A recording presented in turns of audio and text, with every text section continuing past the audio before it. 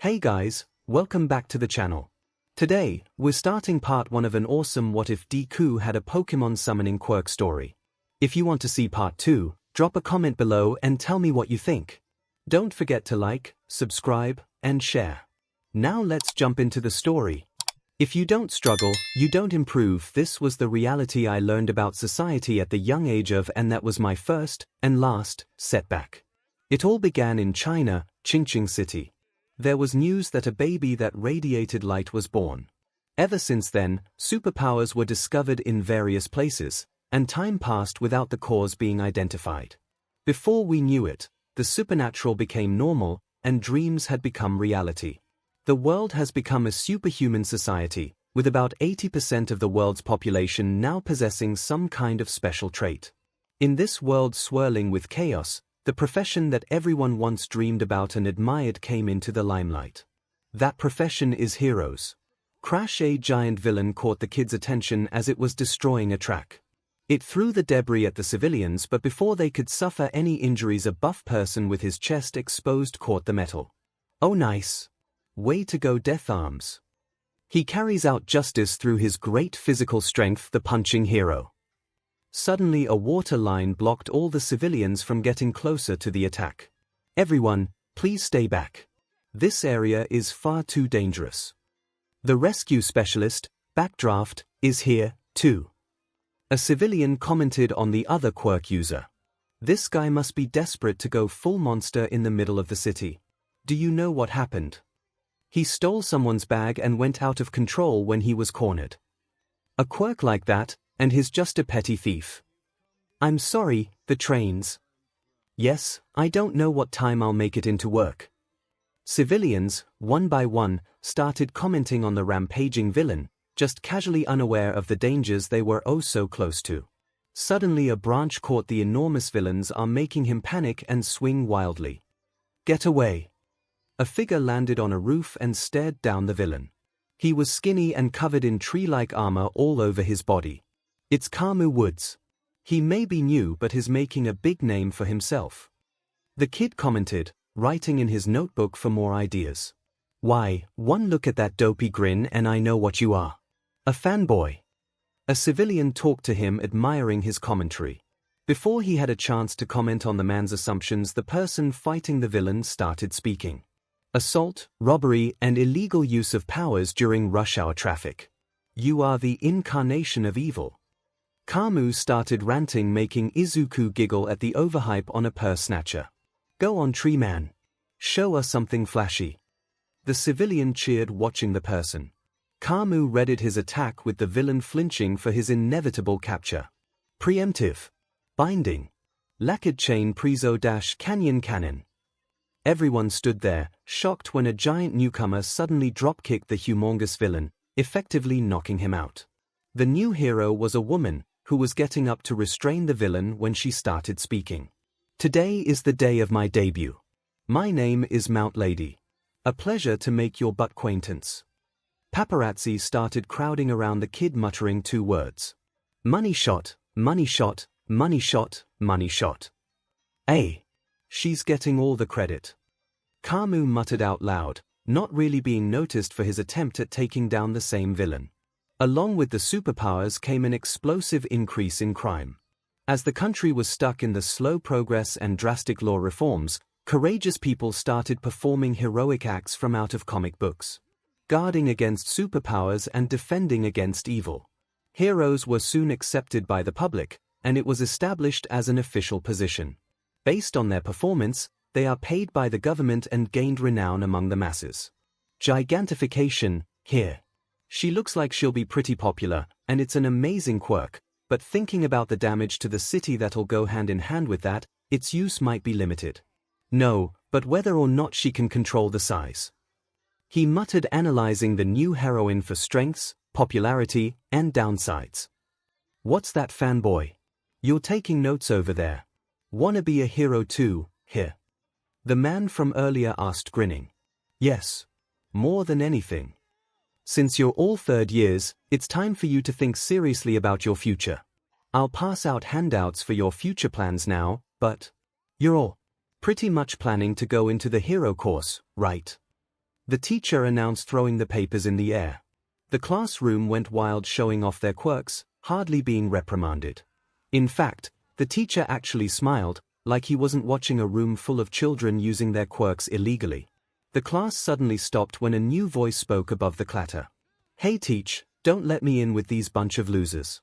I'm the real deal, but these guys, they'll be lucky to work as a sidekick to some busted D-lister." Ha! The classroom reacted angrily, but he just shrugged them all off. "You all should shut up like the extras you are. Oh, if I remember correctly, you want to go to U. Ahai, right, Bakugo?" The teacher called out, finally giving a name to the arrogant blonde-haired boy. UA. That national school. He's gonna try for the national school. It was in the top 0.2% this year, you know. The classroom started muttering about Bakugo's declaration to try for the top school in the country. Bakugo suddenly stood on top of his desk and started ranting. "That's exactly why it's the only place worthy of me. I aced all the mock tests. I'm the only one at this school who stands a chance of getting in. I'll end up more popular than All Might himself and be the richest hero of all time. The people all across the world will know who I am, and it all starts with UA High. Oh yeah, Midoriya wanted to go to you, too, right?" the teacher asked, not giving him a side glance.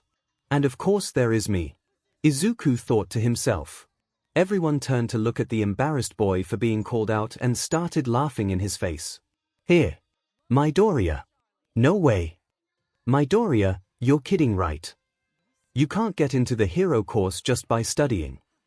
There is no way you're getting into the hero course with that weird weak quirk." Kids, one by one, started commenting on his chances, but when they mentioned his quirk, he was about to stick up for it when a heated explosion struck his desk. "Arg. Listen up, Deku. You're even worse than these DMN rejects, you useless wannabe. You really think they'll let someone like you in when they can have me?" Bakugo furiously declared, with tiny explosion dangerously getting close to Midoriya's face. "Here. No way, you got it all wrong, really. I'm not trying to compete against you. You gotta believe me." Midoriya didn't get to finish when Bakugo suddenly spoke up again loudly. "You'll never be able to hang with the best of the best, you'll die in the exams, defenseless Izuku. The school's already crappy. You really want to embarrass it more by failing so hard." Bakugo growled, waiting for an answer. "Calm down, Bakugo. And Midoriya, get off the floor or detention." The teacher sighed, starting up class. "Why am I in trouble again for being useless?" After class was over, Midoriya hurriedly put his items in his backpack while checking his phones for notifications on new hero news. "The incident this morning is all over the headlines. I want to hurry up and go home so I can write it down in my notebook," Midoriya commented as he was about to put his journal away, when suddenly someone snatched it from him. "I don't know what you think you're doing, Deku, but we're not done talking," Bakugo furiously said, holding his notebook hostage. "Here. Don't tell me you're taking notes on how to be a hero. Seriously? That's so pathetic." Bakugo's two followers laughed mockingly at his hard work. Midoriya chuckled, awkward, speaking to them desperately, trying to reach his notebook. Real funny guys. Just give it back." Boom! Suddenly, before Midoriya could understand what happened, Bakugo blew up his notebook, leaving scorch marks on his cover.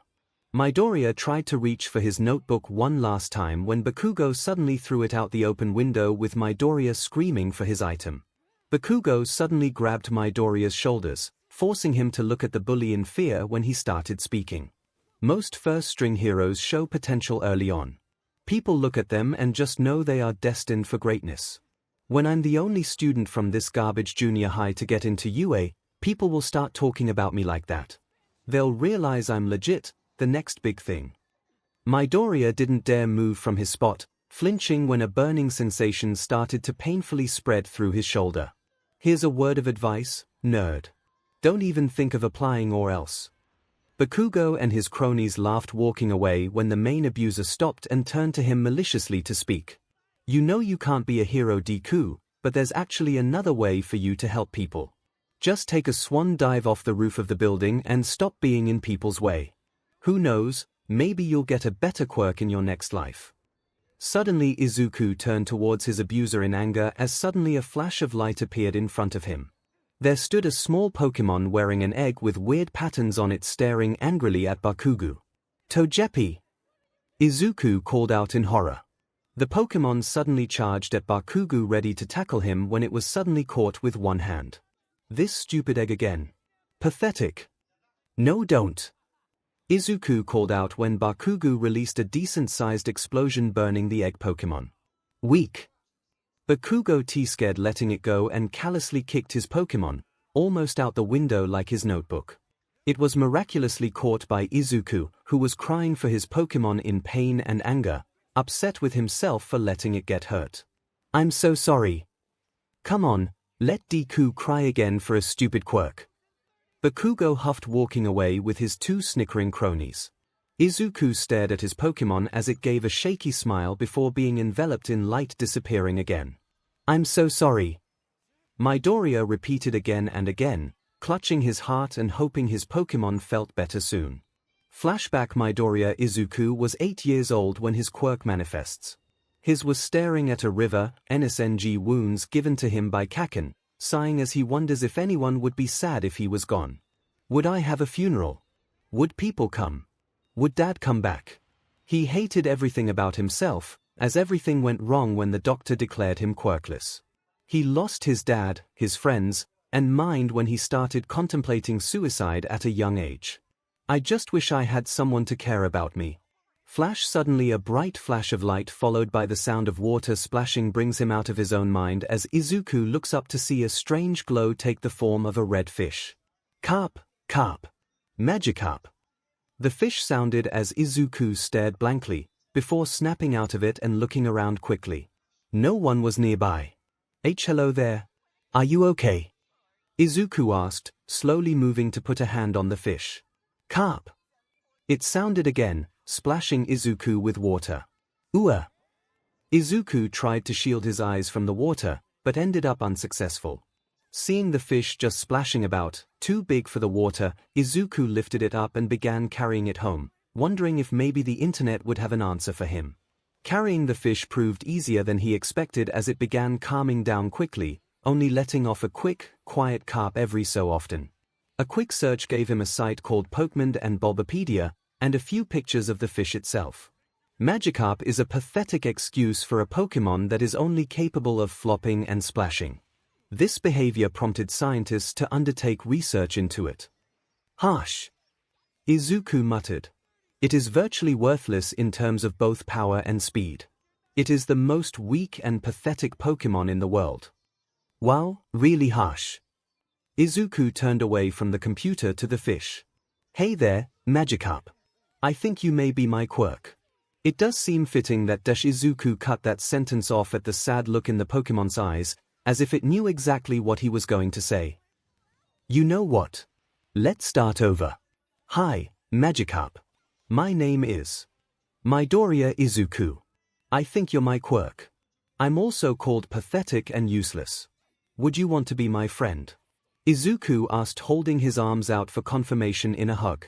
Magikarp jumped into his arms and Izuku curled his body around the fish, laughing as the fish enthusiastically called out its own name.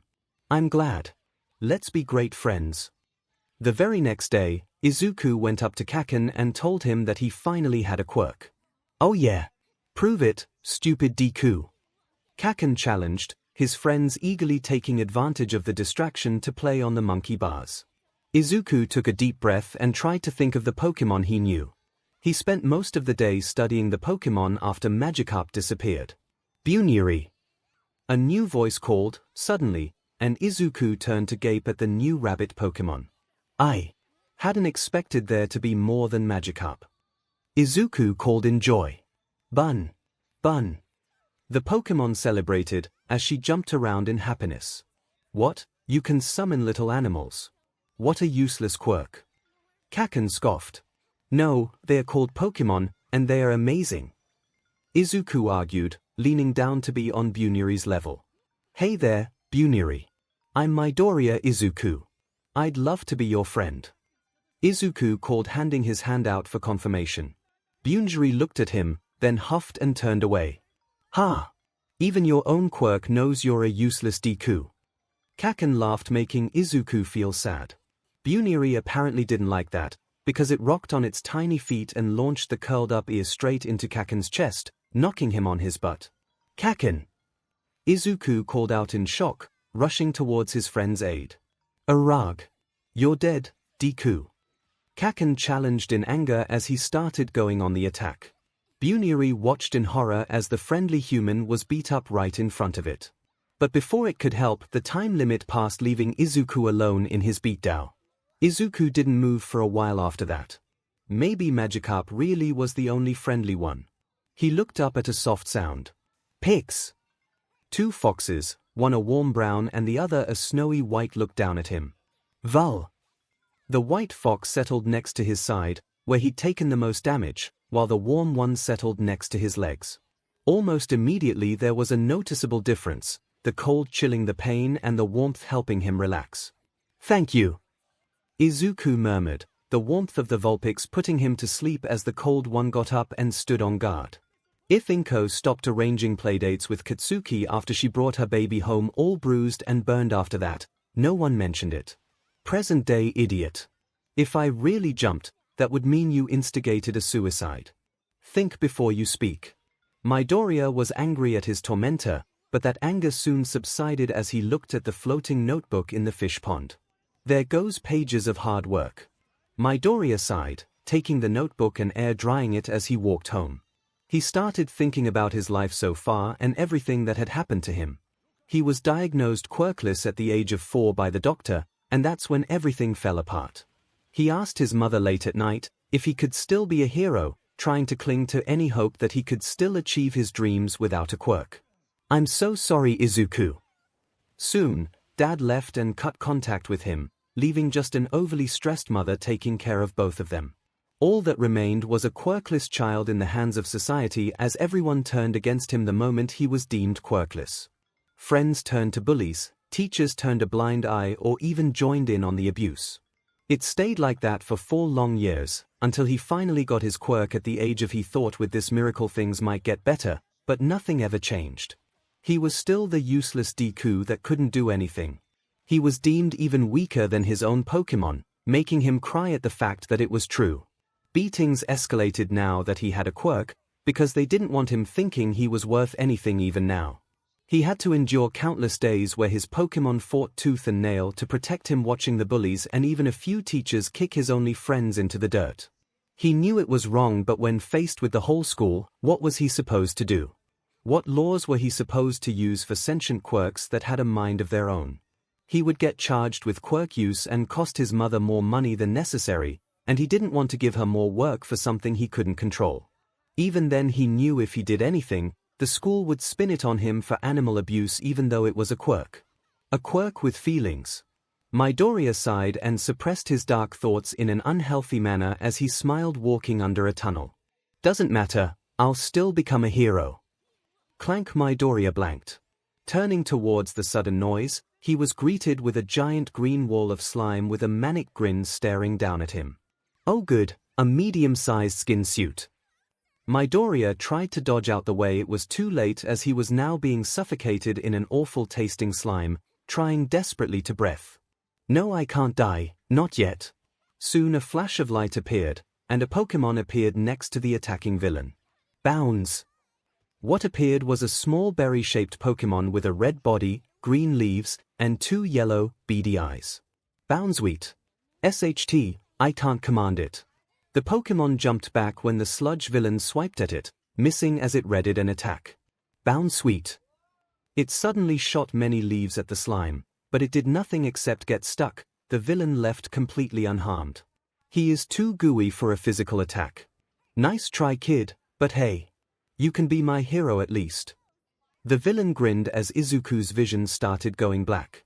He could feel Bounsweet returning, and he felt a morbid sense of joy. At least I can die with all my friends. Texas Smash. He felt a slight painful sensation on his cheek as he slowly regained consciousness. Opening his eyes, he was met with a giant blonde man slapping his cheeks and speaking hurriedly. Wakey, wake, wakey. Blinking twice, he panicked instantly as he realized that figure wasn't an ordinary blonde man. That was his favorite hero, All Might. "Well, looks like you're moving around all right. Sorry about that back there. I didn't mean to get you caught up in my justicing. Usually, I pay more attention to keeping bystanders safe. But it turns out the city's sewer system is pretty difficult to navigate, ha ha ha. But you were a big help. Thanks, for I have captured him safely." All Might laughed, holding up 2 bottles of 2-liter colas with the sludge villain that attacked him earlier inside. How did you manage to fit that giant slime in 2 bottles? Izuku asked, confused with that logic. "Welp, I gotta take this guy to the police so they can take care of him. Stay out of trouble. See you around," All Might announced, completely ignoring his question and walking away. "Wait, can I have an autograph?" He already signed. Midoriya fanboyed, staring at his slightly drenched notebook with All Might's signature. "I have to go, young man. Heroes are constantly fighting time as well as enemies." All Might spoke, stretching for a takeoff. "Wait. There are still things I want to ask." Midoriya rushed forward in an attempt to get one answer from All Might, the one answer he'd needed all his life. "I'm taking off. Thanks for your continued support." Soon enough, both All Might and Midoriya were hundreds of feet above the city, with the youth clinging on for dear life. Hey, what do you think you're doing? Let go. I love my fans and all, but this is too much." All Might yelled, attempting to push him off. "If I let go now, I'll die." Midoriya screamed, scared of the possibility of All Might accidentally killing him. "Oh, that's a good point." All Might laughed nervously and covered his mouth, stifling a cough. Midoriya didn't notice the drops of blood slipping from the hero's mouth as they landed. "My whole life just flashed before my eyes. Twice." Midoriya muttered, clutching his fragile heart on the verge of bursting. "Good grief. If you bang on the door enough, I'm sure the people downstairs will let you down. I seriously am out of time, so I really must go." All Might sighed, walking to the edge of the building, about to jump off again. "Wait, not yet. 1 second. No, I don't have any wait. I want to know if I can be a hero with a summoning quirk." Midoriya blurted out, desperate for his hero to acknowledge his one request. All Might turned to look at him, muttering, "A summoning quirk." Midoriya didn't notice the pain that shot through All Might's as he curled in on himself. "Sometimes, I do feel like I'm a failure. Like there's no hope for me. But even so, I'm not gonna give up, ever. Is it possible to become a hero even if I don't personally have a quirk for myself? I'm a normal kid without any powers, except to summon." Izuku spoke, looking up to his hero only to find a smoke clear and a blonde skeletal man was All Might was a second ago. "Are you All Might?" Midoriya asked fearfully, breaking the silence. "I assure you, I am All Mi. Blah." The skeletal man suddenly coughed up blood. "Impossible." Izuku yelled, clutching his head in shock. "You know how guys at the pool are always skinging and flexing and trying to hold their buff? I'm like that." All Might explained nervously. "No. I'm dreaming. All Might is of a giant man who saves everyone. He defeats all obstacles and wins the day with a fearless smile." Izuku spoke, trying to reassure himself, mainly. "A fearless smile here. There's plenty of fear behind that smile. Look, I'm counting on you to keep your mouth shut. Don't go talking about this online or telling your friends." All Might warned, glaring at the boy, with the boy in question nodding furiously. Izuku's perspective of All Might shattered further as the skeletal man lifted his shirt. What he revealed to him shocked him to his very core, as what remained was a very messed up respiratory system. Pretty gross, right? I got this from a big fight 5 years back. My respiratory system was basically destroyed. I lost my whole stomach. All the surgeries have pretty much worn me out and it can't be fixed. Right now, I can only do hero work for about 3 hours a day. The rest of the time, this is what I look like. All Might sighed, lowering the hem of his shirt again. No way. 5 years ago. So does that mean it was the fight with Toxic Chainsaw? Izuku asked nervously. It was possible that the villain had gotten a lucky hit or two on the hero. Wow, you know your stuff, but no. The punk may have landed some hit, but he couldn't bring me down. Most of the world has never heard about this fight. I did everything I could to keep it under wraps. I'm supposed to be the guy that's always smiling, right? I'm the symbol of peace. People everywhere have to think that I'm never afraid. But honestly, I smile to hide the fear inside. It's just a brave face I put on when the pressure is high. This job isn't easy. All Might mused bitterly, then glared at Midoriya, staring into his very soul as his next words shattered Izuku's world. Pro heroes are always having to risk their lives. Some villains just can't be beaten without powers. So no, I honestly don't think you can be a hero with that quirk in yourself.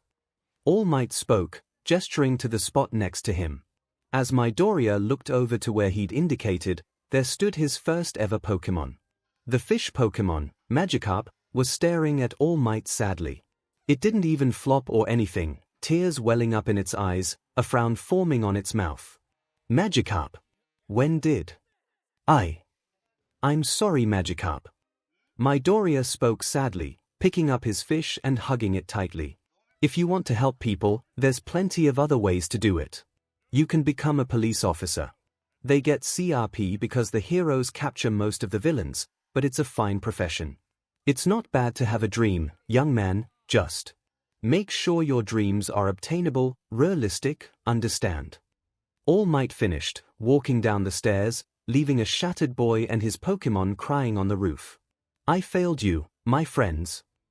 Izuku didn't know how long he cried, but he knew that it was a long time since Magikarp wasn't with him anymore, which just meant its time must have expired.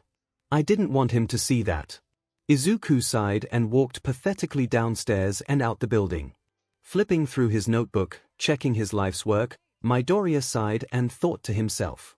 Don't cry. You knew, didn't you? The reality. You knew. That's why you were trying so desperately. You were averting your eyes, not looking at reality. Midoriya muttered to himself when something suddenly exploded. Midoriya looked up and turned to the direction where the sound came from. Is there a villain attack? He crossed the road, trying to get a better look at the scene, despite his inner voice's protests. Stop it. It'll just feel meaningless right now. Then he noticed the sludge villain. Why's that guy here? Did it get away from All Might? Did he drop it? If he did, then it's my fault. The realization hit as he finally stared at the hostage suffering at the hands of a monster. There, in the middle of the villain, was his explosive childhood tormentor. Kaken. Why aren't the heroes doing anything? They can't. Apparently the villain caught a junior high schooler. It's been like that for a while. What? It's been like that for a while. How can Kaken bear that suffocation? I thought I'd die after a few seconds. Midoriya covered his mouth and shook at the horrified reminder. More people started muttering to themselves. Anyway, wasn't that villain the one All Might was chasing earlier? All Might? No way. He's here. I think I saw him earlier. Seriously? Then, what's All Might doing? Nobody even noticed a skeletal man clutching his injury in anger at himself.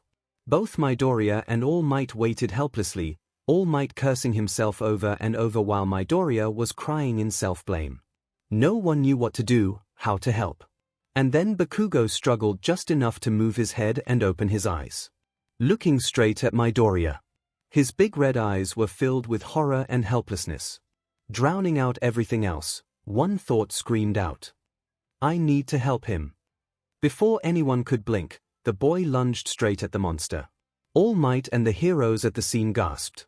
Only Death Arms tried to reach him, but failed. Idiot. Stop. Both Bakugo and the villain noticed his stupid stunt, with the villain audibly growling. This brat again. Why did I run out? What am I doing? Why? What do I do? What do I do at a time like this? Suddenly a bright flash of light appeared next to Midoriya with only a single sound coming from it. Vul. Turning, he was met with a multi-tailed white fox running on all fours, determination in its eyes. Perfect.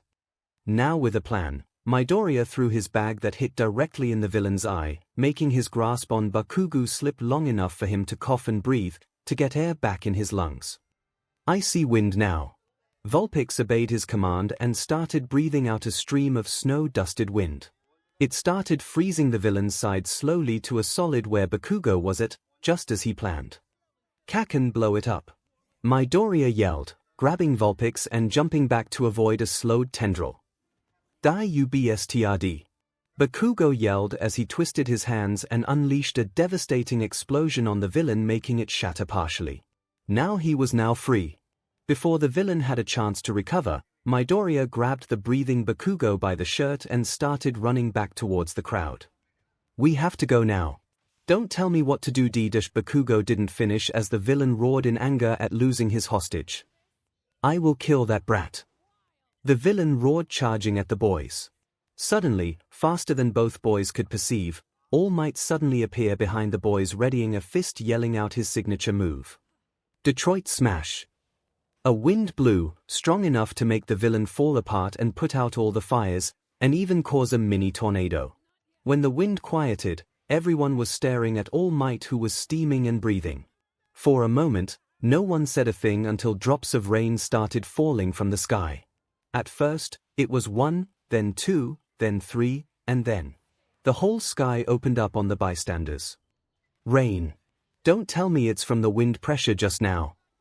He made clouds. No one noticed as his foot stumbled a little before he raised his fist in his familiar victory pose, smiling. The crowd cheered for their hero. With just his right fist, he changed the weather.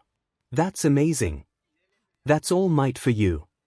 Midoriya took this time to sneak away before he was charged with quirk use, as one of the local heroes checked on Katsuki first. However, he was blocked by Kamu Woods glaring down at him. That was extremely dangerous, kid. Also, using a quirk in public like that I'm sorry, I didn't mean to summon my quirk, it sorta has a mind on its own. Midoriya chuckled nervously, hoping he wouldn't get a ticket. Kamu stared at the glaring Vulpix for a moment, sighing before speaking. I can write this off as a quirk accident and give you warning, but don't do that again, kid. Thank you. Izuku spoke, tears in his eyes. Just go before the others do something more drastic, or the reporters start hogging you as well. Kamu sighed, walking to check on Kaken. Walking home, Midoriya clutched his head tiredly as he could feel the slight headache creeping up on him. Any longer and my head would be splitting. Better avoid loud noises. Deku. Turning, he was met with an angry blonde, making Midoriya sigh internally. My headache may just come after all. Bakugo breathed for a few seconds, then clenched his fists in anger and shouted. I never asked for help. And you didn't help me. Got it? Ah. Midoriya was confused by this outburst, still clutching his head. Don't think you can look down on me. Are you trying to make me owe you? Bakugo growled, readying his explosions. Can we put this on hold for tomorrow? I have quirk overuse and I can barely understand what you said. Midoriya muttered, clutching his head as if Bakugo was verbally attacking him. I hate this side effect. Stupid nerd. Bakugo muttered, turning around and walking away. Midoriya sighed in relief and started walking away, enjoying the silence to keep his headache tamed. I am here. Shut up, please. Midoriya muttered before he could think, his grip on his temple tightening. Are you okay, my boy? All Might deflated, coughing out a few drops of quirk overuse. It gives me headaches. Izuku spoke, shaking his head. But you seemed fine before. All Might muttered softly. That's because the adrenaline is out of my system. What do you need, sir? Midoriya sighed, using whatever brain cells he had left to listen to All Might. Young man. I come with thanks, a correction, and a suggestion. If you hadn't been there, if you hadn't told me about your life, I would have turned into a guy in a bodysuit who was all talk. Thank you. All Might spoke softly, a hand on Midoriya's shoulders. Don't, sir. It was my fault in the first place. I got in the way of your work. Midoriya sighed, still berating himself for the big mess up. You still did something, my boy. Even when all those other heroes did nothing, you acted. All Might smirked as he noticed Midoriya's embarrassment before continuing. The greatest heroes all have stories about them from their school days. Most of their stories have one thing in common. Their bodies moved before they had a chance to think. All Might spoke as Midoriya realized what he was implying. His face twisted, his hands moving to his chest and his knees trembled. That was true for you too, wasn't it? All Might asked. Yes. Midoriya replied as tears flowed freely down his face. All Might watched him with a serious face, as wind dramatically blew his hair in front of the setting sun. He then said the 5 words Midoriya had wanted to hear so badly, ever since he was "You can become a hero." Midoriya broke down crying, not caring for the headache as his heartache had built up more from years of pain and sorrow he'd had to endure. All for this moment. All Might spread his arms with his palms raised to the sky before speaking. You are worthy to inherit my power. F my headache, giving me false hope. Would you mind repeating that? Izuku sighed, not used to being up this early in the morning, as he made his way down towards the dump known as Dagobah Beach. In the center, sitting on the stairs, was a skinny All Might scrolling through his phone. Hey All Might! Izuku called out tiredly. The man turned to him smiling proudly. Midoriya my boy, glad to see you made it early today, was expecting you might forget and skip out on training. I would never do that to you All Might. Midoriya yawned, trying to get the tiredness out of his system. I see that you're not a morning person. All Might chuckled, seeing the tired boy. That, and I haven't had my coffee yet. Midoriya muttered, handing All Might a stack of papers. What's this my boy? All Might asked before reading the papers. It's my quirk description and all the Pokémon I am able to summon. I want you to check it out and see what I am able to improve upon. Also, we don't know what One for All is capable of when mixing it with my quirk, so I wanted to see if this won't mess anything up. Izuku explained to the hero, who nodded in understanding. Yes, I can see it. One for All is a stockpiling strength enhancer, so it shouldn't mess with your quirk besides giving them an extra boost in power. All Might explained, reading the quirk's description. Quirk. Pokémon summoning. The user is able to summon a random selection of Pokémon up to 6 times a day, not known if this can increase. No more than 2 summons can stay at any one time, and they can stay for up to 1 to 2 hours at a time, may be able to lengthen time with training. If not actively fighting. However, the user can only use the Pokémon for 15 minutes, need to work on time still if fighting. This is mainly due to the drastic increase in action. The ability is limited to a certain pool of Pokémon. Weaknesses, all randomized and can sometimes summon themselves. Also, quirk overuse consists of severe headaches which could turn into severe migraines, and a bleeding nose can also occur. This is an interesting quirk, my boy, but the downsides are very important to work on. I don't know if we can fix the randomization problem, but we can definitely try and work on quirk overuse by extending your time in these battles. All Might explained, handing back the papers. Keep them, sir, I have them memorized. And maybe you can see something in there that I can use for heroics if necessary, also they could use the training as well. Izuku replied, taking off his jacket and looking at the dump with a raised eyebrow. Ah yes, this is going to be where you are to start your training, young Midoriya. All Might grinned happily, enjoying Izuku's deadpan expression. You're not one of those heroes who push community service on to interns, are you? Midoriya asked with a questioning look. Of course not, my boy, I don't even have an agency in this part of Japan. This is community service indeed, though, since heroics at heart was helping people and nature alike. It wasn't all flashy and fun as it is now. This right here is the roots for greatness, volunteer service. All Might explained, heading down the stairs, towards the center of the landfill. I see that this place has been a dump for years, so might as well do some workouts and clean up, correct? Izuku asked his mentor, seeing him nod in approval. Yes, you will restore the horizon for this whole section of this beach. That is your first step towards becoming a hero, young man. All Might said as he placed his hand on a fridge and crushed it with ease, revealing the shoreline that used to grace this beach. It's appealing and inspiring. Do you think my Pokémon can help as well? They still need the training with me. 𝐒𝐭𝐚𝐲 spoke, poking a rusted cabinet with a pole. HMIC, please understand that if I restrict you from using your Pokémon to help you all the time, as I don't want your Pokémon to start doing all your work, young man.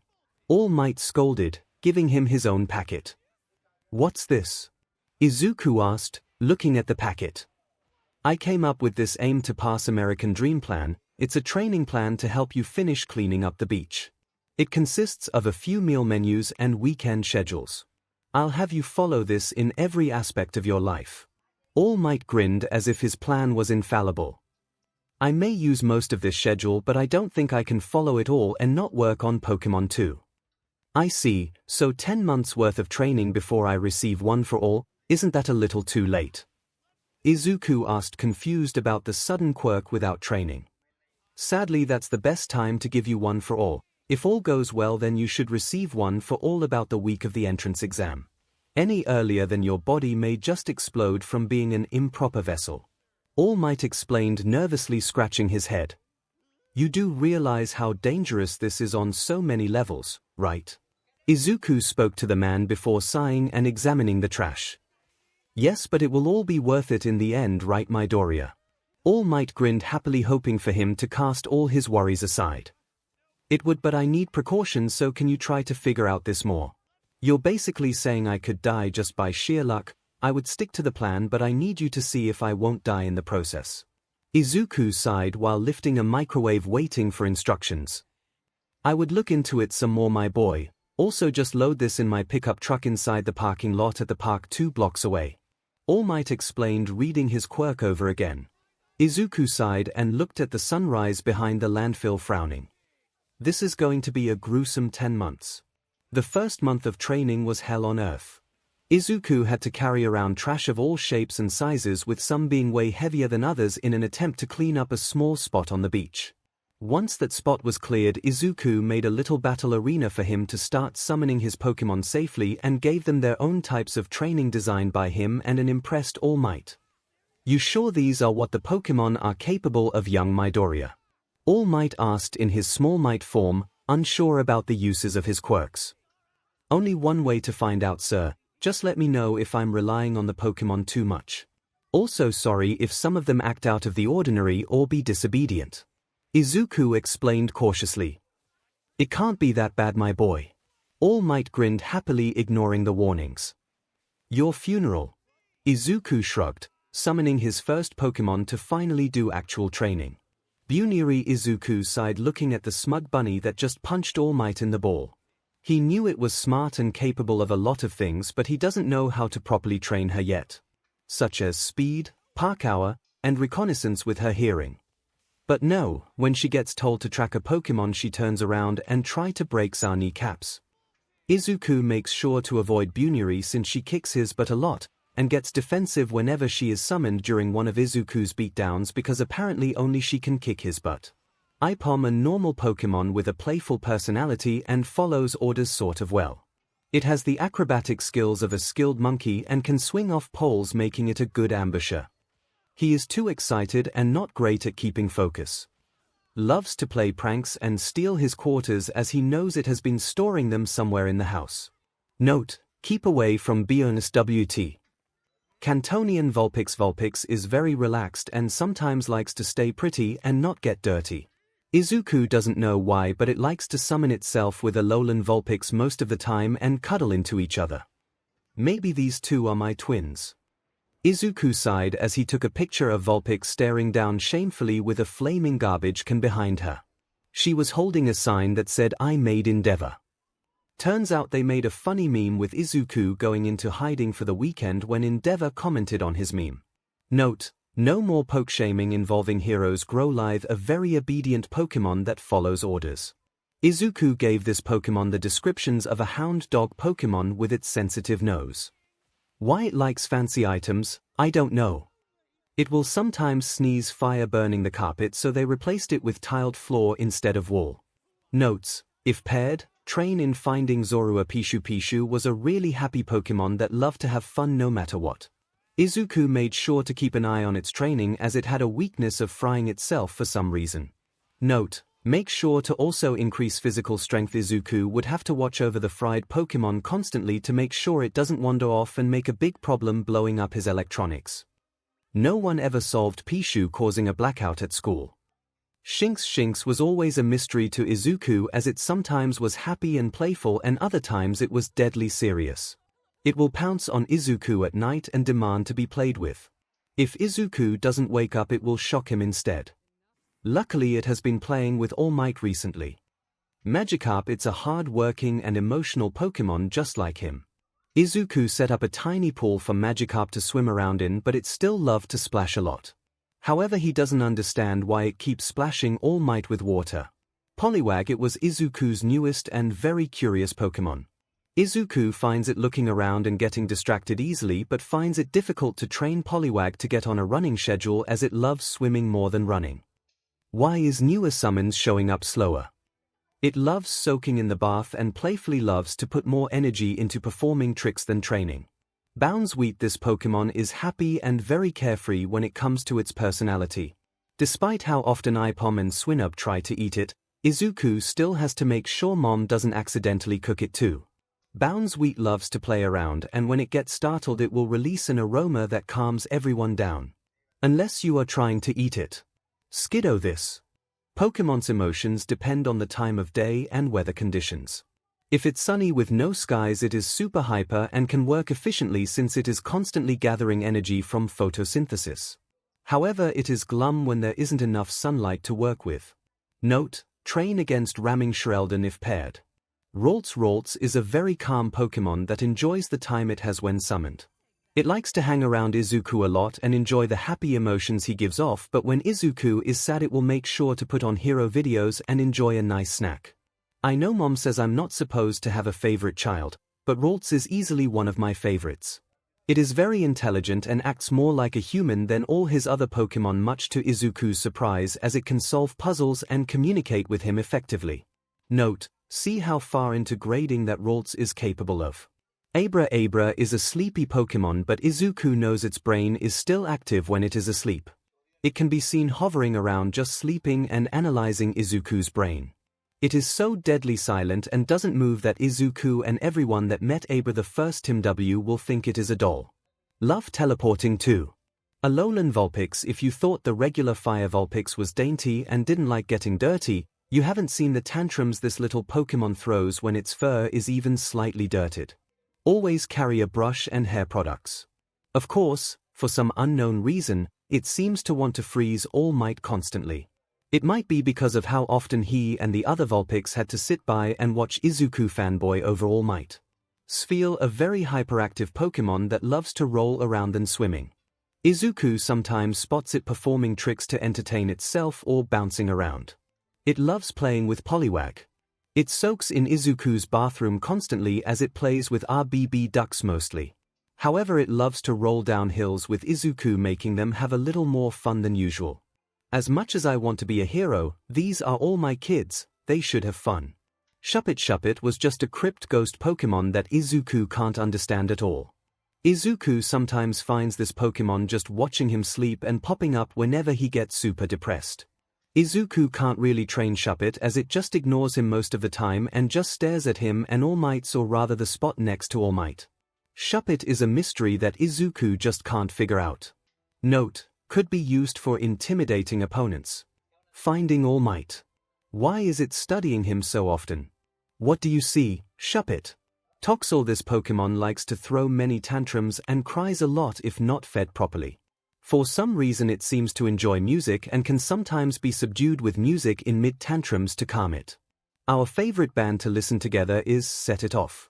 Mom told Izuku it was like him when he was a baby, so she was an expert at taming 𝐒𝐭𝐲. It is effectively a baby, so Mom gives him pointers and lessons on taking care of a child when 𝐒𝐿𝐲 is around. Note: if not around and 𝐒𝐿𝐲 cries, give it junk food and play rock music until I get home. When did I become a dad? Riolu is just like Buniri in terms of attitude, in wanting to break both Izuku's and All Might's kneecaps. However, it can understand the importance of training, so it will follow orders as long as it gets a battle in the end. It loves battling but will sometimes go overboard when fighting Buniri. Note: If paired with Bunuri, let them duke it out. 𝐺𝐵𝐵 is a very active Pokémon and loves to follow predator instincts. However, it will not pass up free food, as it will raid our fridge. Note: keep 𝐺𝐵 away from the fridge. It loves to chomp on stuff and acts on tantrums if it has a toothache from biting something too hard. Note: keep an eye on it if it tries to turn on the heater, as it loves wasting electricity bills. Rockruff seems to enjoy running through the trash and get dirty enough that it will have to be forcefully bathed. However, a few times, 𝐒𝐿Zuku caught it rubbing its neck against the piles of trash on the beach to file down sharp objects that could have hurt 𝐒𝐿Zuku himself. Likes to hang around All Might and receive pats from the hero. Larvitar, don't train it. Highly aggressive and will attack anyone looking for a challenge. It is a very powerful Pokémon, if not my most powerful Pokémon so far. It has enough strength and appetite to destroy an entire landscape if given the chance. It ate a mound of dirt in the park that was 20 times the size of a house. It is a rarer summon that needs to be immediately unsummoned. Noibat, it is an emotional Pokémon that enjoys listening to music. It will sometimes be seen listening to many bands and wears its heart on its sleeve wing. It loves living in 𝐒𝐿Zuku's closet and will sometimes steal his MP3 player and listen to endless music. It loves to share its dark songs with a depressed 𝐒𝐿Zuku, making them both happy in the end. Joltik is a little SHT and it knows it. 𝐒𝐿Zuku didn't really have to train it, as it is a MSTR at hide and seek. However, because it is a little SHT, it will SCK the power out of anything it can get its hands on and make it effectively useless. Also loves to nest in 𝐒𝐿Zuku's fluffy hair for some reason. Zorua 𝐒𝐿Zuku had this happy-go-lucky trickster Pokémon be a pain in his butt. It loves to change into other people, animals, and Pokémon to trick him. However, one time it disguised as his mother in front of All Might and he nearly fainted at having almost been exposed to All Might. Aaron, it is a happy Pokémon always willing to help out and train with 𝐒𝐿Zuku. However, it does have a gluttonous side, as it can eat anything metallic. 𝐒𝐿Zuku finds it hard to scold the Pokémon, but sometimes that is what a mother is for sometimes. She invented the poke-shaming idea, making Aaron carry a sign that it ate her pots and pans, and 𝐒𝐿Zuku has been using it ever since. Sewaddle, it is a rather sadistic Pokémon that likes to watch people suffer. 𝐒𝐿Zuku sometimes wakes up to pain in his arms as he could see Sewaddle gnawing on him. It can follow orders but mostly is seen playing with its victims, mainly 𝐒𝐿Zuku. It will bubby trap 𝐒𝐿Zuku's room every time it gets in. Poochyena, it is an active Pokémon willing to follow every order given to it as long as it receives pats. It is 𝐒𝐿Zuku's most loyalist Pokémon that 𝐒𝐿Zuku treats mostly as a friend. It is on high alert and will sometimes protect the house or cuddle the Midoriyas when they are asleep. Fletchling is a joyful and easygoing Pokémon, but it loves to battle when given the chance. Also loves soaring in the air, and I can't fault him for that. It will protect 𝐒𝐿Zuku when dealing with bullies if summoned, and would even try to poke Kakin in the eye. It should have received a poke-shaming that it loves to be mean, but 𝐒𝐿Zuku let it slide.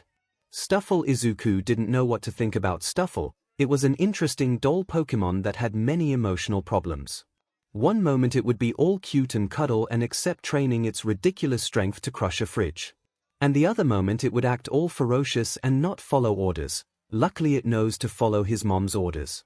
It was a universal rule of every Pokémon that you don't mess with Mama Inko. Swinub is a lazy Pokémon with a gluttonous appetite. 𝐒𝐿Zuku was grateful whenever Swinub was summoned during dinner so he could feed it vegetables and mushrooms. Note: keep Swinub away from BSWE Nidoran. Nidoran is a cautious Pokémon mainly because it is venomous. It prefers to stay far away from people as to not poison them with a substance that has luckily no lethal precautions. Note: could make a dart coated in this venom to keep the opponent partially distracted or create a power move with Ipom yeeting Nidoran at an enemy. Litwick, this Pokémon has a curious personality and loves to hang out in dark places. Its mood increases if it saps the energy of 𝐒𝐿Zuku or any plants and animals nearby. It loves to watch TV and dark movies so much that 𝐒𝐿Zuku set up a mini fireproof movie theater just for it. Almost burned down the apartment too many times. Togepi is a very good manipulator in terms of cuteness and kindness. If treated kindly, it will also return that kindness if needed. However, it is very defensive when it comes to 𝐒𝐿Zuku and will act out in anger. Mom loves it so much and will give the adorable Pokémon all the attention when it is out. Have a feeling it weaponized cuteness. Hatenna. This Pokémon is very aggressive towards Izuku mainly.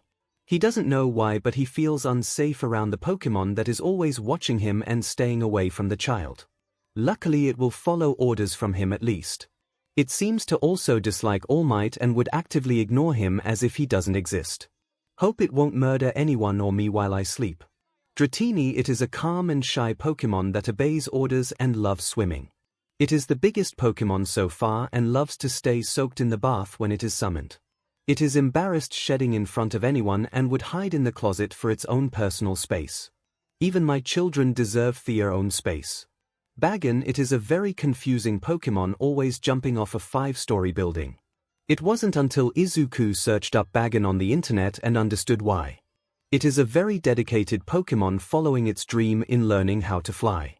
Izuku knew Pokémon can evolve, but he doesn't know if his Pokémon can evolve. What do I do if my Pokémon can't evolve? Sheldon. It is a very excited Pokémon that enjoys eating and shining itself. It is the best defender that Izuku owns, as it tanks a full-blown impact from Kaken's explosions and that one time from a spooked All Might when he accidentally punched it, finally meeting the hero. Also learned that it is a dinosaur Pokémon. It seems as if he doesn't know or remember that past, so it may just be his quirk not actually existing during that era.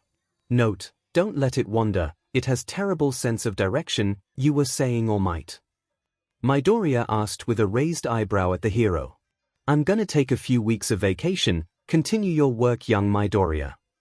All Might muttered, painfully limping away with a smug Bunuri standing proudly.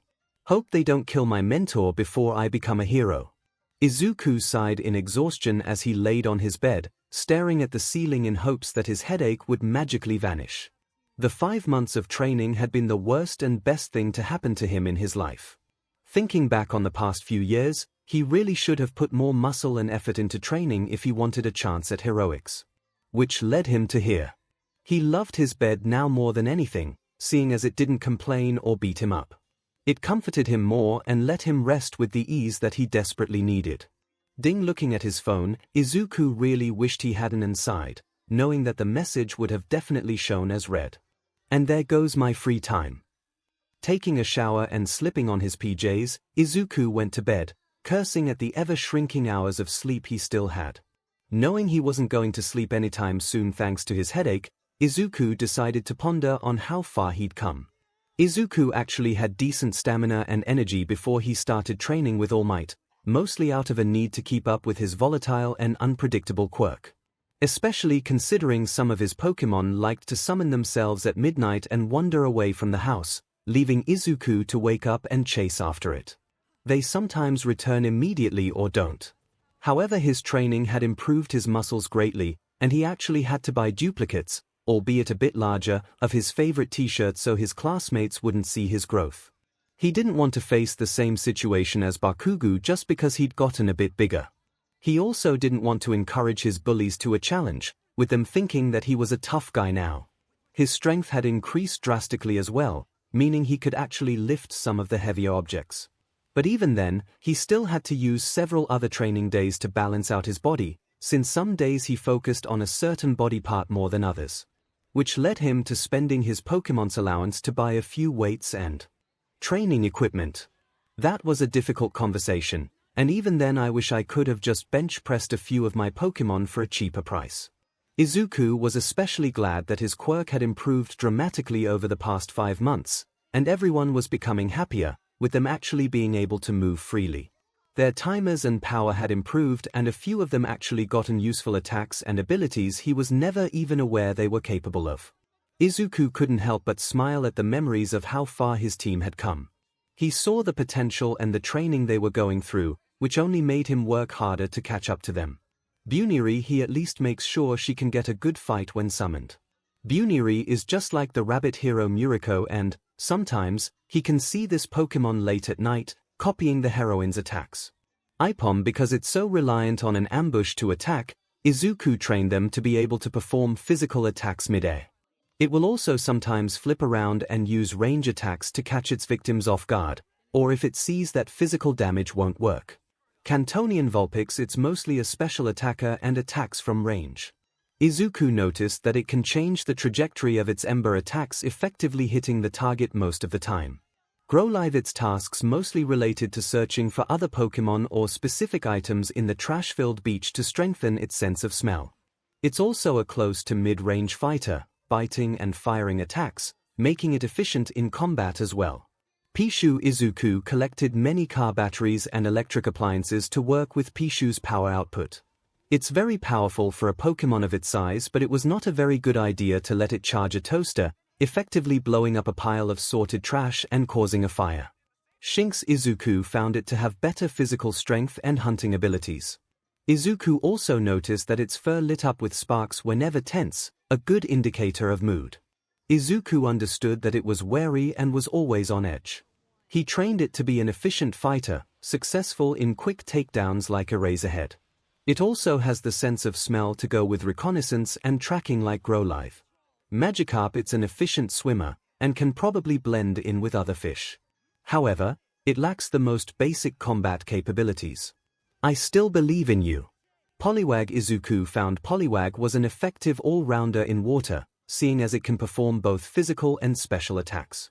𝐒𝐿 just recently found out it has the ability Water Absorb, as it was weakened in a battle but, once knocked into the ocean, seemed perfectly fine. Bounsweet, it is an effective all-rounder as well, like Poliwag, but it prefers land instead of water. Note, Bounsweet can produce a sweet aroma to ease distressed victims. 𝐔𝐬𝐽, this Pokémon was dedicated to transport training by hauling large objects with its horns and vines.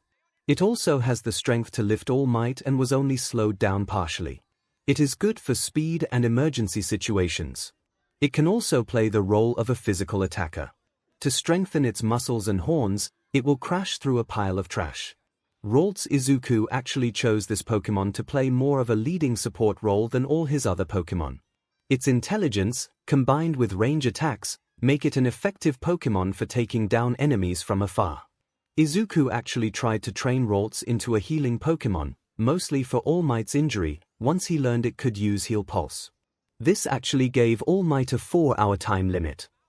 𝐒𝐵 actually had the amazing ability to teleport not only itself but also 𝐒𝐿 to a specific location, one that 𝐒𝐿 describes as a waypoint of sorts. 𝐒𝐿 made sure to train how far it can teleport him and checked if it could teleport items or other people. Basically, he wanted to know the limit of such an amazing ability. However, sometimes it would get bored and just teleport 𝐒𝐿 into the ocean, which was when Spheal often came for him. Alolan Vulpix, this Pokémon doesn't have the same ability to manipulate the trajectory of its ice attacks as its Cantonian counterpart, but it makes up for that with its Disable. Unlike Pokémon that have many quirk-like abilities, heroes and villains have one or two quirks at their disposal. This ability would make great use for careful operations that may risk lives. The timer is around 15 minutes thanks to the help of All Might's training. It also has many ranged, special moves that can be used to damage or slow down enemies if needed. Spheal, its spherical shape and ability to float makes it great for a life preserver Pokémon, with some ability to swim despite its terrible experience. It also has insulation to both heat, cold, and weather with the ability Thick Fat, and its soft fur. Shuppet untrainable and is great for intimidation. Even All Might is scared of it. Why is All Might scared of it? Toxel, it has a smaller electric output than Pichu but can still effectively produce enough electricity to charge a small car battery if given enough time. It trained by charging electronics and then destroying said electronics, and everything else around by making a hazardous goop. It has a chemical makeup to create more effective tranquilizers with the strength to theoretically stun a grown man. Note, make sure to use protection when making tranq darts. Riolu training consisted of sensing the aura of people around him and communicating to 𝐒𝐿 using facial expressions based on how they felt. Training also included a lot of fighting moves like Miroku, as well as Gunhead. Note, if paired with Buneary, let them duke it out also. With its ability to sense auras from afar, it will be able to work for search and rescue. Gible, it will make an efficient ambusher, as it can dig holes and wait underground to pounce on its unsuspecting prey. It has enough bite force to not lose grip on whatever its teeth latch onto. This Pokémon's ability is Rough Skin, and it actually hurts to attack it physically. It will leave scratches and gashes if harmed, making escape nearly impossible while being clamped down.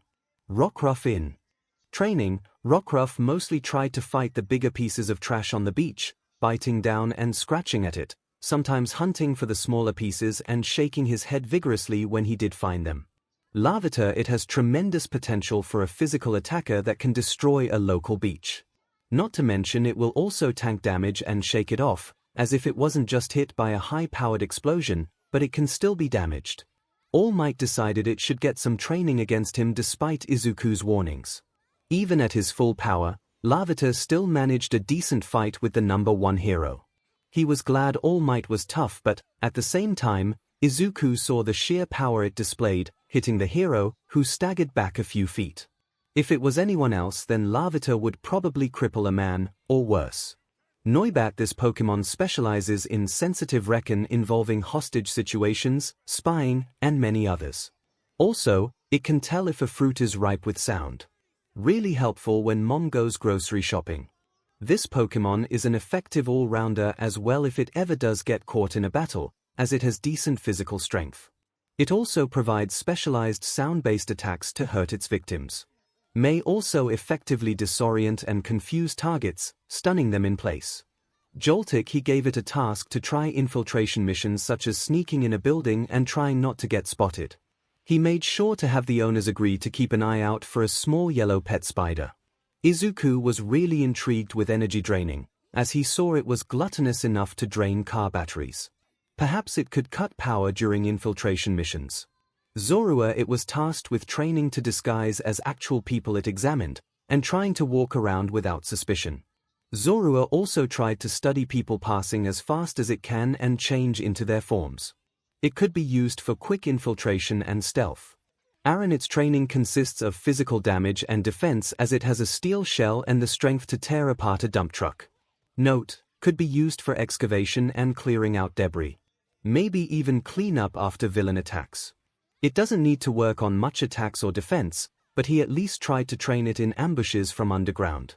𝐶𝐸𝐴l, it already had camouflage capabilities to blend into a forest environment for reconnaissance, so it trains in the local park. It likes to set up traps and attack its victim, slowly gnawing on them, a smile on its face. Also, it practices targeting during an ambush from trees with its razor leaf and string shots. Poochyena, it was willing to follow every training opportunity possible and has great physical attack damage and speed. Because it is so loyal, it will guard the house for intruders while Izuku and his mother sleep. It is also a great emotional support Pokémon, letting Izuku and Inko cry on it and petting the fur to calm down again. Could be used as a temporary service dog and tracker with more training. Fletchling, it will train in flying as high as possible and sometimes likes to perform evasive maneuvers. It is a great possible scout with more training and has decent attacks for a fight if it's caught in aerial combat. Izuku will sometimes have the Pokémon performing target practice by trying to shoot down Fletchling. Her speed ensures that they never succeeded. Stuffle, this Pokémon broke Izuku. He knew it was strong but he doubted its strength. Until recently, when it lifted 2 fridges with ease, sorting them into a pile dedicated to fridges that he loathed. It also got so used to being around All Might that it started training with the man. Swinub, it's an effective all-rounder as it has good physical and special attack with a decent defense. It's also fluffy and warm in the winter and can provide insulation for freezing civilians. Its sense of smell is also capable of finding civilians buried in snow-covered avalanches, like that one extremely snowy winter. Though, it did start begging the people it saved for treats after. Nidoran, the venom released from this Pokémon will not actually poison a person to death like snakes or insects, but instead causes a sensation that increases in pain over time. It should go away with a single antibiotic, or when 12 hours pass. It is a strong physical attacker and has a good sense of hearing, and coats itself in venom to weaken any would-be attacker. Izuku has a built-up immunity to said venom. Litwick, it is a very powerful summon that drains the stamina if out for a PRD of time, growing stronger in the process. Note, train stamina for this Pokémon to be able to perform better. It has a very powerful special attack and great ranged accuracy, and it could be useful when searching dark areas. Togepi, it's a definite emotional support role and loves to help out. emotionally filling people with kindness and compassion. An ideal mascot. Therefore, its training often devolves into a cuteness competition with whoever else was summoned at the time. However, it still volunteers to train in battles with its special attack, metronome. This should only be used as last resort and heals itself or others if given the chance. Hatina Izuku does have it train its attacks since it's his best sharpshooter and has intense psychic powers. It mostly hits Izuku, but it does heal him back to feel healthy, only to hit him again. It has magical healing moves but, for some reason, refuses to heal All Might. Dratini. Its training consists of swimming around rapidly, and Izuku occasionally surfs on it to practice underwater rescue missions. Though, that often ends quickly, devolving into playtime as Dratini starts a splashing war. It is an all-rounder in terms of attack and can't be affected by status effects.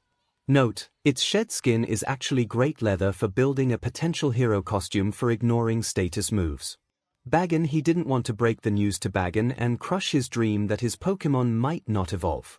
At the very least, he encourages Bagan to try and be safe while attempting to jump off a roof. It is a good attacker anyways, so let it fly.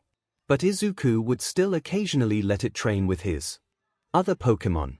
Shieldon. Izuku had several Pokémon use their attacks on it because its defense is just so important for its role. It will act as the shield for all the Pokémon and Izuku himself, but it needs to be backed up by equally strong attacks from other Pokémon. Note, could be used for breaching situations. I am here. I am here. Opening his eyes, Izuku glared at the All Might alarm clock and sighed. One thing he hadn't told his mentor was that he already had quite a busy schedule. Getting up and dressed in a green polo shirt, Izuku sighed, rubbing his tired eyes before placing a fake smile on his face. The youth grabbed his spare house keys and walked out the door before turning around and shouting, "Mum, I'm off to hang out with a friend." Getting on the train, he shut his eyes. He waited until he woke up in a part of the east side of Musutafu. Checking his watch, he sighed as he exited the train, made his way towards the door, fake grin ever present. He was so glad that he was a good actor because the next thing he heard nearly made him falter. "You're late for work, brat. Go scrub the dishes before any customers arrive or no pay." An old man glared down at him, smoking his cigar. One thing he hated about his quirk was that it was kind of expensive to keep them satisfied. With all the electric and water bills they brought on and the damage complaints they caused when his Pokémon wander around, it really gives a peek on what being a parent is like. A parent of 36 no less. Izuku made his way towards the kitchen, immediately washing the dishes and brewing himself a nice cup of coffee for him as he ran through his list of responsibilities, muttering, "Okay, I have to sort the beans and check the pastries, as well as waiter for the guests today." Izuku worked at a run-down cafe in secret, as the owner had allowed him to work there given his age and didn't care about the laws.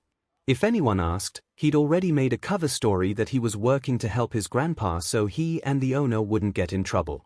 He was allowed coffee and got tips, but sometimes he wouldn't get paid because the shop was old and didn't get many visitors. The reason he got the job was because Dad apparently cut contacts before his quirk came and wasn't paying for child support. His mother was already overworked, and they were both far too nice and prideful to take money from Mitsuki and Masaru, so Izuku made up for it by working part-time in secret. "Hurry the F up, Midoriya. I need you to pass out some flyers so people may actually come to this shithole."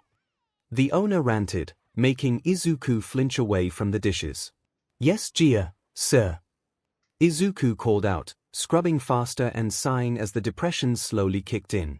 "Just 5 more months," he assured himself, grumbling under his breath. "Arceus give me strength." Izuku didn't know why, but he would have said these 10 months were not worth it. He wasn't trying to be an ungrateful brat, but people have to understand that he has to deal with 36 kids, a terrible job, school, and keep an unhealthy amount of no sleep to take care of his duties with cleaning an entire beach along with doing extra workouts and fighting. "My body is living off coffee." It was month 8 that he realized he decided that he was probably fit enough for combat. The problem with that was his Pokémon had a few years of fighting experience and powers to back that up while he was still a useless Deku. Enter 2 months of being tossed and beaten down by his own children and he was pretty sure it wasn't worth the extra quirk. However, he did get basic fighting experience and some unique styles such as Riolu teaching him gunhead arts, and Buniri teaching him to use his speed for parkouring around the neighborhood. God, did it hurt fighting 𝐵𝐵 with his rough skin. Izuku was laying in the sand, admiring the view he and his team worked so hard to achieve when a truck pulled up. Turning, he was met with a skinny form of All Might in awe from the view he was admiring until he buffed up in pure passion. You cleaned more than the spot that I told you, you cleaned the whole beach. I didn't clean it, we cleaned it because plus ultra, right Shinx? Izuku smiled, petting the fur of his Pokémon, nodding along happily. Shinx. The Pokémon yelp out happily. That's the spirit, young man, you have earned this, so please accept my reward for all your hard work. All Might smiled, plucking a hair from his menere. You do realize it's the day of the entrance exam, correct? Midoriya asked, deadpanning at the number 1 hero. Yes, correct, but I really wanted you to finish this beach before I gave it to you just to make sure you wouldn't stop when I gave you this power. All Might explained, giving the hair in his hands. Fair enough, I guess. So anything you learned about One for All and how it will affect my quirk? Izuku asked, examining the man. Yes. It would be perfectly fine, and would only strengthen your summon. Though the backlash for your physical body should be a bit painful at first. All Might spoke, nervously scratching his cheek. He didn't research at all. Izuku gave him a disappointing stare and sighed, hoping All Might was telling him the truth even though he knew it was a lie. I swear if I die, then I'm haunting this man. How do I accept this power, All Might? Izuku asked, staring at the hair. You eat it, he announced proudly. Excuse me? Izuku asked, questioning his hearing. You have to accept some of my DNA for the power to be transferred down, and eating a piece of hair isn't so disgusting. All Might explained with a smile that did not match the situation. Was it worth 10 months of hell to inherit the world's greatest quirk by consuming a piece of hair? No, the FIT was not. 3 hours later and Midoriya still wanted to throw up, not even stopping to admire the school gates, as he had to pass through. I can't believe he shoved that thing down my throat. I feel violated. Izuku muttered out when suddenly a voice spoke out. Out of my way, Deku, or I'll kill you. A familiar voice growled out. Izuku turned around and was met with his childhood tormentor. Kaken. Don't stand in front of me, nerd. Katsuki growled out and Izuku did as he was asked, letting his tormentor go by and calm his nerves. People started commenting on the blonde from the sludge villain incident and Izuku was glad all attention was off him. I can't stand crowds, so better get inside. Taking one step forward with a confident smile on his face, and he tripped on a ledge. Or I could just die here, that's also a good idea, please and thank you. However, he never impacted the ground and was floating in the air. What? Are you alright? A brown-haired girl was introduced. Yes, take it this is your quirk. Izuku asked nervously since he did have some social skills because of his Pokémon meeting strangers. It's my quirk. Sorry for using it without asking first, but it'd be bad luck if you fell, right? The girl asked cheerfully to him. I never knew about that omen, but thanks for the assistance. Midoriya bowed to the girl with a small smile. No problem, so let's do our best. Sire. The girl waved with Izuku following along towards his seat. After an hour of the written exam that Izuku was fairly certain he passed since he made sure to keep up with his studies greatly for lack of sleep and teaching his own Pokémon basic human knowledge. Surprised they are quick learners, and Ralts has the knowledge to actually pass middle school in a few months. After a few more hours of waiting, all the students were actually ready to take the practical exam presentations. There showed the famous voice hero in his black leather costume shouting out a hey. No one bothered to answer him, but Midoriya was too busy fanboying over the voice hero. Shut up. Bakugo growled out with Midoriya flinching, remembering Kachen was there. As it says in the application requirements, you listeners will be conducting 20-minute mock urban battles after this. The voice hero present MIC explained, showing testing facilities. 20 minutes, so this is a test of speed. Izuku muttered to himself, hoping whatever Pokémon he summons is fast. Bakugo and Midoriya, who sat next to each other, both looked at cards they had in their hands. In other words, they won't let you work with others if they are splitting people up. Bakugo realized. You're right, I'm the number after you and I'm not in the same facility. Izuku muttered out loud. Don't look or I'll kill you. This just means that I won't be the one to crush you. Bakugo growled out with disappointment in his eyes. But you looked at my cards first. 3 different types of foe villains are stationed in each battle center. You earn points for each of them based on their level of difficulty, Present MIC explained, showing off the score of 3 different point spots. May I ask a question? Spoke a voice from the crowd. Shoot. Present MIC called out as the light displayed on a tall student with his hands raised. On the printout, there are 4 types of villains. If that is a misprint, then you are the most prominent school in Japan, should be ashamed of that foolish mistake. We examinees are here in this place because we wish to be molded into exemplary heroes. The boy spoke, making a mockery of a potential information that Present MIC hasn't said yet. Let the man finish first. As if he sensed his thoughts, the tall dark blue-haired boy pointed out to him in an angry manner. In addition, you over there with the curly hair. You've been muttering this whole time. It's distracting.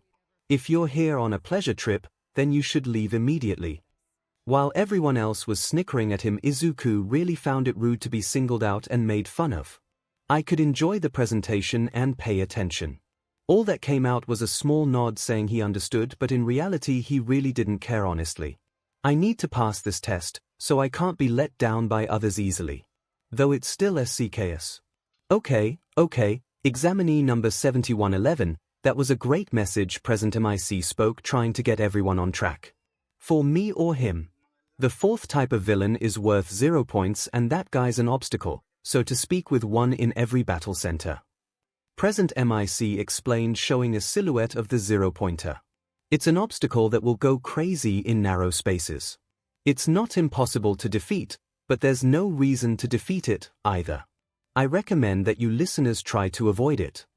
He finished up with the teen satisfied, sitting back down. Izuku basically chalked it up to video game mechanics, except everyone was against each other. I can't fail now. Izuku was standing at the end of a large group of other examinees behind a very large door that leads into the fake city, waiting for it to open.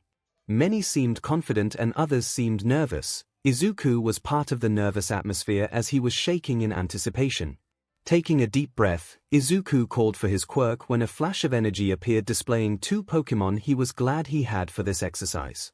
Noi, squeaked a bat-like Pokémon with big ears. Skid, cheered a grass-covered goat. Noibat and Skiddo, you both will do greatly. Skiddo, please charge into alleyways to avoid trainers, and take down as many robots as possible, and Noibat, scout the skies and lead me to the majority of the robots and we will take them down together. Izuku whispered to his Pokémon, making sure no one followed Noibat. His Pokémon were ready and he felt calmer and more confident than before, so he looked around at the competition. To his surprise, he found the same brown-haired girl before, which eased his worries at seeing a kinda familiar face. Making his way up to her, he was suddenly stopped by a hand on his shoulders, startling him. Turning, he was met with the same tall blue-hair boy glaring at him. That girl appears to be trying to focus. Excuse me? Midoriya asked, confused and nervous of being singled out again. What are you doing here? Are you taking the entrance exam to interfere with everyone else? The boy glared at him even harder, making Midoriya more nervous for making a potential enemy. What? No. Izuku spoke up, but the boy wasn't done yet. Also, what are you doing with animals? Are they up to code on quirk usage on them? The boy asked, lifting the ear on Noibat, making it growl in annoyance. He was about to ask him to not pull on Noibat's ears until something happened. Start.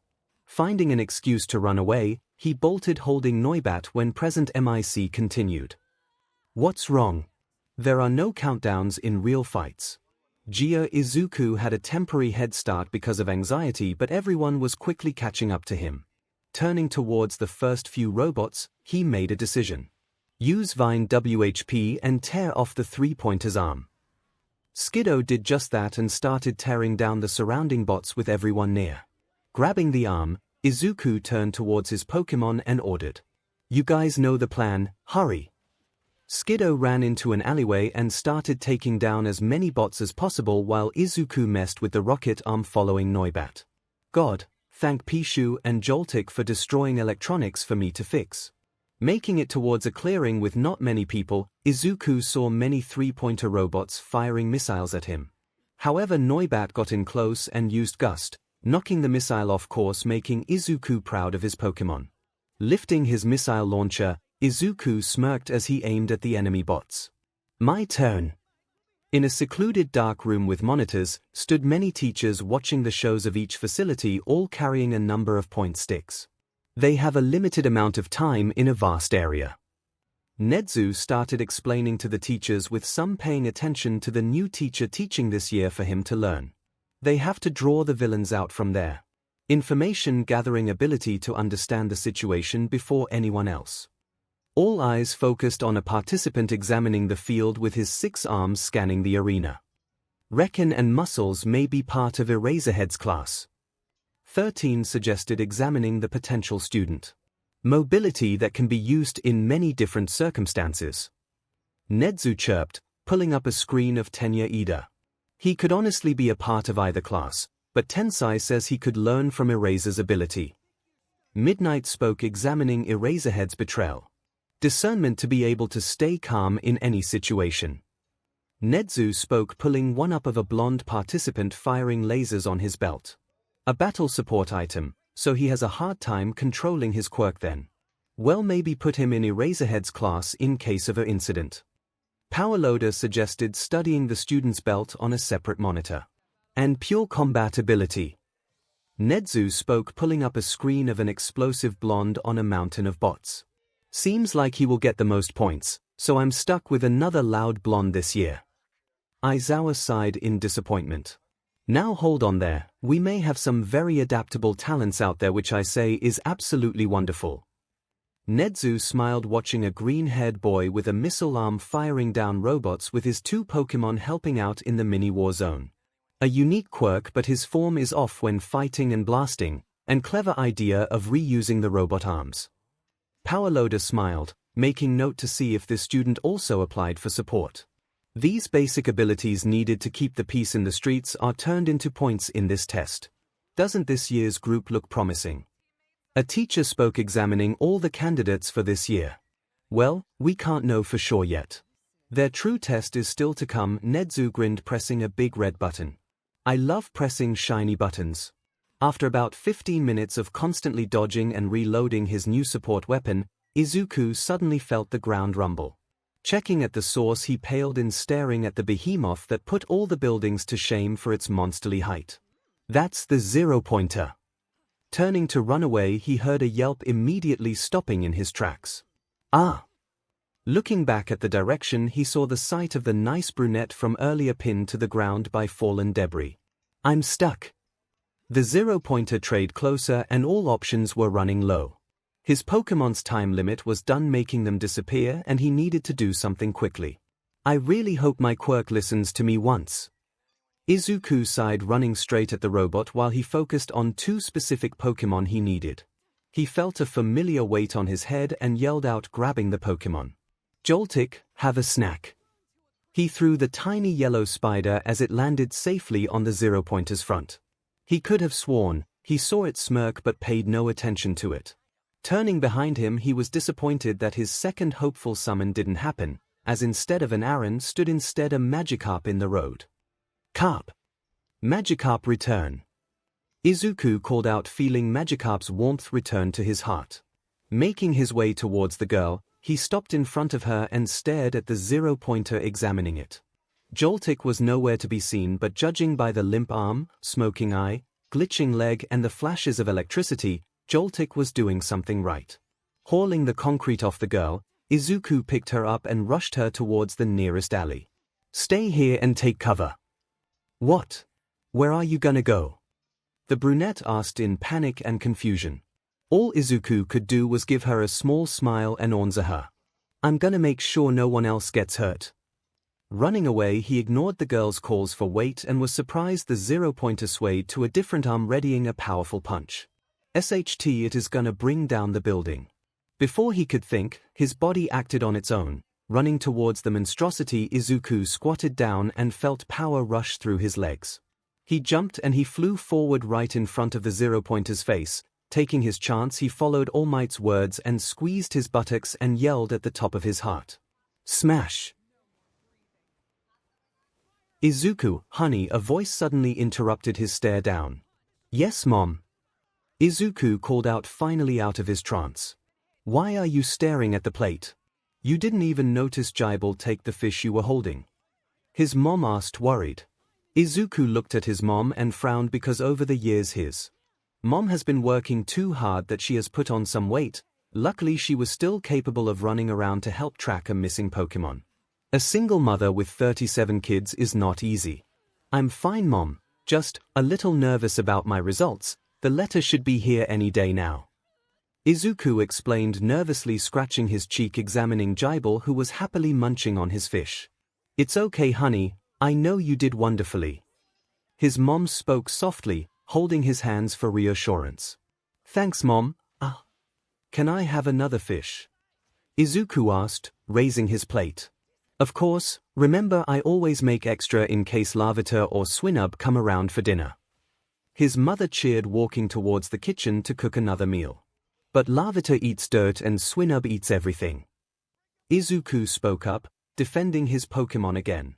So, they can have nice cooked meals too. It must be a meal made in heaven to actually eat decent food instead of junk. His mother scolded and he couldn't help but agree. Okay, but still, no more for 𝐔𝐬𝐽.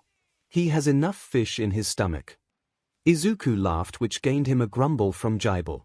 Alright, sweetie. Go to your room or watch TV until the fish is ready. His mother told him as 𝐒𝐿 smiled and went to his room. Inside his room, 𝐒� was brushing 𝐔𝐬𝐽's teeth, thinking back to his new quirk. I don't remember what happened after I passed out from punching the 0-pointer, but one for all was too powerful if I remember correctly. The image of a glass filled with water cracking filled his mind as he thought further. I can barely contain such power, and I'm suddenly more worried about keeping my body up to make sure I don't explode or something than training my Pokémon. Suddenly his door was slammed open by a crawling woman. 𝐒�, it's here. Taking the envelope, his mother left the room, and by the sounds of footsteps she was obviously prancing around, worried. 𝐒� didn't want to open the envelope and be disappointed, but he had no other choice but to accept the possibility of failure. Please let us pass. Ripping open the envelope, a strange metallic disc fell on his shelf as he wondered what was inside it. Suddenly a projector showed up, showing a very familiar face. I am here. All Might. 𝐒� muttered out, not understanding why he was here. All Might's theme played from the video as the hero started explaining. I had to do some paperwork that took some time, so I couldn't contact you. Actually, I came to this town to work at you. 𝐒� leaned forward in his chair. Here. All Might is working at you. A finger tapped on the man's shoulder, then, when he looked at the direction it came from, it started moving in a spinning motion. He started having a one-sided conversation with the person outside the frame. Wrap it up. But there is something I must talk to him about. It's going to push everything else back. All right, okay. 𝐒� swallowed, waiting for him to go on, and cut to the point. You have displayed excellent teamwork with your quirky companions and have gained a total of 49 villain points. 𝐒� choked on air for a moment because he didn't know how many villain points he got, since he can't speak to his Pokémon. That many. Your green companion managed to destroy a total of 21 points worth of robots, while your flying companion managed to destroy you. My boy, have successfully hunted down 18 robots with your quick thinking, reusing a robot's weapon. All Might explained, making 𝐒� calm down, knowing he had a chance of getting in. So I guess that's it, my worries are for nothing. 𝐒� chuckled to himself. But wait, there's more. Here. 𝐒� muttered out, confused on what his mentor was playing at. Take a look at this. All Might spoke, pressing a remote displaying what appears to be the nice girl talking to MIC. 𝐒� was watched carefully when the girl spoke. I'm the person with curly hair and freckles. Do you know who I'm talking about? Kind of plain looking, said the girl, demonstrating with hand gestures to help her explanation. It's me. 𝐒� muttered proudly that the girl remembered him. Is it possible for me to give him some of my points? The girl asked with Izuku confused as to why. He helped me from the boulder and took down the 0-pointer to save me. He nearly fell and got more injured if that mysterious spider hadn't helped fix my leg with its string for me to save him. The girl spoke describing one of his Pokémon. Joltik, you cheeky bastard.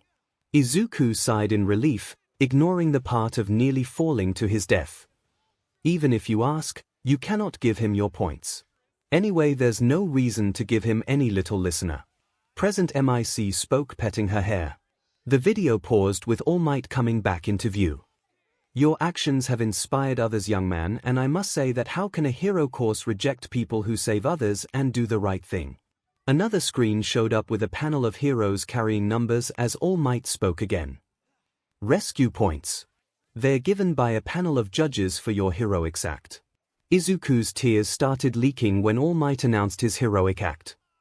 I have more points. I saved someone. All Might chose this time to give them their final results. Izuku Midoriya, 55 rescue points. And Okiko Uraraka, 45 rescue points. A final screen showed revealing Izuku Midoriya in first place with 104 points in total. My boy, you have not only earned yourself first place, saving you a spot in heroics, but you have beaten my UA's high score. Izuku cried tears of joy upon hearing that as All Might extended his hand to the screen, speaking one more time. Welcome to your Hero Academia. After he finished crying, he made his way outside with his mother holding a plate of fish towards him. How did you do, honey? Izuku gave a bright smile and announced. I beat UA's record. Both Midoriyas cried tears of joy that night. After a few weeks of preparation and making some adjustments to his now more busy schedule, he was ready to achieve his dreams of going to UA. Taking a deep breath and walking towards the door, Izuku paused. When a voice called out to him. Izuku. Yes, Mom. Turning around, he saw his mother with a worried gaze, but she closed her hands and smiled at him instead. I'm really proud of you. She spoke, making Izuku tear up from his mother's words. Thanks, Mom. See you and love you. Izuku smiled, hugging his mother and leaving the door since he was too excited to not miss school today. Taking a train ride across the city, Izuku arrived at UA staring at the gates. I can't believe we made it in. Crossing his first true steps, he felt prouder than ever. This would be a new year, a new me. Until he suddenly tripped on the same crack since the entrance exam, this time face planting on the ground. Someone should just kill me and maybe fix this road. Arriving at the door on time and grateful he didn't have any scratches from the face planting, Izuku admired the door in awe for its massive size. Guess it is for all different types of students. Opening the door, he thought to himself. I hope I'm not paired up with those two guys, they're scary. Immediately he was greeted by the arguing of a familiar blonde and the tall student that singled him out. Just my luck.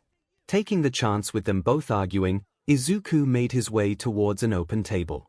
Izuku made his way to seat 19 in front of a tall girl, studying, and 2 seats behind Kaken so as to not anger him. A purple-haired midget suddenly spoke up to him and spoke. Hey, I was gonna sit. Sorry, I didn't want trouble. Izuku didn't get to finish when a girl came in and suddenly gasped. It's you. That was so cool that you. Izuku didn't hear the rest as another student called him out. Oh, you. I have a complaint with you. The tall boy spoke, making Izuku get more attention than he wanted. If you're here to make friends, then get out. A voice suddenly called from the front of the class. Everyone saw no one until they noticed a yellow caterpillar glaring at him menacingly between the chairs. Please, Arceus, don't let me be in trouble today. The caterpillar stood up and started unzipping his sleeping bag to reveal a tall, lanky man with long, black hair and tired eyes. It took you 10 seconds for you all to reach your seats, this won't do at all. Izuku just noticed everyone go to their seats as the small purple-haired boy in front of him grumbled. First day so far, I'm flipping terrified. My name is Shota Aizawa and I know this is sudden, but put these on and head outside immediately, the teacher announced as everyone followed orders, grabbing the clothes and getting changed. Izuku made sure to rush ahead of the other boys as to hide the bruises and burn marks on his body with the fact that he still had training from Kaken and didn't want enemies scoping him out. Getting changed early is the best course of action so far. I wonder why everyone has to go outside today. Don't we have orientation? Leaving the bathroom, Izuku saw the boys barely arrived and sighed in relief that he did his changing fast enough perfectly. Heading towards the field, he was greeted by amused Mr. Aizawa speaking out loud. "You're early, good, a student shouldn't waste precious time." "Thanks, sir." Izuku replied, waiting nervously, scratching his cheek. "Normally I would have the first place student be an example for a test I'm about to do, but your quirk is not suitable for this example." Aizawa explained that. Izuku nodded, glad he didn't have a spotlight on him. He suddenly felt a dark aura radiating off the teacher as he spoke. "However, I will say this, give it your all or go home." Izuku was about to ask what he meant when the other students started arriving. "I will have to ask him later." After everyone got settled, Mr. Aizawa started explaining why they were out here. "A quirk assessment test." The class completed the sentence. They were all in the field, wearing their new training uniforms and looking at their teacher. They all seemed pretty nervous and confused. "What about the entrance ceremony? The orientation?" asked the brown-haired girl Izuku knew as the nice girl. "If you're going to become a hero, you don't have time for such leisurely events. UA's selling point is how unrestricted its school traditions are. That's also how the teachers run their classes," the teacher replied as the kids got taken aback by the sudden information. "You kids have been doing these since junior high, too, right? Physical fitness tests where you weren't allowed to use your quirks." He presented the class his phone screen that had a list of different test categories such as 50-meter dash. His lecture continued. "The country still uses averages taken from results from students not using their quirks. It's not rational. Well, the Ministry of Education is procrastinating." Izuku could honestly agree with some of the things the teacher said. Then the teacher turned to Bakugo as asked. "Bakugo, you finished at the top of the practical exam, right? In junior high, what was your best result for the softball throw?" 67 meters, replied Bakugo. "Then, try doing it with your quirk. You can do whatever you want as long as you stay in the circle. Hurry up. Give it all you've got." Bakugo stretched, holding the ball in his hand. He took one step forward and thought as he prepared himself. "Die!" he screamed, and blew the ball with all of his might. "Die!"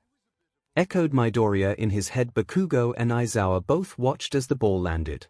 It was far away, small like a dot in the sky. In order to improve, you must know your own maximum first.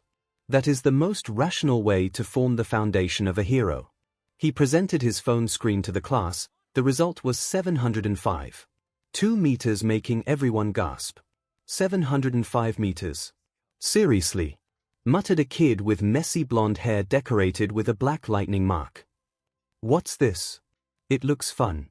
A pink girl clapped. "We can use our quirks as much as we want. As expected from the hero course." A boy with black hair and odd-looking elbows closed his hands to fist. "It looks fun, here." The teacher echoed, making everyone still from his tone of voice. "Oh, Arceus, I think we messed up. You have 3 years to become a hero. Will you have an attitude like that the whole time?" The kids looked worried as the man grinned. "All right. Whoever comes in last place in all 8 tests will be judged to have no potential and will be punished with expulsion," the man declared with a wicked grin on his face. "Arceus and me." "Here." Everyone cried. The unimpressed teacher seemed to stare directly at Midoriya, who was freaking internally, punished with expulsion. "Oh no. This is bad. In all 8 tests. And why is he looking at me?" He looked at his shaking palm. "I can only use one for all at either 100 or 0%. I can't control it yet, and my Pokémon are randomized, so they may get me through this but can't count on it." He got out of his head as Aizawa spoke again.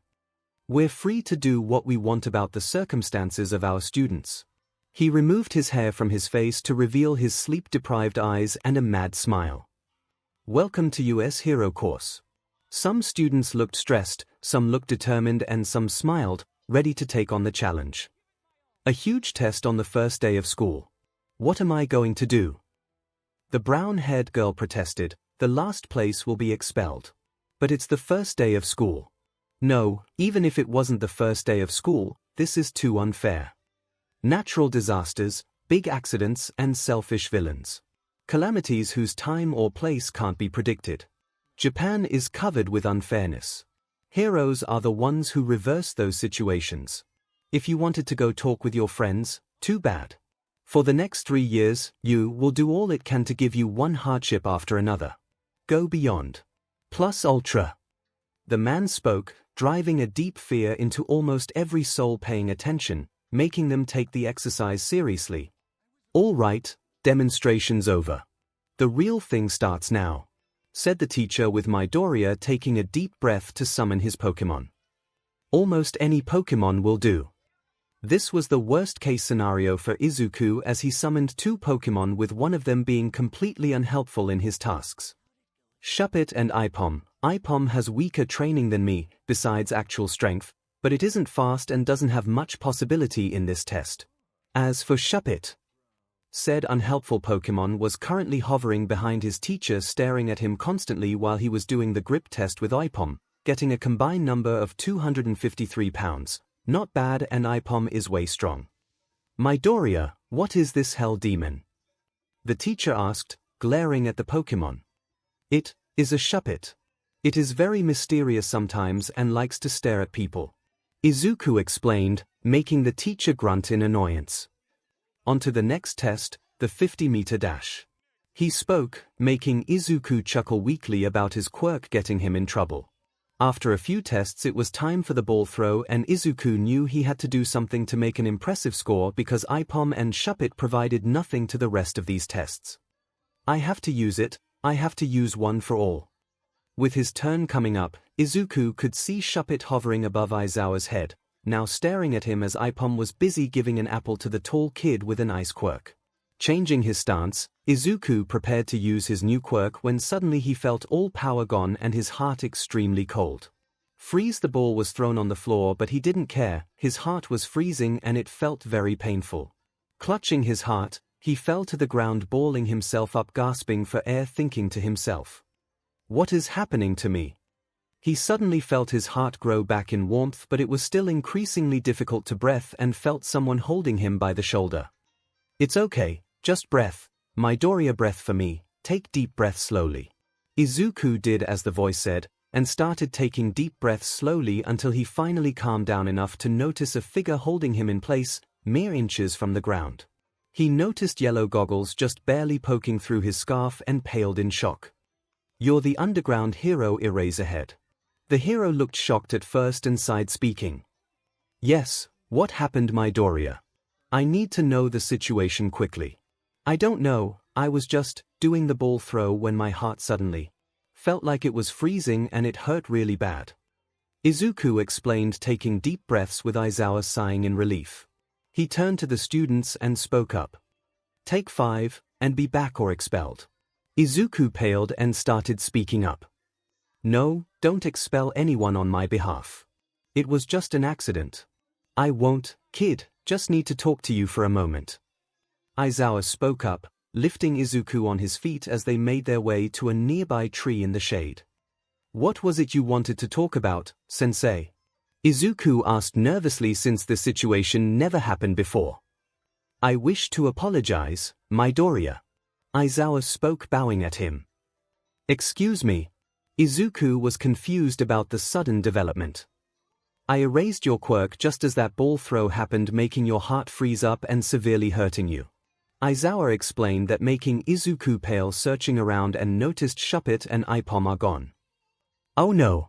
Turning around, Izuku summoned a Pokémon as it summoned a green-headed Pokémon with sensors sticking out of its head, searching around in haste. Once it noticed Izuku, it embraced him, crying out as Izuku also felt tears in his eyes for almost losing his Pokémon. He could feel the strong emotion of fear that Ralts was radiating as pictures of darkness clouded his mind. It's okay, Eraserhead didn't know this could happen, I will talk to him, want to stay out here and listen to him too. It took a few seconds as Ralts shook its head and Izuku picked it up, turning to Aizawa. Sorry sensei, but you scared my Pokémon as they all saw complete darkness, Also Ralts can understand you as it is my smartest Pokémon, so it should be able to explain to the others that this was all a mistake. Aizawa seemed surprised about Izuku's behavior as he bowed down again, speaking. It was not a mistake, as I had full attention to erase your quirk, but I didn't know it would have this effect on you. I'm sorry, and if you wish to sue me, you can. I would take full responsibility for this mess. Izuku sighed and placed a hand on Aizawa's shoulders, letting him look up at him as Izuku and Ralts gave genuine smiles. Sensei, we don't blame you, and I know you are a good man that just wanted to teach me something. Just promise me you won't do it again unless it is necessary or if we are fighting. Aizawa stared at him in surprise and spoke again. You want me to erase your quirk again after what you just felt? Yes, I want to learn, and if you can disable me by a simple sight, then I want to beat you, cover all my weaknesses and not be a liability, Izuku explained, making Aizawa smile genuinely as he chuckled and rubbed his hair. That's just what I want to hear. If a hero is a liability, then you're no use if you break your limbs, kid. That was the reason I wanted to erase your quirk, because if you broke your arm, I was gonna expel you. Aizawa explained, making Izuku pale at almost failing UA. I see, thanks for that. And sorry if it breaks my limb, as I just sort of had a quirk evolution and it hurt when I punched that robot. Midoriya explained, much to Aizawa's shock. Your quirk just evolved and now it is breaking your body. How? Aizawa asked when people started coming back again. I didn't think of an excuse for one for all. I don't know, to be honest. My theory is that my Pokemon's powers are leaking, giving me personally an extra boost in power. Izuku lied, but apparently Aizawa was also buying it. I see, thank you for this information, and have you updated this in your registry? Aizawa asked as Izuku shook his head.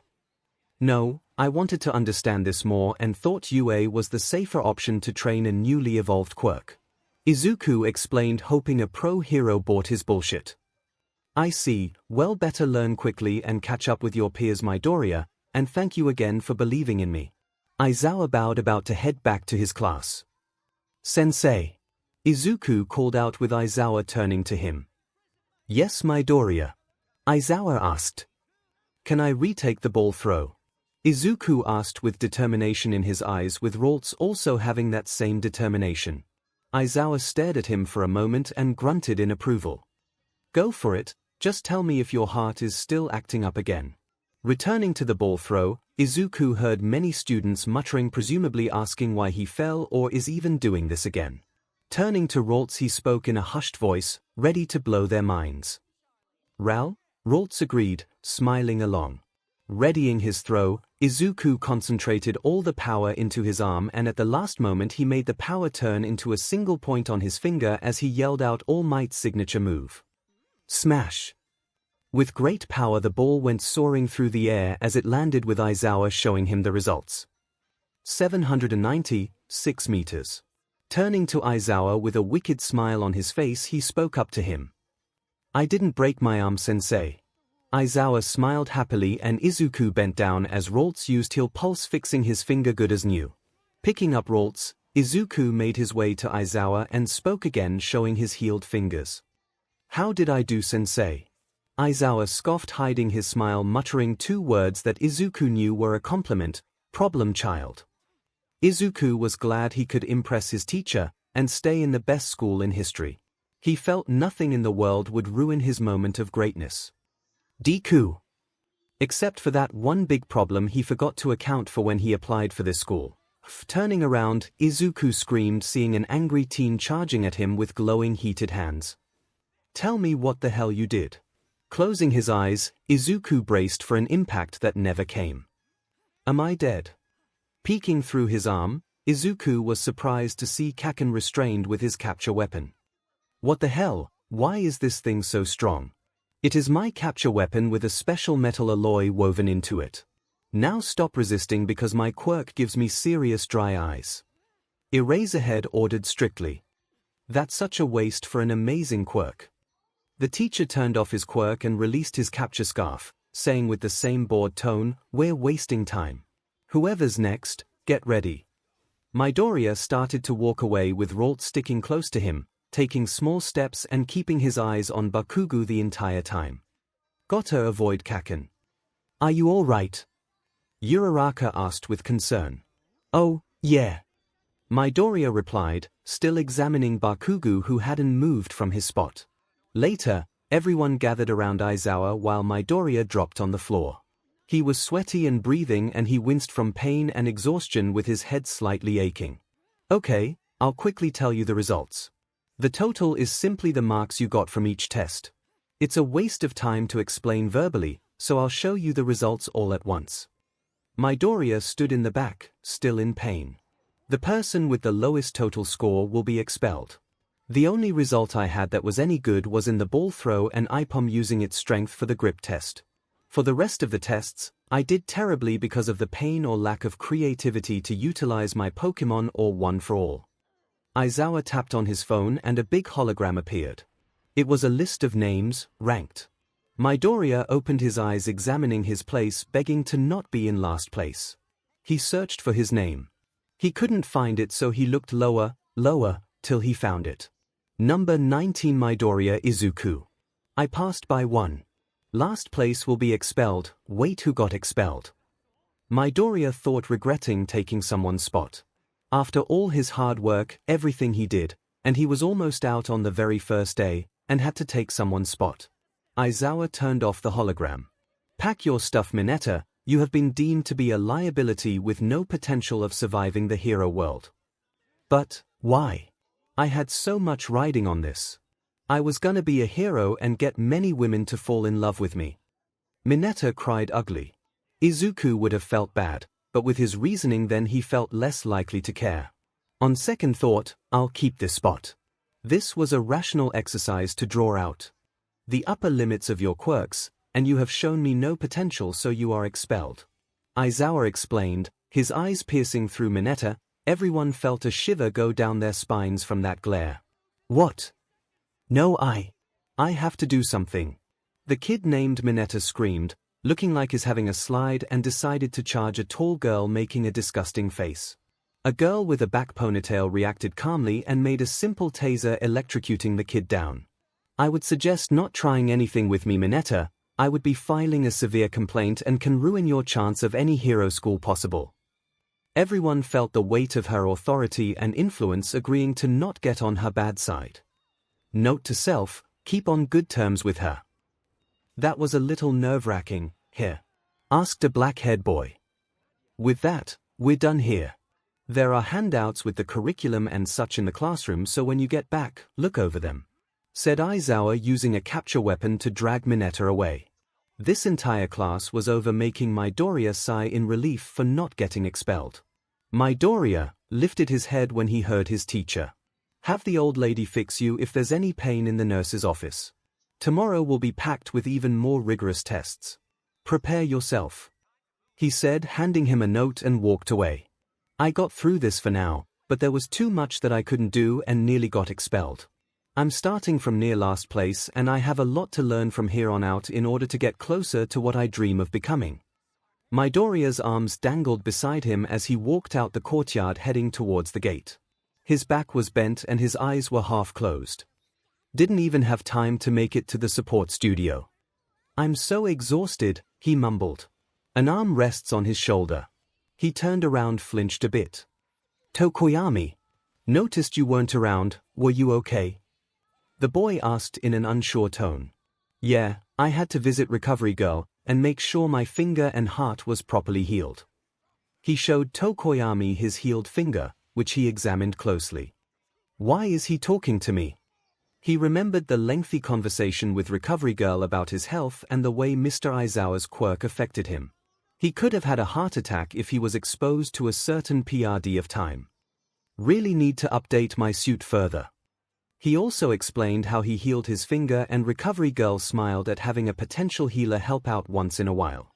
However, Midoriya was upset as he broke his body again and needed to do something about it. I can't just keep getting help from others. I have to hurry up and learn to control my power. Midoriya thought to himself, as Tokoyami tried to strike a conversation. I was really surprised by Mr. Aizawa's attempt at erasing your quirk. I didn't think a teacher would have such a quirk and wonder how it will affect me. 𝐿𝐼 explained with a bird-like shadow nodding along. So 𝐿𝐼 is just like me, he's just a concerned guy worried about his sentient quirk. Hey! You too! Someone yelled behind them. They turned around to see Uraraka running towards them, going to the station. Wait for me. Uraraka! Midoriya spluttered. You're the Infinity Girl. Noted 𝐿𝐼. When she caught up with them, she introduced herself cheerfully. Yep, I'm Ochako Uraraka. She asked the boys in front of her, You're 𝐿𝐼 𝐵𝐵𝐽𝐽, and you're Deku Midoriya, right? Deku. Midoriya muttered, confused why she thought that. Here.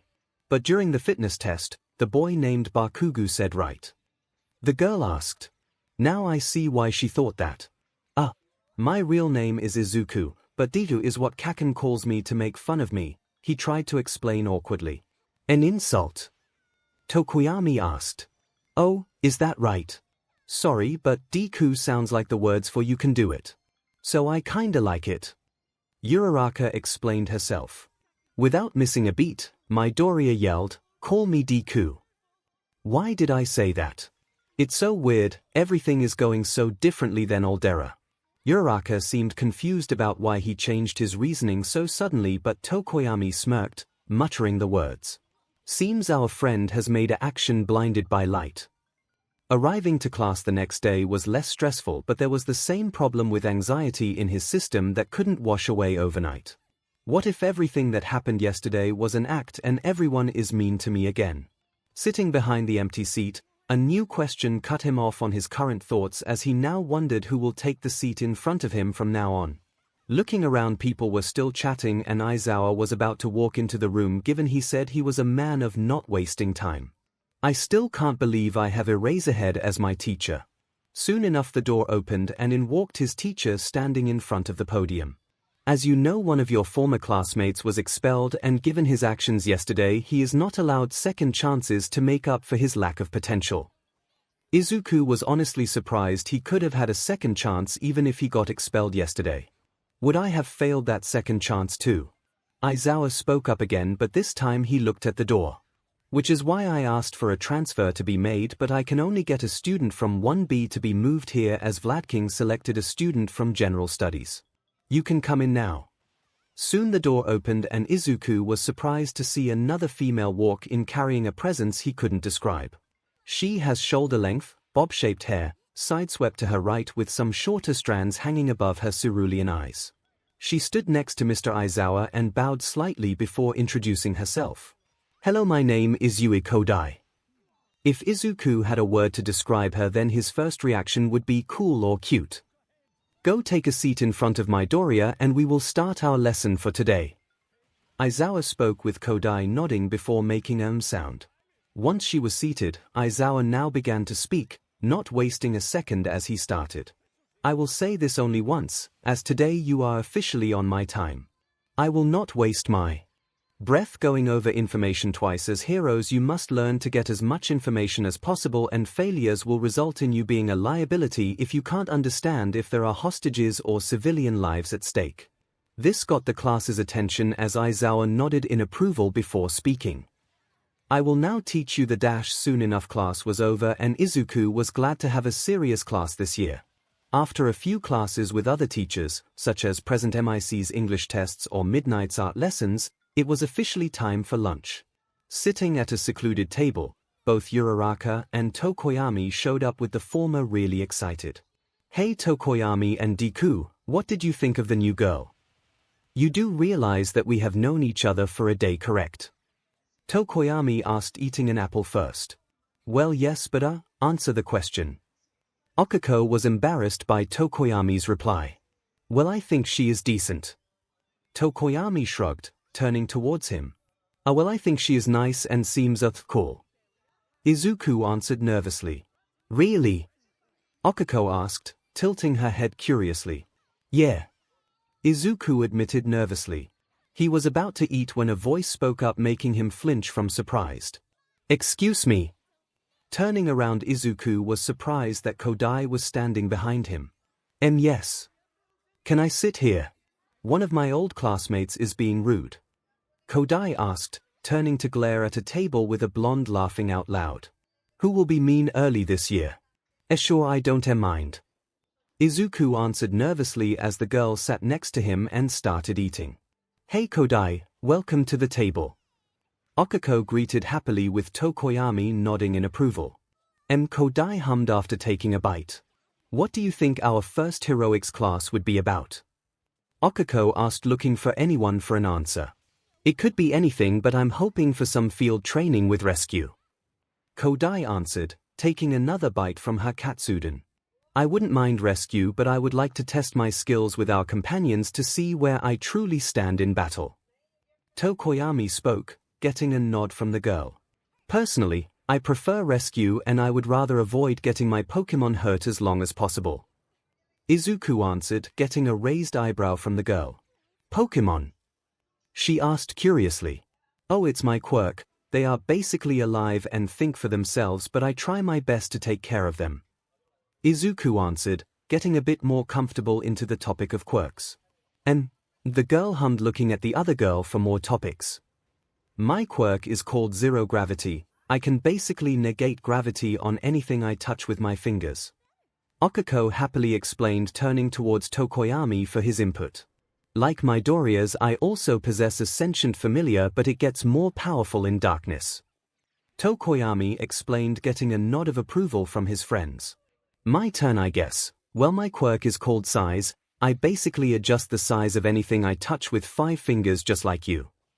Kodai answered, looking towards Uraraka when she spoke. That's so cool. We both have similar quirks compared to Tokoyami and Deku's. Okiko answered excitedly. Deku? Kodai asked, looking at the shy boy carefully. She means Midoriya, but Deku sounded cuter to her. Tokoyami explained, unintentionally saving Izuku from embarrassment. Yeah, it has a "you can do it" sound, don't you think? Uraraka asked the girl shyly. Yes, but the real word you are thinking of is dekiru. Kodai answered, finishing her meal before eating an apple. Dekiayu. Izuku spoke softly, testing the words that seemed to have a deeper meaning than Deku ever did. A hero that can do it, I like that name. I am. Midoriya beamed as he heard the familiar deep voice. Coming through the door like a normal person, announced All Might as he went through Class A1's door. The kids recognized him immediately. Excited chatter started. It's All Might. Wow, he really is a teacher. That's a costume from the Silver Age, isn't it? Its style is so different, it's giving me goosebumps. I teach hero basic training. It is a subject where you train in different ways to learn the basics of being a hero. You'll take the most units of this subject. All Might explained. He flexed with his back turned to the class, then suddenly turned around, holding a card with the word battle written on it. Let's get right into it. This is what we'll do today. Combat training. Combat training. Midoriya nervously murmured. I wanted to avoid this. And to go with that are these. The hero pointed at a corner, from which a cart with numbered cases rolled into the room. Costumes made based on your quirk registrations and requests you sent in before school started. They all cheered. Please make your way to Ground Beta. All Might explained, rushing out the door. Opening his suit, Izuku smiled as he examined his suit. Time to take this for a test run. All Might waited in front of the door to Ground Beta, and the hero students appeared. They say the clothes make the man, young men and ladies. Be fully aware, from now on, the class was fully revealed. They were shining in the sunlight, each of them unique and heroic in their own way. You are heroes. All Might finished. Soon enough Izuku came out with his new hero suit. It was a dark green suit with a few red lines and white compression gloves, and his legs had shin guards and iron soles on his foot. On his side is a tranq gun with loaded darts made from Toxel or Nidoran's poison. His suit is made from Dratini skin, so most damaging moves won't affect it except piercing or slash damages. Basically shoot style, but with a tranq gun now. Looking around, he admired his fellow classmates and started looking for his friends. Can't believe I have friends now. Hey Deku. A familiar voice called out. Turning towards the voice, Izuku spotted Uraraka leading Tokoyami and Kodai towards him as she spoke. "You look awesome." "Thanks, you guys look great too." Izuku complimented, nervously looking at Kodai's costume. "My costume was pretty simple, as I took inspiration from one of my old favorite shows," Kodai explained. As Izuku noticed her figure really complemented Red. "Stop it, brain. My costume is a little skin tight, but I still love it," Uraraka explained as Izuku equally blushed when she pointed it out. "Dark shadow grows stronger in darkness, so this costume is beneficial for me," Tokoyami explained, making Izuku respect his friend's reasoning. All Might hummed as he saw Midoriya in his new outfit. He stared at his green ears, then at the metal part of his mask that resembled All Might's trademark smile. The hero covered his mouth to stop himself from bursting in laughter. "So obvious. Now, it's time for combat training," All Might announced. A boy in an armor suit raised his hand. "Sir." "Oh, that was Ida. He looks cool, but why does it seem familiar?" thought Midoriya as he examined his outfit. "This is a battle center from the entrance exam, so will we be conducting urban battles again?" Ida asked. "No, we're going to move ahead 2 steps. All Might lifted 2 fingers in the air. "Most of the time, fighting villains takes place outside, but if you look at the total numbers, atrocious villains appear indoors at a higher rate." Midoriya became more serious as he remembered the sludge villain's attack in the tunnel. Imprisonment, house arrest, backroom deals in this society filled with heroes. Truly intelligent villains hide in the shadows. For this class, you'll be split into villains and heroes and fight indoor battles, All Might explained. The frog girl tilted her head in question, without basic training. This is a real battle to understand those basics. However, the key this time is that there's no robot you can just beat up. All Might finished. "I don't feel safe." "How will wins and losses be determined?" asked a girl with a black ponytail. "Can we beat them up anyway?" asked Bakugo. "Will the punishment be expulsion like with Mr. Aizawa?" asked Uraraka. "How shall we be split up?" asked Ida. "Isn't this cape crazy?" asked a night boy. "I'll answer all your questions." All Might reassured them, as he was a little overwhelmed. "Now listen here." He opened a notebook that looked very small in his big hands. A script. Though Midoriya wondered how he even became a teacher and should he be worried. All Might started explaining the scenario. The situation is that the villains have hidden a nuclear weapon somewhere in their hideout. The heroes are trying to dispose of that. The heroes need to catch the villains or get the nuclear weapon back in the allotted time.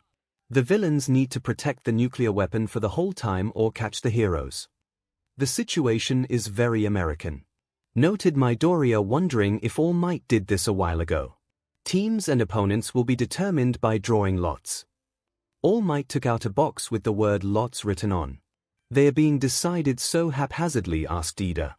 "Pros often have to create makeshift teams with heroes from other agencies, so maybe that's why," Midoriya suggested. "I see." The discernment to look ahead. "Please excuse my rudeness." "It's fine. Let's do this quickly." Soon enough everyone picked their lots and Izuku was surprised he got Team A with Uraraka. "Wow. It must be fate." Uraraka cheered. "I'm counting on you." The first teams to fight will be. All Might pulled 2 balls from 2 boxes and revealed them to the crowd. "These guys." Midoriya, Uraraka, Ida, and Bakugo all gasped as All Might announced, "Team A will be the villains, and Team D will be the heroes." FME. Izuku thought, wanting the world to swallow him. Midoriya stared at his feet as the rest of the kids left. He lifted his head to look at Bakugo, who in return sent him an intense glare, making him avert his gaze. Midoriya clenched his fist to make it stop shaking. He raised his eyes from the floor and fixed them on Bakugo once more, this time with an intense glare of his own. "No, I can't be afraid. I'm a hero in training now and must face Kaken." Bakugo's expression became surprised for a few seconds, then became angry. Luckily All Might spoke up before things could escalate. "Villain team, go in first and set up. In 5 minutes, the hero team will break in, and the battle will start." "Yes, sir." Both Uraraka and Izuku saluted. The villain team waited inside of a building as the hero team were about to raid from outside. Uraraka and Midoriya were looking at a piece of paper with the floor plans attached. It's a lot of work to memorize the building's floor plan, and there are a few places to put our bomb. It makes me anxious since Mineta got expelled and I don't wish to fail, the girl said. Then her cheerful smile appeared again as she noted. But All Might is just the same as when he's on TV. Unlike Mr. Aizawa, it looks like there's no punishment, so we can relax and dash, she gasped when she looked at Midoriya, who clenched his paper tightly and was covered in sweat, despite that the exercise has yet to start. You're not relaxed at all, she cried. Well, it's because, he uttered, we're up against Kaken. And there's Ida, too, so I feel like I need to be on guard. I see. Bakugo's the one who makes fun of you, right? She asked sympathetically. Izuku only nodded before he spoke. I'm worried because he is ruthless and will attack my Pokémon without a care in the world. But this is a battle trial and Okiko didn't finish before Izuku spoke above her. I know, I would have to fight someone in real life, but they are basically my children and I can't stand them getting hurt. Izuku spoke as he shook in anger at the many times Kaken abused his Pokémon. Closing his eyes and taking a deep breath, Izuku opened them with no longer worry in them but pure determination. Which is why I'm joining the fight. Okiko couldn't help but smile as she spoke. What's the plan? Izuku smirked as he summoned his first Pokémon. Ida was tired of dealing with the blonde-haired boy next to him. After about 5 minutes of trying to get Bakugo's attention, he sighed and chose to follow his own plan. From what the blonde's plan was is that he was just gonna charge in and kill Midoriya. While he didn't understand the reasoning behind his aggression, he could at least work with it. Bakugo distracts Midoriya and I'll take care of Uraraka swiftly. Start! All Might yelled out. Rushing in, Ida and Bakugo were surprised to see a stairway at the back of the building, and standing on it were the two villains they were supposed to beat facing away from them. Bakugo spoke, glaring at the two of them. Language. Ida automatically spoke, chopping his hands. Prepare for trouble. Uraraka announced, turning around with a grin on her face. And make it double. Midoriya announced, mimicking Uraraka's movements. To protect the world from devastation. Uraraka started taking a step forward. To unite all peoples within our nation. Midoriya stated, following her lead. To denounce the evils of truth and love. Uraraka confronted, posing with her hand out. To extend our reach to the stars above. Midoriya mimicked but kneeled with a rose to his forehead. Where did he get a rose? Uravity. Uraraka called out suddenly. Dekiru. Midoriya yelled out as well. Team Rocket blasts off at the speed of light. Uraraka stated, floating, leaning on Midoriya. Surrender now, or prepare to fight. Midoriya ordered, standing next to Uraraka's level. Moth.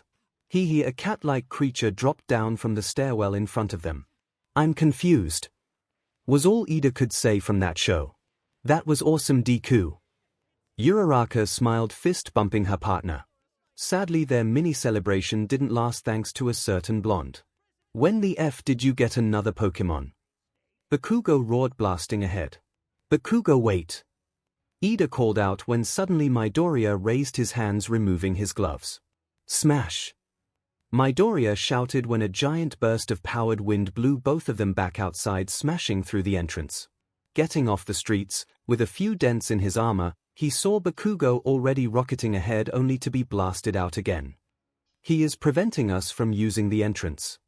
Taking a peek inside, he saw Midoriya clutching his hands as another creature behind him was healing the damage to his fingers.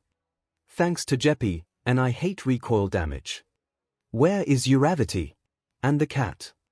Ida called out, ready to dodge into a room in case. Somewhere guarding the bomb, but you will have to get past me, hero. Midoriya started, raising his arm again. Deku! Bakugo roared, rushing in once again as he dodged into a room to avoid Midoriya's attacks. Smash! Midoriya yelled as another burst of wind propelled Bakugo away. Head-on attacks in a narrow space won't work. Ida calmed in only to receive profanities from his partner. I'll deal with F Deku 4 Eyes, You get Gravity Beach and the bomb. Bakugo ordered, making Ida groan for his chances of winning. Going to the hall, he saw Midoriya crouched next to his creature getting healed again. Togepi, keep on using Life Dew, and I'll keep attacking. If I say run, then you go to Uraraka. Midoriya spoke now, turning to notice him. Surrender, villain. Ida spoke as he heard Bakugo blasting his way over again. Never. Izuku answered, staring him down in determination. Deku. Bakugo yelled out as Midoriya raised his arm again. Ducking inside the room again, he waited until Midoriya blasted Bakugo away and activated his quirk for a risky gamble. Third gear. Rushing into the hallway at his best top speed in this gear, he bounced off the wall and rushed over a surprised Midoriya as he dodged in the last second before he could receive a kick. Landing on top of the stairs, Ida decided not to focus on Midoriya and go straight for the bomb. Bakugo, I need a distraction before Midoriya blasts me. Wait. Midoriya spoke, about to blast him out the window until he heard a familiar blonde. Deku, I'll kill you. Bakugo roared as Ida couldn't be more grateful for his hot-headed companion's timing. Kaken. Midoriya yelped, turning around and blasting Bakugo away, who luckily dodged into a room he was using before. Rushing up the stairs, Ida ran ahead, checking rooms and hallways hoping to find Uraraka. Wonder how much time we wasted with that standoff. 5 minutes left. All Might announced conveniently. Too much time then. Smash. Die. Smash. Izuku repeated, clutching his fist in pain for repeated smashes. A war of attrition and I'm losing. Looking at Togepi, he could tell it was trying its best to heal him, but even then the move it is using is only healing 25% of the damage he is distributing. To make matters worse is that Ida went ahead and Kaken is keeping him occupied to provide Uraraka with backup. Uraraka, I am not coming up, but I'm gonna send Togepi to help you too. Thanks Deku, but me and your Pokémon are fine. Just focus on your fated fight with Bakugo. Uraraka said, cheering him on. Izuku couldn't help but smile under his mask as he was ready to move to Plan B. Togepi, you did good, but this next part is all on me. Toge. The Pokémon called, tilting its head in confusion. Deku. Bakugo roared, now closing in closer than ever before. With quick motion, Izuku caught his tormentor's arm and flipped him over his shoulder, slamming him on the ground. I landed an actual hit on Kaken. Not trying to be caught up in his mini-victory, Izuku grabbed the egg Pokémon and started running towards the entrance. Togepi, let's go. You were looking down at me all this time, Deku. I'll kill you and your worthless Pokémon. Bakugo roared, fully recovered as he started blasting his way over and gaining speed. Just a little longer. Izuku muttered as he was finally outside. Izuku was about to call on comms until danger crawled up his spine. Die! Bakugo yelled angrily as he blasted his back, making him stumble and crash on the ground. Getting up with both hands, Izuku now noticed his hands were actually empty. Togepi! Izuku panicked, looking around for his child. Toge! A weak voice called as Izuku turned around and gasped in horror at what he saw. Bakugo had one of his hands on Togepi as his other hand glowed red from heat, emitting tiny sparks, getting threateningly closer. Tell me how, weakling like you got in, or I'm gonna fry this beach into an omelet. Kaken, don't. Izuku called out in plea for his Pokémon. Tell me, Deku. Bakugo yelled angrily as Togepi whimpered with smoke coming off its back. Togepi, return. Izuku yelled out in anger as he charged the blonde. Togepi disappeared into Izuku, leaving a surprised reaction from Kaken as he was suddenly tackled on the ground. No one hurts my kid. Izuku slammed a fist into Bakugo's face and was returned with a more powerful explosive punch, knocking him away. Kaken is still stronger. Think you're a real tough guy, Deku. That new bullshit quirk and some new extras filling dreams into your head. Bakugo spoke, wiping a bloody nose from the punch he received. Grinning devilishly, Bakugo raised his gauntlets that flashed red as he spoke. He wouldn't. How about I show you your place again? Clear. Ida muttered as he opened the door to another empty room in the building. He was on a strict time limit and was fairly certain that this was the last floor, so the bomb must be on the roof of the building. Clever placement, as if this was any other student then they might have failed from lack of speed. Heading to the roof, 𝐸𝐸 opened the door and was surprised it didn't budge. He tried again and found it was open, but there was something on the other side of it. There goes my possible surprise attack, 𝐸𝐸 muttered, flaring up his quirk and smashing the door down with his legs. Noticing his surroundings, there was indeed a bench covering the door and Uraraka on the other side of the building with the bomb floating above her. So I have to possibly attack Uraraka for the bomb to get back on the ground. Surrender, villain, or face justice, 𝐸𝐸 called out, ready to attack his target. Uraraka didn't speak, but she instead made an intense glare that scared him honestly. She has such a scary face. Where is that cat I saw you with, villain? 𝐸𝐸 asked, looking behind him and not seeing the creature. Instead of answering or attacking, Uraraka raised her hands and made a taunting gesture with an awful grin on her face. She isn't taking me or this exercise seriously. Also, that cat may have returned to the wilderness. Second gear, 𝐸𝐸 called out, rushing at her with intense speed. Except this wasn't his top speed at second gear. Is one of my engines stalling? Kicking her, she managed to dodge his attack and in return she charged at him, swinging wide. I can't let her touch me. Dodging her swipes, he boosted away before he could get touched and stood in front of the doorway stairs again. That was a close one. Nice try, Uraraka, but I move faster than you could touch me, 𝐸𝐸 replied, about to charge at her again. Want to test that? A voice spoke up and suddenly he felt weightless. What? 𝐸𝐸 questioned, turning around midair to see a grinning 𝐒𝐭𝐻𝐸 waving at him. Looking to where Uraraka was, he could tell she was still there, but then there was also this Uraraka too. But, what's going on? Hee. The Uraraka that he was fighting smirked as it suddenly jumped and transformed into that cat Pokemon he saw at the beginning. What is that? 𝐸𝐸 asked when suddenly that cat jumped again and transformed into a black and red creature that resembled a fox. 𝐸𝐸, that was so amazing. Uraraka cheered, rushing towards the creature and hugging it happily. But how? Was all 𝐸𝐸 could ask, still in shock. Izuku's quirk summoned 𝐸𝐸 and we agreed to let 𝐸𝐸 copy me, and when you were so distracted by it then I would sneak up and use my quirk on you, Uraraka explained, happily petting the creature as it was still snickering happily. I admit 𝐸𝐸 was about to give up and congratulate her until suddenly, boom! A big explosion was heard and the entire building shook from the sheer power of the shockwave. Zor! The creature howled out as it suddenly disappeared from existence. What happened? Bakugo, All Might, anyone? 𝐸𝐸 asked, worried if things escalated too far. This is Yorozu answering, and the match is over. A female voice replied over comms. Yorozu, what happened? Uraraka asked worriedly. Midoriya took a severe direct blast from Bakugo and All Might is rushing him to Recovery Girl. Waking up, Izuku saw that he was in a familiar white room and wondered if he should get Recovery Girl a gift basket for being a regular customer. Izuku's body felt heavy for some reason, but he kept moving anyway to get up. That was until a familiar voice spoke up suddenly. Don't move too much, my boy, that was an intense blast you took. Blast? What happened, All Might? Izuku asked, sitting up straight but still on the bed. He saw that his mentor was in his small form and glancing at him worriedly. You took a targeted explosion, point blank, and smashed through a wall.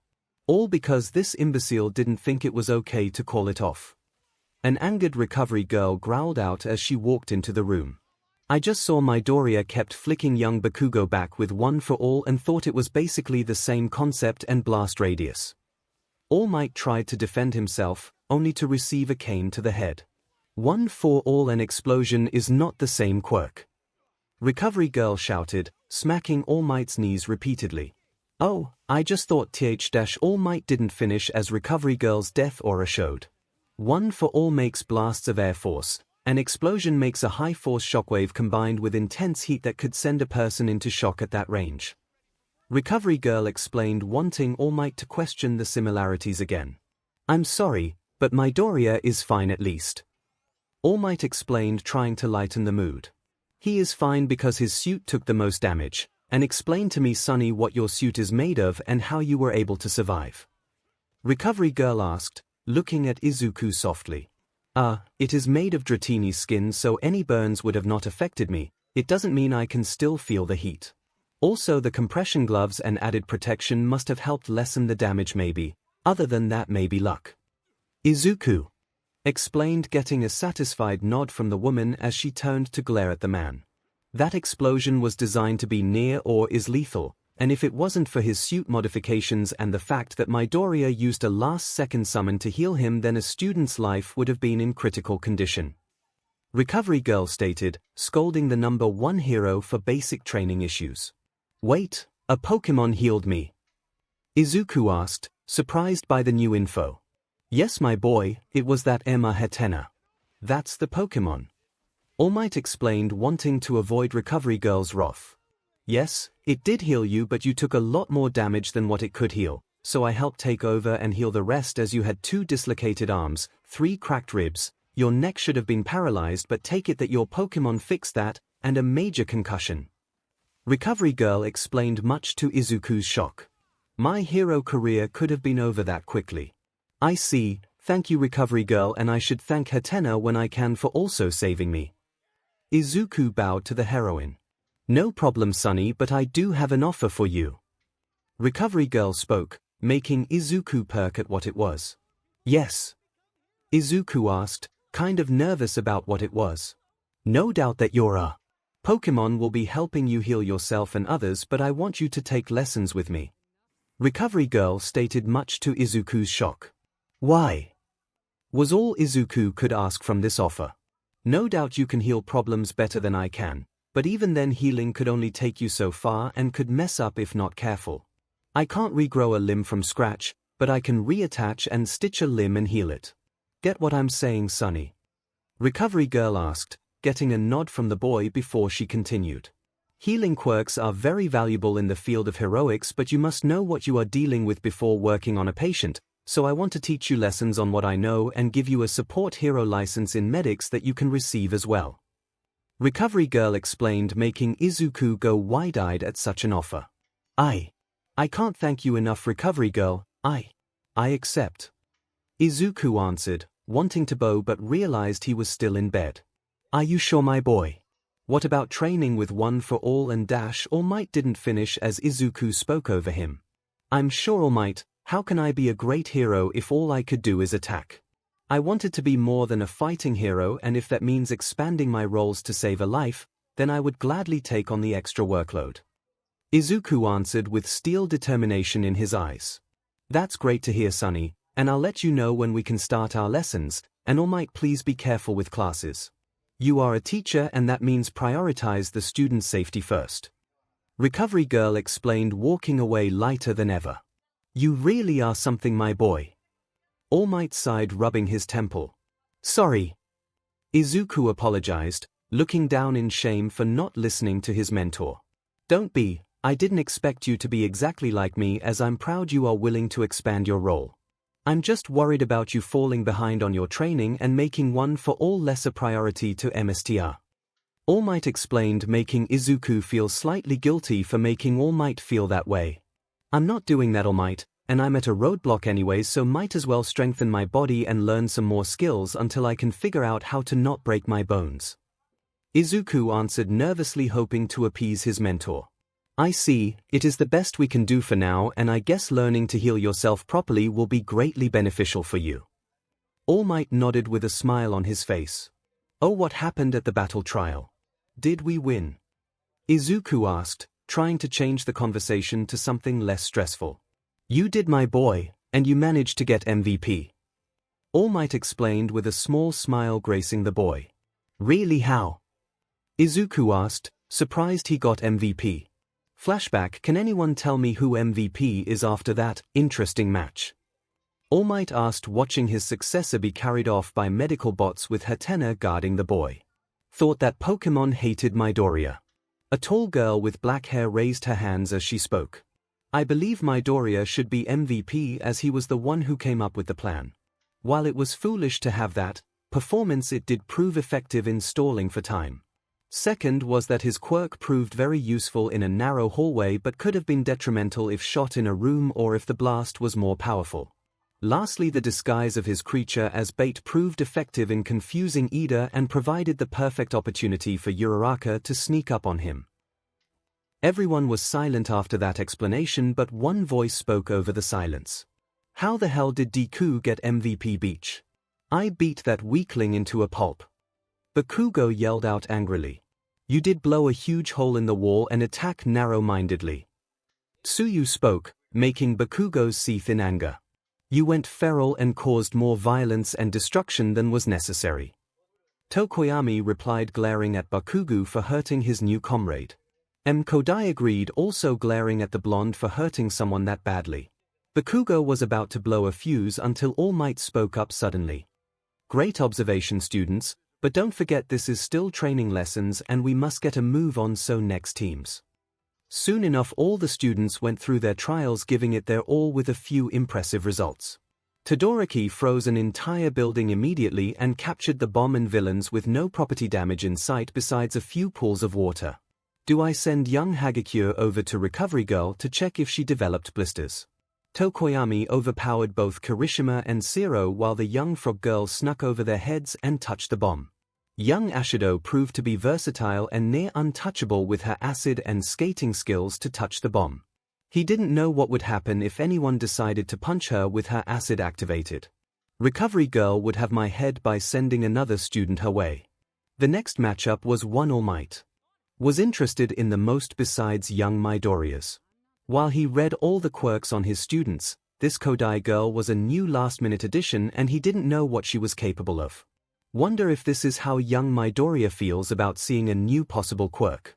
Soon enough the students were in position with both Kodai and Yorozu barricading the door and windows. I see, Kaminari and Jiru don't have brute strength and it will take a lot of time for them to smash through those objects, giving away their position. Soon enough, young Kodai spoke to Yorozu. Can you make me some polystyrene sheets and glue? Oh sure, what for? Yorozu asked, producing a handful of black sheets. Touching the sheets, All Might was surprised that it expanded massively. She then placed it on the floor and walls, gluing them on for extra security as she turned to her partner. Soundproofing.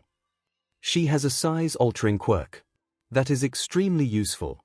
I see, it will take Jiru a while to find us by sound and even longer for them to break through the barricades. Also Kaminari won't be able to electrocute us if we stand on the sheets. Yorozu explained to herself as she sat down on the floor, conserving her energy. And Kodai nodded, sitting as well as they both stood in silence for the time to run out.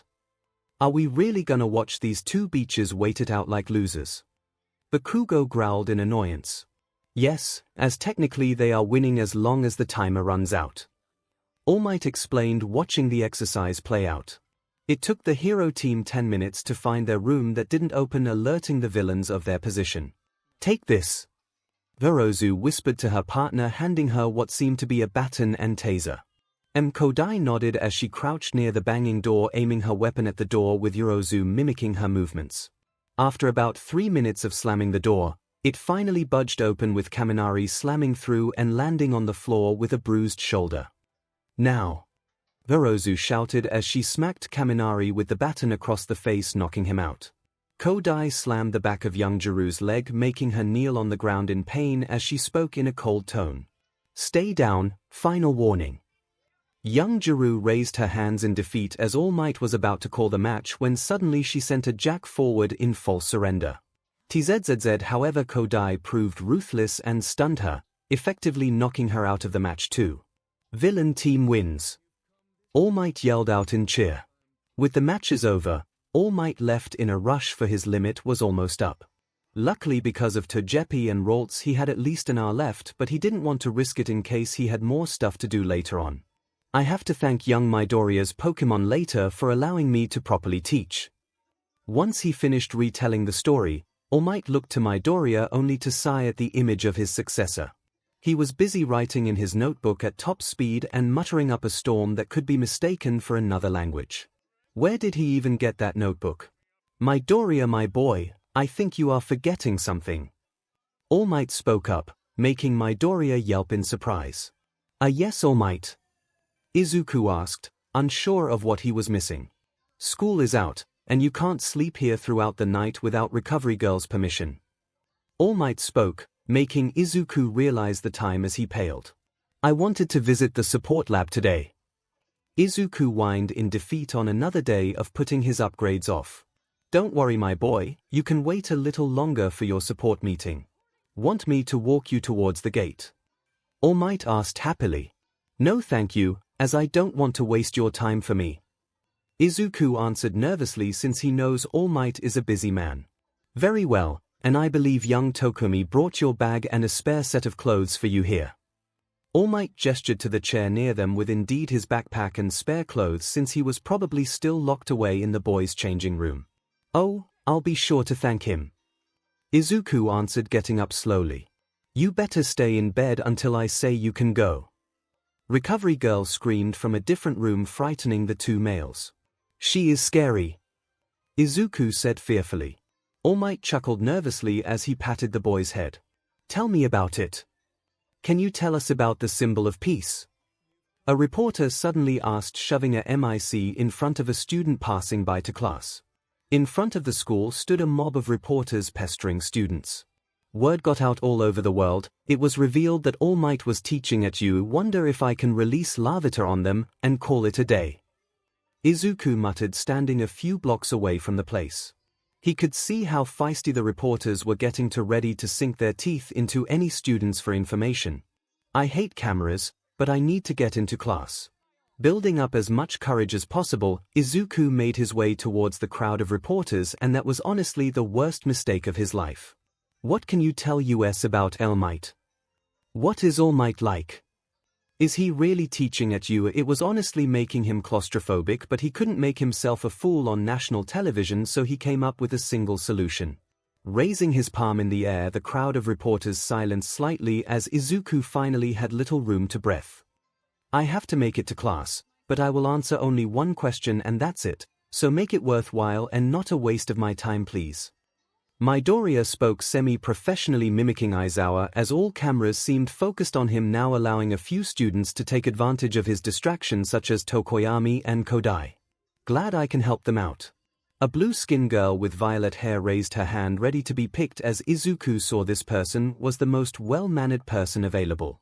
Yes, you, what's your question? Chaitos Kizuki here, and I want to know why you think All Might is here teaching at you, Chaitos asked, bringing a microphone steady to him. Well, I believe All Might is here because he is the pillar of peace. A pillar is a good start to holding a foundation, but one day it will need other pillars to carry the foundation. Midoriya spoke nervously, but he knew he had to have one more word before he left. Other pillars? Chaitos questioned, raising an eyebrow. All Might will teach us to be standing tall, with the mindset of one for all. Always ready when we hear the call, because it is our destiny as heroes. Izuku smiled softly as he bowed and walked away. All the reporters cleared a path, and he couldn't be more grateful that no one was hounding him for more information. Making it to the other side of the gate and out of sight, Midoriya collapsed and took a deep breath. Anxiety will be the death of me. Hope I don't have to deal with another reporter ever again. You could try going underground, it is the best path to avoid the media. A voice spoke, startling Midoriya in surprise. Turning around, he sighed in relief at seeing it was only his homeroom teacher.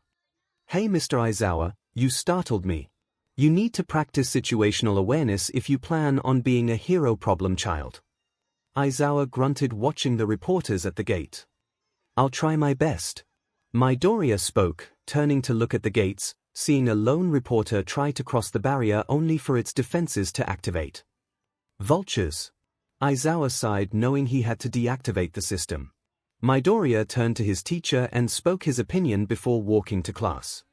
Maybe I will take you up on that idea of going underground, for reporters are scary. Sitting in class, Izuku waited anxiously as everyone else was equally seated. This class learned quickly that Aizawa's word was law in less than a day, and Izuku hoped he was able to keep up with his teacher's expectations. The door opened and Aizawa raised an eyebrow at the display of kids seated. Good, you are taking my word seriously. So before we get down to business, Bakugo. What? Bakugo asked, glaring at the man. I won't punish you for your actions yesterday, since All Might basically allowed it, but that stunt yesterday with blasting Midoriya with a lethal weapon won't slide again. Aizawa stated, eyeing him with an intense glare. Wait, what? He is actually getting in trouble. What? But All Might didn't say that. Bakugo was shouting and popping explosions but didn't get to finish as Aizawa spoke up again with his quirk activated. I don't care if All Might was your instructor, as I'm your teacher. My word is above his, and if you blast anyone with that weapon again, then I will punish you greatly with expulsion or worse. Aizawa spoke, leaving a heavy silence linger in the air. No one decided to interrupt the stare down, but Aizawa knew time was precious, so he continued on. I will speak to you after class, Bakugo. Now Midoriya. Aizawa called out, startling the boy in alertness. Yes. Midoriya answered nervously. Am I in trouble? No stressful tasks today, recovery girl's orders. If you do have to train, then use the first part of your quirk. Aizawa explained, making Izuku sigh in relief that he wasn't visiting recovery girl again so soon. I understand, sir. Midoriya nodded with Aizawa grunting his approval. Now with that out the way, let's get down to business. Aizawa spoke, looking at his papers. To defeat the Huns. Kaminari muttered out loud, 5-page essay on interrupting people. Kaminari. Aizawa suddenly spoke, making the electric boy pale. Sorry, sir. Kaminari apologized sadly. As I was saying, it is time for you to pick a class president. Any volunteers? Aizawa asked, looking up from his desk. I want to be class rep. Pick me. Kirishima exclaimed first. Me too. Joined Kaminari.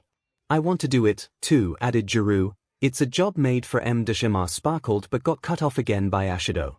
I'll be the leader. She proclaimed loudly. Soon enough everyone was asking to be leaders besides a select few individuals. Tokoyami, Todoroki, and Kodai didn't raise their hands, and Izuku chose not to join for his personal reasons. I'm too busy to be playing leader. I have a job, school, and extra classes with recovery girl, as well as training my body to handle my quirk better. Things were getting louder by the second until one voice spoke above everyone. Silence, please. Everyone stopped their chatter and turned to look at Ida standing up straight. It is a job with the serious responsibility of leading others. It is not a job for just anyone who wants to do it. It is a calling that requires the trust of those around you. If we want to use democracy to decide on a true leader, then we should hold an election to choose one. Why did you suggest that? Asked Kirishima. We haven't known each other for that long, so how can we have trust or anything? Zu pointed out. If that's the case, and everyone votes for themselves. Kirishima continued, don't you think that is precisely why whoever receives multiple votes here can be truly considered the most suitable person, argued Ida. He does raise a good idea. What do you think, Mr. Aizawa? He asked the teacher, who was busy closing the zipper of his sleeping bag. I don't care, as long as you decide before homeroom is over. He replied. Wonder if I can ask where he gets those sleeping bags from, and can I use them at school? Thank you very much. Ida bowed, sitting back down. Before anyone could start voting, Midoriya spoke up. Question, but has anyone got any experience with leading a group of people? Experience? Mina asked, tilting her head. Yes, anything really, from clubs or events. Maybe you were a class president before in middle school. Midoriya spoke, turning to see a few thinking brains. No one cares about your shitty idea, Deku. Bakugo growled out in annoyance. I was secretary for my old school. Yorozu commented. I lead a dance club. Mina added in her input. I was vice president at my old school. Ida called out. All right then, carry on. Izuku answered, writing his preferred president. Honestly, I don't know much about Yorozu and Mina, so my vote is probably Ida. Hope he isn't a dictator. The election results were revealed, and the top two people in the chart were Izuku Midoriya with 4 votes and Momo Yorozu with 3 votes. I got 4 votes. Midoriya asked, tilting his head confused. Bakugo got up from his chair and demanded, WHATFDEKU. Who voted for him? Izuku hoped that the people who voted for him were great actors, as he didn't know what would happen if Bakugo found them. While I do appreciate the offer of a leader, I will have to say I withdraw from the election. Midoriya spoke up honestly. Wait, really? Why? Whoa, what? Mostly everyone had responded to his immediate resignation. I am too busy to be a class president, and I'm not really a leader, so I'm giving my title to Ida, and I guess Yorozu can be vice president. Izuku answered, walking back to his seat, feeling better at not having to lead more children. I do not feel like adding 19 more kids to look after. The cafeteria was bustling with students, sitting with their friends and chattering over lunch. Uraraka gasped in excitement, there are a lot of people today, too. That's because everyone is here now, including the upper years. Tokoyami explained. The brown-haired girl made happy noises as she ate her meal. The rice is so delicious. Kodai hummed in agreement. I'm just glad I finally have some free time to eat with you all. Izuku spoke, taking a bite of his katsudon. I agree as well, my friend. Tokoyami replied, enjoying his meal. What do you guys think of the new class presidents? Okiko asked happily. Hard to tell since I did vote for Midoriya. Tokoyami replied. Wait, you did? Izuku asked, surprised by his classmate. Same here. Uraraka admitted. What? Why you too? Izuku asked, wondering what they saw in him. You just have this natural feeling that you are a leader. Also, the fact you led the battle trial made me have a better impression of your natural leadership. Uraraka explained, making Izuku wonder if he actually did lead like she thought. I saw a person similar to me, and decided to take interest in someone who understands us. Also, as Uraraka said, you're a natural-born leader and have a good heart to put my trust into you. Tokoyami explained, making Izuku feel slightly proud and happy that he has actual friends. Despite all his years, he never truly had friends, as he only had Pokémon which he saw as his children only. He once thought of Bakugo as a friend until he saw him take his rage out on his Pokémon. Izuku now only sees him now as an acquaintance at best or a tormentor at worst. Thanks you guys, it means a lot. Izuku smiled softly at them. No problem, Dekiru. Uraraka spoke, giving a thumbs up. Likewise. Tokoyami nodded, finishing his meal. Oh Kodai, who did you vote for? Uraraka asked the least talkative girl. I was new with little interaction, so I decided to vote for Yorozu since she was my battle trial partner. Kodai answered, making her friends understand why she voted for her. Makes sense, and I voted for Ida. Izuku answered honestly. Why? Uraraka asked, curious of his decision. At first I didn't want to pick Ida since he made a terrible first impression with me, but then I kinda learned he was just strict, meaning he came from an elite school. I saw his potential and chose him given his history as a vice president. Izuku explained, making his friends stare at him surprised. You have good insight, my friend, just makes me confirm my decision to pick you. Tokoyami spoke, drinking his tea. Yeah, I get why you picked him, but you still would have made a great leader. Uraraka smiled. I would have also picked you as well if things were different, but I respect your decision on electing Ida as president. Kodai answered, making Izuku feel more happy about his friends.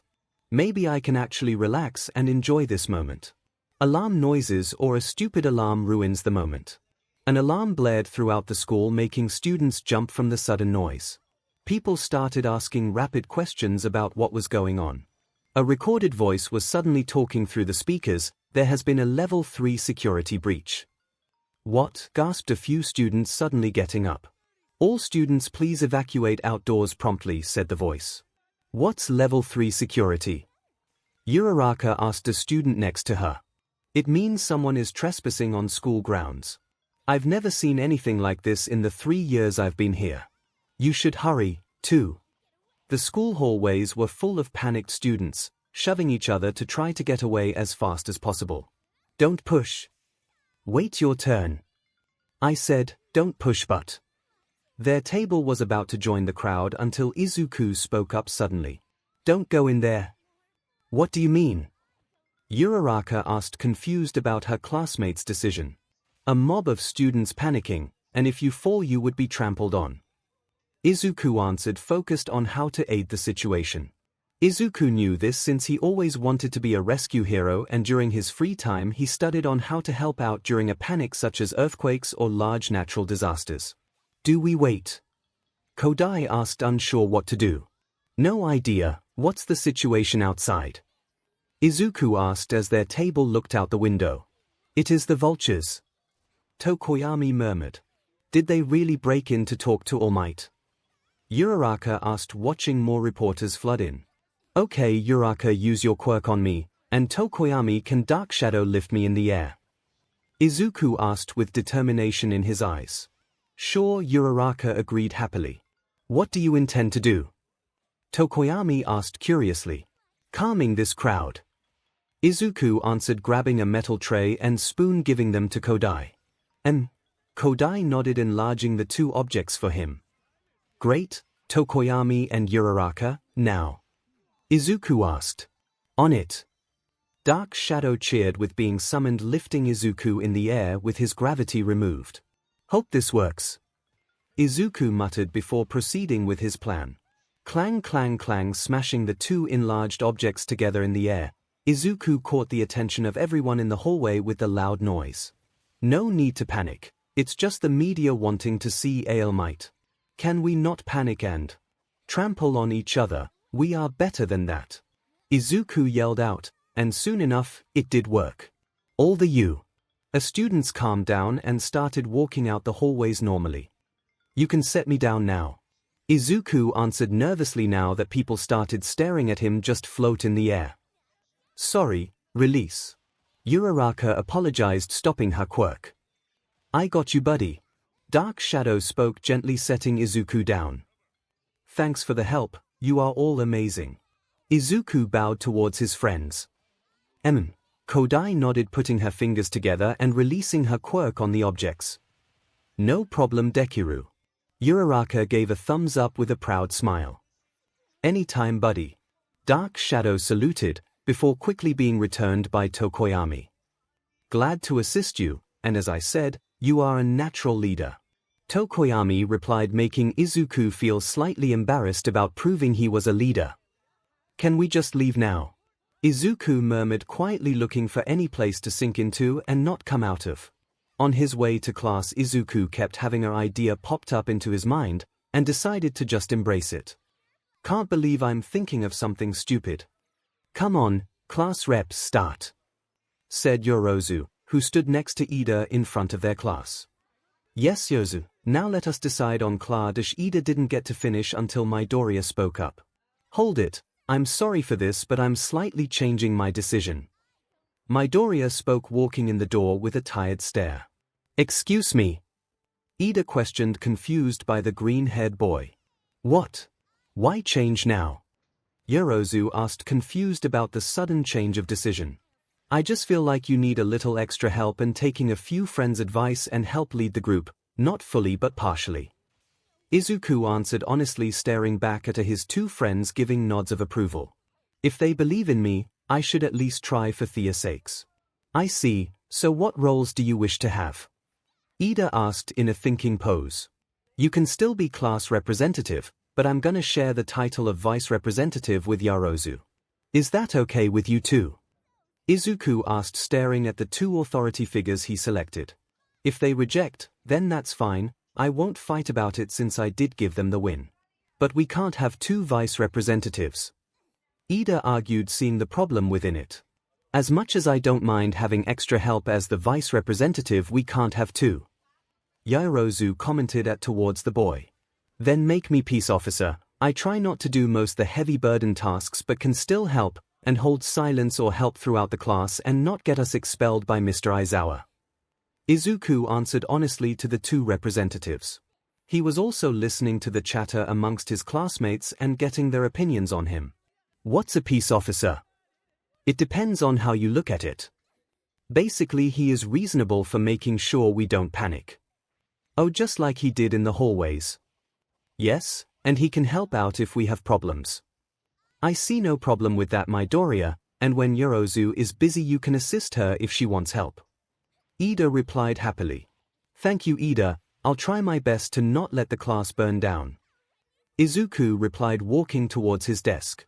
He saw many students chatting but chose to not intervene yet. I can let them have fun for a bit, as long as they don't disturb classes or start fighting, then this role should be okay this year, right? Mount Lady, Kamui Woods and other heroes stood back, battered and breathing with helpless expressions on their faces.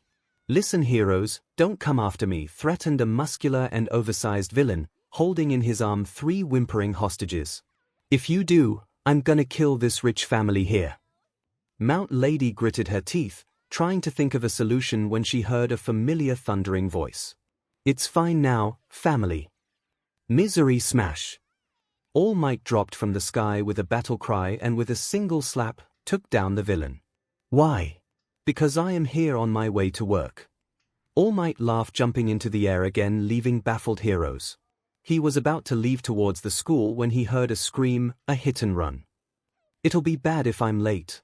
He thought but didn't hesitate further before leaping into action, noticing something different. I've gotten slower. Guess since I gave young Midoriya one for all, my powers must have been weakening drastically. He then thought about the treatments his successor have been doing to him and smiled, landing on the getaway car, stopping the villains.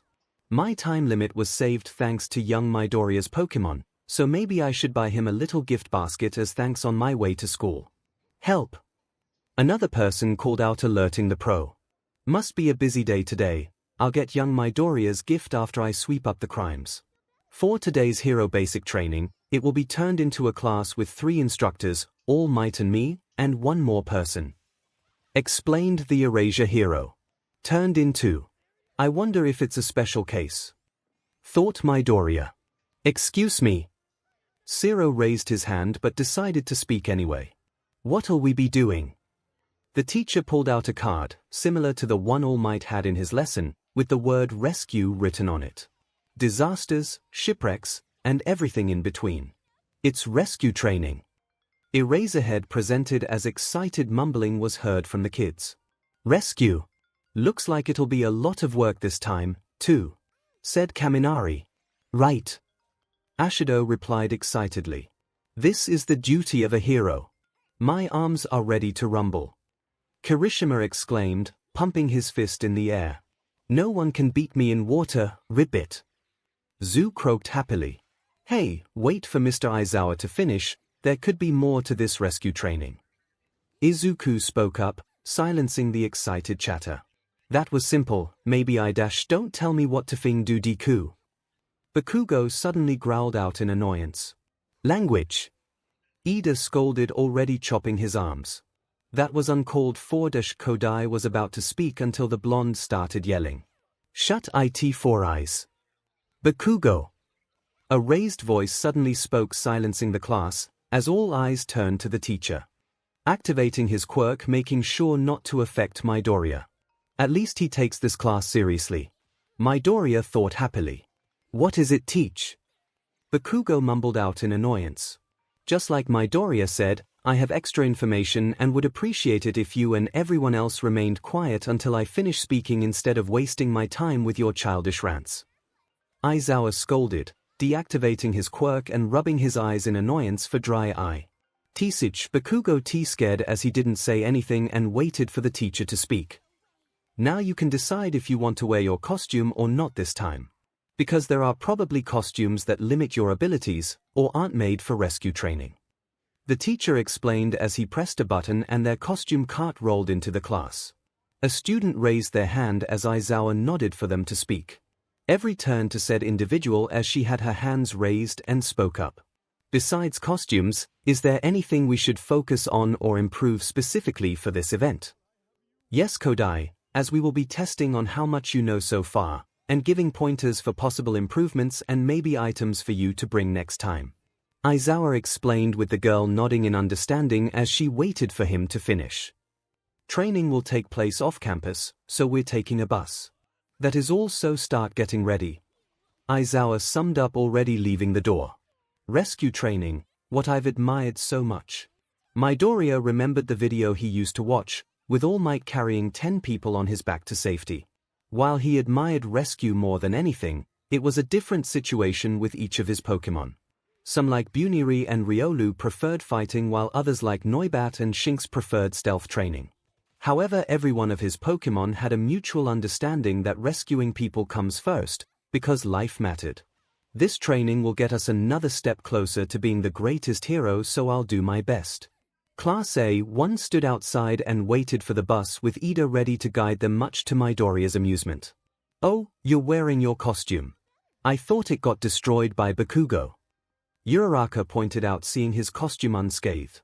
"Actually, they ended up getting scorched marks during the combat training, so I'm using my spare costume until they can get all the soot off my original." Midoriya explained awkwardly as he put on his mask. "Class 1A, gather round. I will be instructing you on how we will be boarding the bus to USJ. We want this to go as smoothly as possible." Tenya's hands were moving rapidly as he made sure everyone in the class was paying attention to him. "He isn't so bad as class president," Izuku murmured to himself, seeing Ida lead his class professionally. "I want you to form 2 lines going off your student numbers, as each group of 2 will sit next to each other. Now let's make this go as smoothly as we can with no disturbances. No stepping out of line, roughhousing, and follow my lead." Ida spoke again, making more drastic commands a second. "Holy Arceus, I elected a dictator." Izuku muttered to his friends. "This is my villain origin now." Uraraka spoke, turning to her friends for their thoughts. "Vive la resistance." Kodai questioned, raising her eyebrow. "Long live the resistance." Tokoyami chuckled, with Dark Shadow snickering behind him. All 4 friends creeped closer, with Izuku summoning his Joltik for quick paralysis if possible. Luckily for Ida, Yorozu saved his life by tapping his shoulder and speaking. "Ida, we may have a problem with your seating arrangement." "What?" Ida questioned, in confusion with him getting on the bus to find open seating arrangements. "Everyone board quickly." Izuku spoke up, already rushing in with his class following just after him.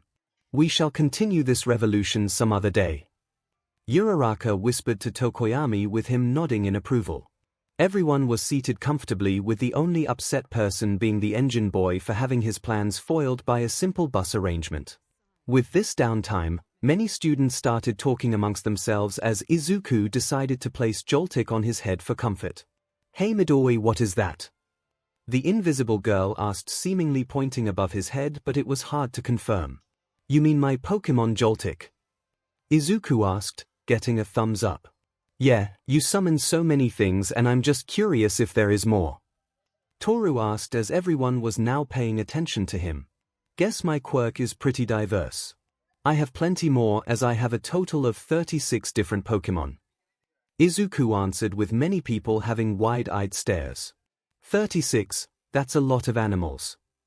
Ashido replied excitedly. "That's as far as I know so far." Izuku answered, with others getting confused looks. "You know so far?" Yorozu questioned, raising her eyebrow. "Yeah, it took me a while, but I used to start out with only 6 Pokémon, and that soon turned into 10, then it just kept adding up until early last year." Izuku explained, surprising everyone of his constant growing quirk. "Early last year? What creature was that?" Soto asked curiously. "Poliwag actually, it is a water Pokémon and loves to play around a lot, was surprised when I summoned it during dinner with my mom." Izuku smiled, remembering another one of his children coming into his life. "Wonder if I get a new one this year too." He suddenly felt a tap on his shoulder, noticing his green-haired classmate as she spoke. "I say whatever comes to mind. So Midoriya, I have a question." Yes, Asui." Midoriya answered nervously. "Call me Zu," she bluntly asks. "Alright. So what did you wish to ask, Zu?" Izuku asked, easing up a little. "You seem to have 2 quirks, not just the animal summoning but superpower as well. Why?" she asked, examining him closely. "Time to lie like no tomorrow." Midoriya thought, sweating as fast as bullets. "That is because my quirk is actually leaking power." "Leaking power?" Todoroki asked, finally joining the conversation suddenly. Why is he interested now? Basically it is the same quirk, but you know how we aren't allowed to use our quirks often in public. Izuku asked around, getting many nods with other blank stares. Does some of my classmates seriously don't know this stuff? Yes, so what of it? Yorozu questioned, interested in the conversation. Basically, I haven't used my quirk as much as I'm supposed to, so my Pokemon's energy has been leaking out, giving me an extra boost in power with severe backlash. Izuku lied, hoping his story could cover OFA. Will summoning your Pokemon frequently solve the power leaking issue? Kodai asked, offering a possible solution for his fake lie. Damn it, I didn't think anyone will question that lie. Possibly, but my Pokemon are bound to be stronger, so I just may leak more power instead if I train them. Izuku explained, making another lie to stack on top of his many lies. I really hope no one questions more solutions for it further. So there is no possible solutions yet? Kodai asked, worried for her new friend. My current solution is to possibly learn to just HNSS and unleash excess power in the field without my Pokemon's help. That way I don't just have to rely on them but also work with them. Izuku answered, honestly hoping more pointers from All Might would help. Really, that's thoughtful of you. Jiru smiled, interested in the conversation as well. Can I pet the Joltik? Kaminari asked, holding his hands out for the small electric spider. Sure, you don't mind Joltik, right? Izuku asked, lifting the spider and watching it for a reaction. Tick. The Pokemon replied, happily hopping onto the electric boy. Or he is kinda cute. Kaminari smiled, petting the spider with one finger. Tick. TZZ, the spider suddenly bit the blonde in surprise. Oh. It bit me. Kaminari yelped, tossing the spider back to Izuku. Oh yeah, you produce electricity. Sorry Kaminari, but Joltik feeds of electricity, so you might just be a buffet to it. Izuku apologized, putting the Pokemon back on his hair. It's fine dude, but is it poisonous? Kaminari asked, sweating a lot. Nope, but it can produce a web of electricity to shock anyone or just unleash a giant ball of electricity too. Izuku answered, happily, making everyone look worriedly at the small creature that can defeat most of them if it tried. Thank you for answering my question, Midoriya, it just sort of reminded me of All Might's strength. The frog girl replied happily. Wait a sec, Zoo, All Might doesn't get hurt when he uses his. They just kind of look the same. Said Kirishima. True. Tsuyu agreed with the hardening student. But it's nice to have a flashy type quirk, as you can do lots of flashy stuff. My hardening's strong against others, but unfortunately, it doesn't look like much and not flashy at all. Kirishima demonstrated, making his arm as hard and sharp as jagged stone. I think it's really cool. It's a quirk that can definitely pass as a prose. Midoriya complimented, writing down the redhead's quirk in his notebook. A prose? Here. But you have to think about popularity as a hero, too, you know. Kirishima replied, deactivating his quirk. My naval laser is pro-level in both flashiness and strength. Emma bragged, happily flashing his cape. But it's not great that it gives you a stomachache. Ashido teased, making him deflate from his major drawback. Well, if you're talking about flashy and strong, it's gotta be Todoroki and Bakugo, though, said Kirishima, pointing at the blonde, making him scoff in annoyance. Bakugo's always mad, so he doesn't seem like he'll be popular, though. Zoo noted, making the blonde glare at her before raging out. What the hell? You wanna fight Frog Beach? Bakugo insulted angrily. See? Tsuyu demonstrated, pointing back at the blonde. We haven't known each other that long, so it's amazing that everyone already knows his personality is CRP, mocked Kaminari in a teasing manner. What? I'll kill you. Bakugo snapped, firing off many small explosions and ready to throw down. Internally, Midoriya smiled, seeing some much-needed karma for all the times he was bullied by his old friend. Kaken's being teased, that's something I thought I never see. What a vulgar conversation. Yorozu scoffed, seeing the blonde use words you wouldn't tell your mother. But I like stuff like this, it's fun, right Kodai? Uraraka giggled, turning towards the quiet girl. But could get annoying real fast. Kodai answered, putting on her red cap. We're here, so stop messing around. Aizawa ordered, making the class quiet down. Izuku looked outside the bus and smiled, staring at the place he hoped to learn as much as possible to become a hero. Welcome to the USJ. Getting off the bus, everyone was greeted by a person in the center, wearing a marshmallow-like spacesuit that welcomed the class. "Hello everyone, I have been waiting for you all," said a muffled voice. "It's the space hero, 13. The famous rescue hero who has rescued tons of people from disasters." Midoriya muttered excitedly with shiny eyes. "Besides All Might, 13 is one of my favorite rescue heroes. Along with Backdraft, 𝐂𝐬𝐿, Uwabami, and the Wild Pussycats." Tick! Joltik jumped happily about on Izuku's hair, meeting another rescue hero. "Oh, I love 13. She is my favorite hero." Uraraka waved her fists in excitement. "Mine too, and I want to learn a lot from her." Kodai agreed as Izuku noticed she had her hands up and eyes focused with pure determination. "Never seen her this emotional before, it's kind of cute. Let's go inside without delay." 13 gestured at the door. "Look forward to working with you." The class greeted, following behind her. Inside, the kids gasped in awe as they looked around. The place was huge and divided to different areas, each with its own rescue situation. "Wow, it looks so cool." Kaminari burst out. "They even have a lake." Asui croaked happily. "A shipwreck, a landslide, a fire, a windstorm, and many more. It is a training ground that I made with different types of accidents and disasters. It's called the Unforeseen Simulation Joint, or USJ for short." The rescue hero explained, much to everyone's nostalgia. "Just like Universal Studio Japan." They all thought, "13, where's All Might? He was supposed to meet us here today, or did he book an interview at the last second?" asked Eraserhead, annoyed by his colleague. "About that, it looks like he did too much hero work on his way to work and ran out of time, so he has to walk here from the other side of the city to save his last hour of energy." She leaned closer and explained in a quiet voice, holding up 3 fingers. "That's the height of irrationality." Aizawa criticized as he rubbed his temple from annoyance. "Seems like All Might was the one supposed to help teach us, but given the news this morning he ran out of his time limit. Isn't he supposed to have another hour?" Midoriya thought, wondering what is keeping his mentor so long. Excuse me young lady, but you wouldn't happen to know where 𝐴 Academy is?"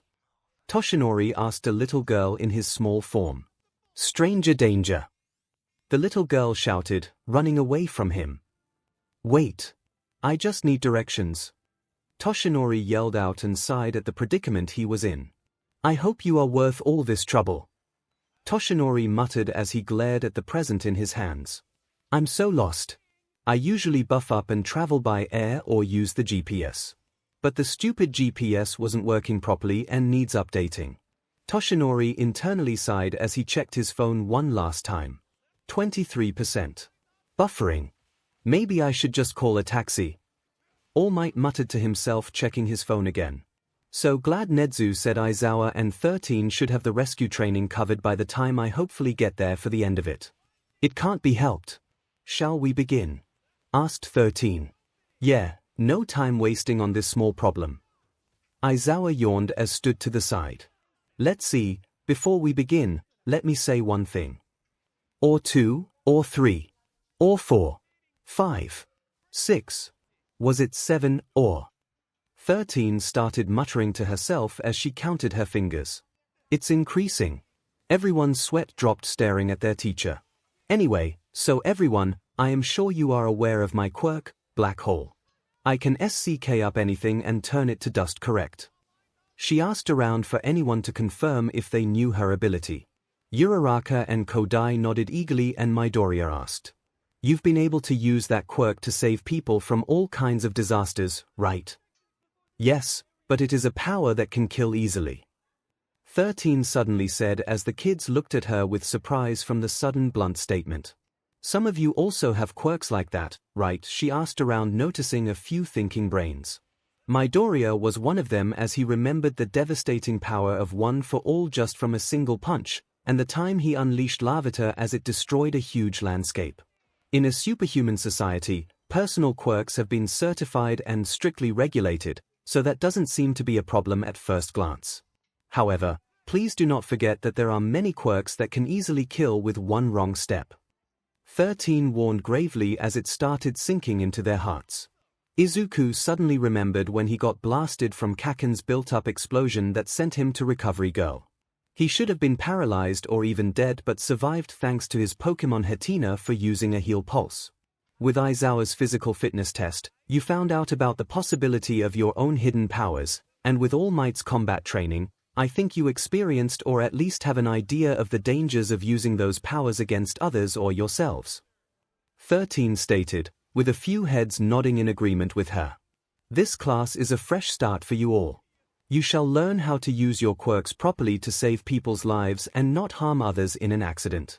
I hope you leave here by graduation with the understanding that you all have powers in order to help others. Everyone looked at the heroine with determination, as her words really inspired most of them. 13 so cool, thought Midoriya as he started bouncing on the back of his feet excitedly. That is all. Thank you for listening.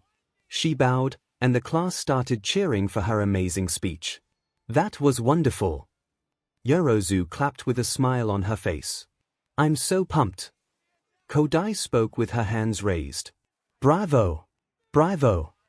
Cheered Ida, who was the most expressional out of all of them. TZZ tick. TIK. Joltik started flailing from on top of Izuku's hair. Joltik, what's wrong? Izuku asked, lifting the Pokémon in his hands as he worried what startled it. Midoriya. 13 started questioning in confusion. The Pokémon suddenly jumped into the air as it built up a ball of electricity suddenly. Joltik. It suddenly unleashed an electro ball at the mountain zone, causing a big explosion. What's it doing? Eraserhead asked in confusion. Something isn't right. Izuku answered as his worries increased. Suddenly the lights started flickering, startling the students as they also became worried. Eraserhead. Izuku called out when suddenly the fountain in the middle of the plaza started acting weird. Eraserhead's eyes widened and he turned around, seeing the portal expanding and a hand coming out of it. Then, there was a face completely covered with a hand walking through the portal. Gather together and don't move. The teacher ordered, eyeing the situation. Suddenly more people started walking through the portal as Eraserhead called another order. 13. Protect the students and call for backup. What's that? Is this like the entrance exam where the lessons already started? Asked Kirishima, looking at the people coming out from the portal. Guys, I think we should head back to the door. Midoriya spoke up, looking at Joltik as it was in a battle-ready stance, glaring at the field with hatred in its eyes. What? Why? It is probably just an exercise. Kaminari suggested when suddenly their teacher snarled at them. Stay back. The teacher suddenly put on his yellow glasses as his hair started rising. Those are all real villains, he said, making the class gasp from shock. I can't connect to the outside. 13 responded, much to Aizawa's shock. Blast, they have a jammer. Aizawa cursed when suddenly voices started speaking. 13 and Eraserhead. A deep voice spoke from an unknown source in the mist as it struck down, revealing the voice is the mist. The teacher's schedule we received the other day said that All Might was also supposed to be here. The mist man spoke, surprising many students as Midoriya thought. Were they the ones that broke in yesterday? The trespassing the other day was the work of these scumbags after all, here. Muttered Eraserhead, scanning for more dangerous-looking threats. Then, the person in the center started to speak to himself as he had light blue hair and wore black clothes. His arms, legs, neck and even face were covered in white hands. Where is he? I went through the trouble of bringing this whole raid. Where is All Might? The symbol of peace. Midoriya started backing away slowly as he looked in the direction of the mountain zone and back at the plaza. Wait. Why did Joltik attack there? And, hold on. Jiru, is there anyone in the mountain zone you can hear? Izuku whispered to the girl as she stared at him in confusion. Give me a second. Jiru replied as she stuck her jacks into the ground, scanning the area. The leader suddenly tilted his head a little, glaring at them all as he spoke. I wonder if he'll come if we kill some kids. Eraserhead prepared himself for battle, with his capture scarf spreading and floating around him and his hair standing up. 13. 13 stood in front of the frightened kids, spreading her arms protectively. "I'll protect them, and you go." "No way. There's no way they could get into a hero school," said Kirishima worriedly. "Teacher, what about the trespasser sensors?" Yoirozu asked urgently. "We have them, of course, but..." 13 didn't finish as she knew the alarm should have tripped by now. "Did they only appear here, or around the whole school?" asked Todoroki as he glared at the villains. "Either way, if the sensors are not activated, then that means they have someone with a quirk that can do that." Kodai concluded, scanning the field. "I hear a few voices, Midoriya." Jiru replied quietly to him, making Midoriya piece the enemy's plan together. "Eraserhead, they have us surrounded and have a teleporter. Don't take your eyes off the mist guy or he will separate us." Izuku whispered to Eraserhead as the man tensed but nodded in understanding. "Thanks for the information," and Eraserhead didn't finish as his student had more to say. "That's not all. I think Joltik found the source of the jammer in the mountain zone." Izuku replied, making everyone wide-eyed at the little spider helping them out. "Got it. Send Joltik to that zone and please evacuate the area." Aizawa spoke, getting ready to jump into the plaza. "What? But sir, that's too much for you to handle. You specialize in sneak attacks and quick captures." Izuku called out in worry. "No hero is a one-trick pony." Aizawa scolded as he turned to the class. 13. Start the evacuation and prepare for any ambushes from the teleporter." Eraserhead ordered as he suddenly jumped down the stairs to slow the enemy down. "Shooting squad, let's go," one of the villains exclaimed. "Didn't our intel say it would just be 13 and All Might?" "Who's that?" asked another. "I don't know. But if he thinks he can come at us from the front by himself, then he's a huge idiot." A third villain replied as all three locked and loaded at the hero. Eraserhead's eyes turned red and all the villains gasped in shock. "Here. My quirk, the bullets won't come you dash." They didn't get to say much else before getting wrapped by the capture scarf and lifted into the air. Eraserhead then bumped their heads together and knocked the villains out cold. Taking this opening, Izuku turned Joltik around and whispered to it. "Joltik, go track down the jammer and try to stop them. We are counting on you, little buddy, but don't get hurt." "Tick!" The yellow spider cheered as it hopped into the woods. Looking back, he could see confounded chatter stirred around the hero till someone cried out. "Idiots, his Eraserhead. He can erase quirks just by looking at them." "Erase," echoed a villain with a black mask and body covered in stone. Midoriya paled as they figured Eraserhead's quirk, and wondered if he should send another Pokémon to help him. "I knew it. Should I send a Pokémon now to help him or save it for us? Are you gonna erase the quirks of heteromorphic type villains like us, too?" The villain called out in dare as he lunged at the hero from above. "No, I can't," he replied Eraserhead as he easily dodged his swings before punching the villain right in the face and knocking him to the air. "But the skills of guys like you," he then captured the villain in the scarf mid-air. He then ducked to dodge a swing aimed at him from behind by a different villain and kicked the guy, making him crash onto a few others. "Are more likely to be experienced in close combat." Eraserhead then threw the rock villain still in his scarf onto the floor, knocking him out cold. "So I've taken measures against that as well." Their teacher completed his sentence with his usual monotonic voice, surprising Izuku with his skills. "Guess he doesn't need my help after all." Midoriya continued watching his teacher taking down multiple villains at once as he muttered to himself. "Mr. Aizawa's actually good at fighting by himself against a lot of people here." Suddenly a hand grabbed one of his sleeves as he turned to find Kodai dragging him away from the fight as she spoke. "Analyze later, we need to go." "Sorry." Izuku apologized, rushing to follow his class as they neared the entrance. "Be careful, Eraserhead. He's also strong in hand-to-hand combat, and since he's hiding his eyes with goggles, you can't tell whose quirk he's erasing. When he fights against a group, that makes it harder for them to work together." The hand-covered villain complimented as he analyzed the field, much to his annoyance.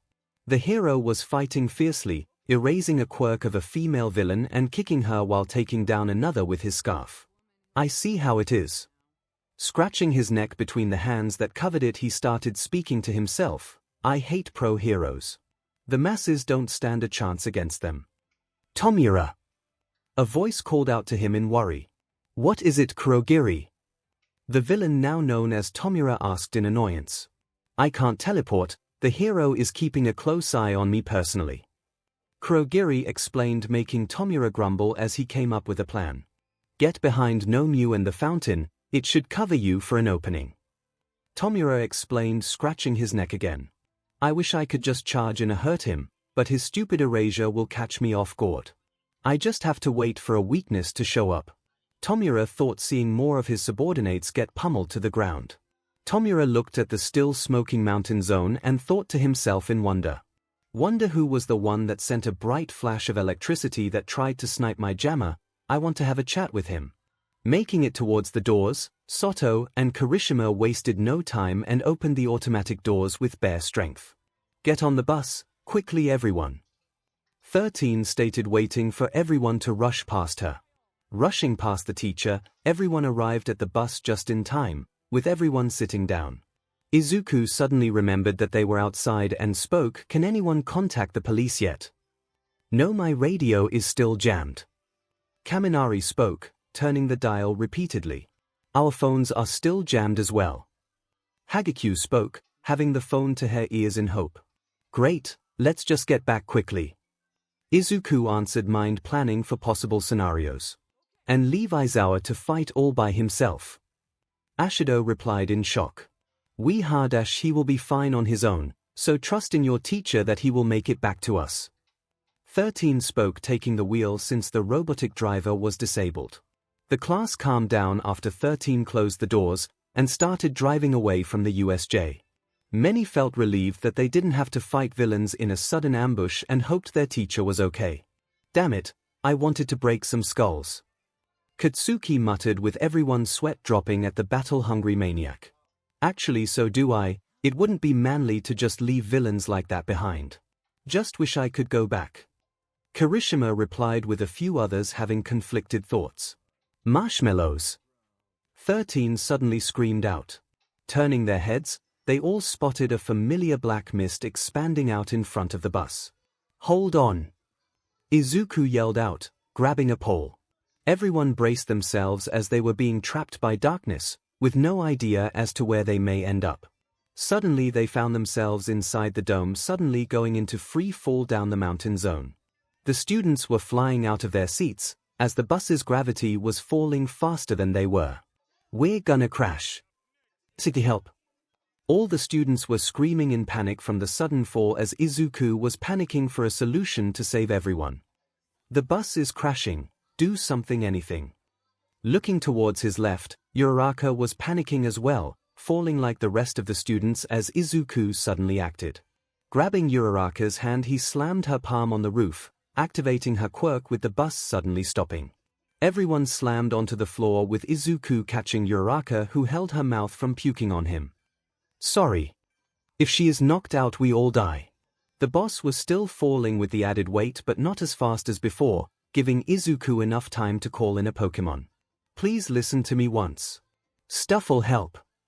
Izuku pleaded as a bright light suddenly appeared next to him. Out came a familiar stuffed animal, making Izuku smile from his quirk listening to him. Rushing towards the window, Izuku aimed his finger straight at the window and yelled. Smash! Midoriya blew a huge hole through the window, knocking the bus back into the air, making everyone spin around in dizziness. Stuffle, endure.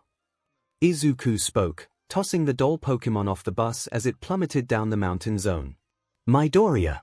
Uraraka can't hold it much longer. Kodai spoke, gathering her bearings and holding onto the Uraraka, who was close to passing out. Uraraka, release your quirk. Izuku called out, seeing his Pokémon in possession on the ground. No! Everyone screamed in shock from Izuku's orders, but it was too late. Release! The gravity girl muttered, touching her fingers together. Everyone was free falling again, but Izuku knew that they would be sort of okay if this plan worked out. Don't fail now, Stuffle. Use strength. Izuku called out, bracing for impact. Miraculously, Stuffle with all its might caught the bus by the engines with its two little arms. However, the impact certainly knocked out a few students, including Uraraka, who threw up on the floor. Everyone okay? 13 spoke, limping off the ground with her helmet cracked from the impact. Some of us are. Ida replied, getting off the ground slowly. Looking around, Izuku could see Todoroki, Yarozu, Yuga, Tokoyami, and Uraraka unconscious from the crash. We have 5 unconscious. 13. Got it, who isn't injured? 13 asked as Kirishima, Shoji, Bakugo, and Tsuyu responded as they seemed to be fine, with no injuries at all. My hardening protected me. Kirishima groaned as he picked up Tokoyami and set him on the seats laying down. Stuck to the ceiling, and made sure to grab 𝐻𝐻𝑖. She seems to be fine, I think. Tsuyu spoke as the invisible girl under her groaned before speaking. I'm fine, just hit my arm pretty bad. Toru spoke, making Izuku wonder if it is worse than what she was saying. Anyone bleeding, or have life-threatening injuries? 13 asked around. Have some glass in my hands, but I'm melting it off. Mina spoke using the acid similarly to dish soap. My leg is hurt badly, but not life-threatening. Zero growled out using his tape to bandage himself. Just have glass in my tail, and Soto seems concussed. Ojiro spoke as next to him was Soto falling in and out of consciousness. Me and Midoriya are fine, we just have a few cuts, and one of Midoriya's fingers is broken. Kodai spoke softly, lifting the gravity girl off the floor and setting her down next to Tokoyami. Midoriya! 13 called out, alerting the class. Yes. Midoriya answered nervously as he guessed he put everyone at risk for suddenly using Uraraka's quirk and blasting a hole through the bus. That was incredibly reckless and nearly cost everyone's lives. 13 scolded as Izuku started feeling bad about the outcomes if his plan didn't work. I'm sorry, 13.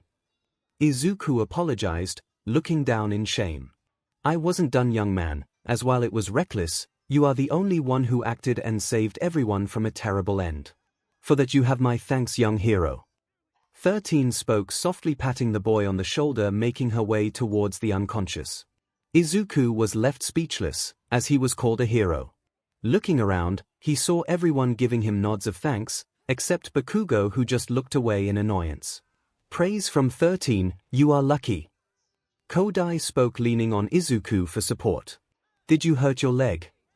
Izuku asked, wondering if the girl lied to 13 about her condition. Not really, just dislocated my foot a bit, just hurts if I stand on it weirdly. Kodai answered, making Izuku sigh in relief. Stuff. A Pokémon called out, rushing in the bus and started searching for Izuku. Stuffle, you're okay, and thank you for saving us. Izuku bent down, petting the living doll. Stuffle. The Pokémon cheered, making a strength motion.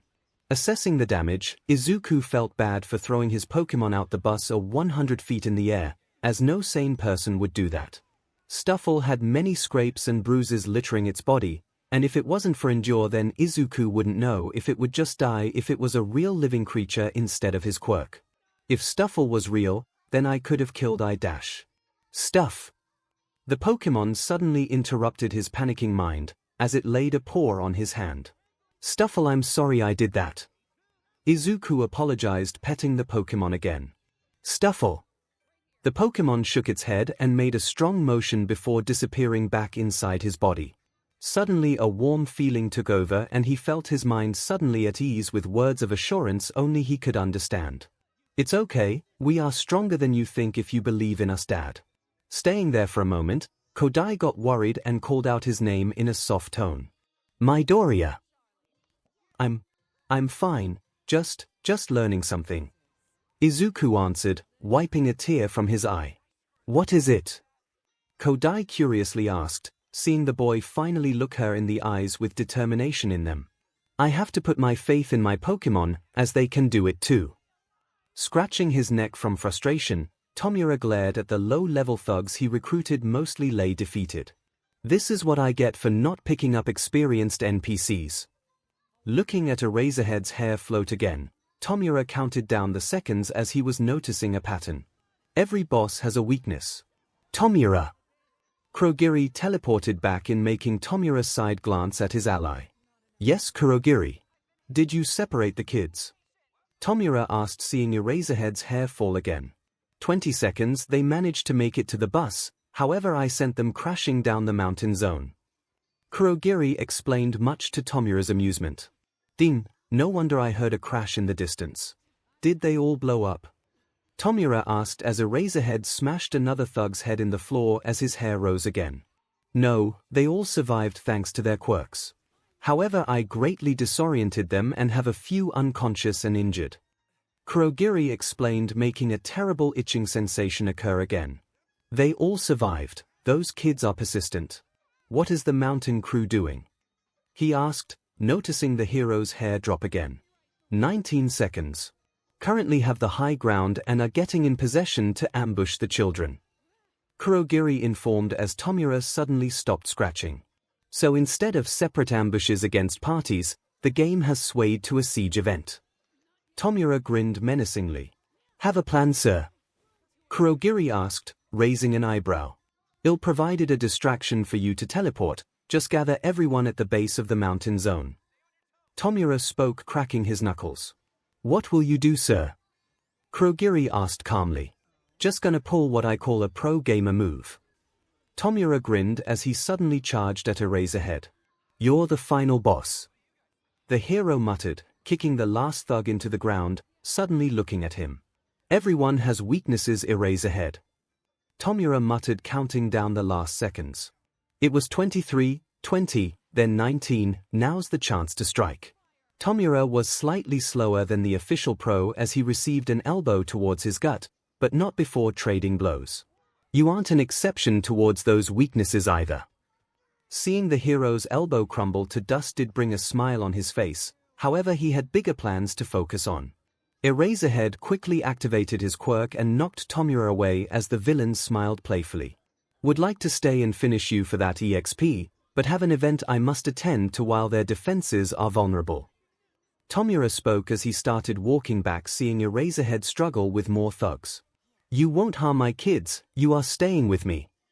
Eraserhead growled out, throwing a thug his direction that Tomura sidestepped in amusement. I'll finish you off later, Eraserhead. Just enjoy the new scar to mark this as a start of a fated battle.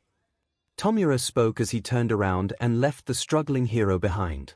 He is so cool, can't wait to end him another day. No Mew, keep the hero entertained once he finishes off the last grunts and no killing. Tomura spoke, patting the abomination on the arm, walking towards the fountain. Sir, I am back, and everyone is waiting for your arrival. Kurogiri spoke as he teleported in. Good, let's see if my Fire Emblem experience has taught me enough strategy for a real siege. Tomura spoke, walking into the mist. This will be interesting. Helping with the unconscious, Izuku started speaking up for everyone while he checked on Uraraka and Tokoyami. We are still in the mountain zone, so we aren't out of the clear yet. Izuku spoke up, waiting for a response. Midoriya is correct. And while I would like to avoid confrontation, it seems unavoidable. 13 spoke, checking on Yarozu. 13, I have an idea, but I need your permission to take charge for a moment. You have the final say in this plan. Izuku pleaded towards the busy teacher. We are in a bad situation and I don't know what is out there, so if the plan is too dangerous, I'm calling it off. 13 stated, giving Izuku ground to speak as the remaining students listened. All right, listen up. Until help arrives, priority is defense. Jiru and Shoji, eyes and ears out for everything. We need to plan for sudden attacks and movements. Izuku called out suddenly as his mind was strategizing non-stop. Got it. Jiru replied, connecting her jacks in the ground as she crouched below the windows for cover.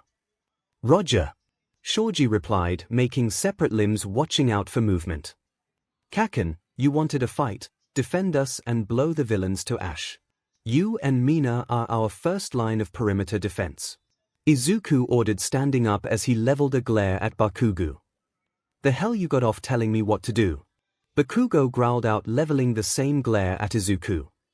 Take it you won't fight then? Izuku asked in a challenging tone.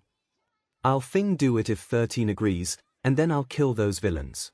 Bakugo spoke, walking towards the hole he made with Mina following shortly. One thing I still admire about him is his battle-ready personality. Tsuyu, Ida, and Mashiro, we need you on inner defense.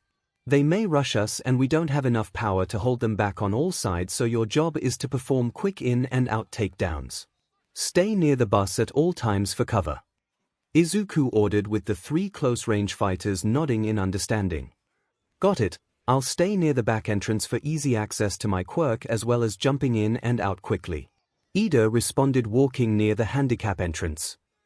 I can crawl out any window or the roof, so I'm good for options. Tsuyu agreed, crawling towards the emergency hatch on the ceiling. Guess I'll take the door for quick cover. Mishiro replied, standing at the door. Excellent, Kirishima, you guard the hole and make sure no one rushes in since we can't close that entrance, and Hagekyo will assist you if someone is too troublesome for you. Izuku ordered, with the 2 students speaking up in approval. No problem, bro, and no one can get past me. Kirishima grinned, hardening his body. Got it, Midori. Hagekyo cheered, giving a thumbs up with her gloves. Sira, you're gonna be busy with Kodai, 13 and me. We need you for first aid as well as sealing up some of these shattered windows, giving us some cover from enemy eyes. Izuku ordered out, seeing this was the best possible solution. What about us? Kaminari spoke up with a shy Koda behind him. Soto still seemed dizzy and was bleeding from the head, suddenly making Izuku worried about how severe his concussion was. Kaminari, keep trying to call for help. Izuku ordered before turning to Kota. Koda didn't answer as he started making hand gestures. He is mute and scared. I can't let him fight. Grab those 2 fire extinguishers and be on standby, use it for putting out flames or even make fog for extra cover. Please use them sparingly. Izuku instructed as Koda went towards the front, grabbing the 2 fire extinguishers. I can fight, let me join the defense team. Soto spoke, standing tall. Before Izuku could protest, a familiar voice spoke above him. Absolutely not, you are bleeding from the head, so let us check you and conserve energy in case we need you as a last resort. Kodai ordered, glaring at the student with pure determination to stop him. Before he could protest, 13 spoke up, looking away from Yarozu. Kodai is right, you need medical attention and we can't have you collapsing out there, it means less manpower and having 2 areas to defend. Yes, 13. Soto sighed, sitting next to an unconscious Todoroki. Good, and I approve of Midoriya's plan. However, if you get hurt or pressured out there, then retreat back, as we can't defend you out there as effectively. 13 stated while taking a piece of glass out of Yorozu's hand. Right. The class agreed, with Bakugo growling in annoyance for following a stupid Deku's plan. 13. We have movement up the mountain, drawing closer. Jiru replied quickly. Spotting a few warp gates open in the distance, we may be overwhelmed soon. Shoji replied, looking towards his teacher. All right, you know the plan, defend the bus. 13 stated, moving on to Yuga. Izuku was checking on Tokoyami when suddenly Kodai spoke up. Gonna summon a Pokémon. I should, but waiting until the fight starts, want to conserve their time limits. Izuku answered out. We are out of time, so might as well summon now. Kodai replied out, glaring out the window. Boom die. A voice shouted outside the bus following a loud explosion. Fine, I'll summon now. Izuku sighed, hoping the next Pokémon would be useful. Closing his eyes, he hoped for a specific Pokémon for help. Come out, Riolu or Ralts. Opening his eyes, he didn't spot Riolu but a different Pokémon entirely. We can get help early. Izuku answered in awe. What Pokémon is that? Kodai asked, examining their new ally. Kodai, do you trust me? Izuku asked suddenly. Excuse me? Kodai asked, shocked by the sudden question. Do you trust me? Izuku asked, reaching for his back pocket. Yes. Was all the girl spoke. Take this and call Yagi. Now go. Izuku spoke, shoving something in her hand. Suddenly everything turned bright. Standing at the summit of a mountain, Tomura glared down at the kids preparing for a defense mission. Seems our window of opportunity is closing as they bulk up their defense. Should I send them all in, sir? Kurogiri asked, standing next to him. Go send the Fire Zone squad to back up the Mountain Zone squad. Want a volcano effect of fire raining down from above. Tomura ordered, seeing 𝐒𝐻𝐽 already at work. Examining the defenses, he could see two powerhouses circling the bus as one was skating and the other had grenades strapped to him. Water dilutes acid and dampens explosives. Have the Water Zone Squadron focus those two and only those two. He ordered, seeing some men teleport behind rocks. Looking at the bus, he could see them taping up windows and fogging up with something else. However, he caught glimpses of what looked like to be fighters at the doors. Have Ruin and Storm Squad pressure the entrances as the range fighters take shots at the windows. It will be hard, but we may take a few hits in. Tomura ordered, seeing all his men surrounding the bus. What about the landslide squad? 𝐒𝐻𝐽 asked, teleporting back. Boom! Suddenly an idiot got found and was attacked by the explosive maniac. Keep them on reserve. Someone in there is smart and is trying to make this more difficult by coordinating movements. He spoke when suddenly a bright flash of light erupted from the bus. What was that? 𝐒𝐻𝐽 asked. Someone used a quirk, and it's hard to see. Send the attack now before they bolster their defense. He ordered when all the men started going on the offensive. Checked on Nomu, and it caught a raise ahead. What should I order it to do? 𝐒𝐻𝐽 asked, teleporting in again rapidly. Leave him at the plaza, and have Nomu guard the hero. If I can deliver him to Sensei, then it will be an excellent bonus objective. He spoke, watching the two powerhouse children struggle with water grunts. Suddenly another bright flash of light appeared, making the villain itch at what was happening. Honestly, he felt excited with a true challenge, and wished he encountered more scenarios like this. Yes, he could just destroy the entire bus, but he wants to be a leader, a true lord that must prove he has power and brains to lead an army.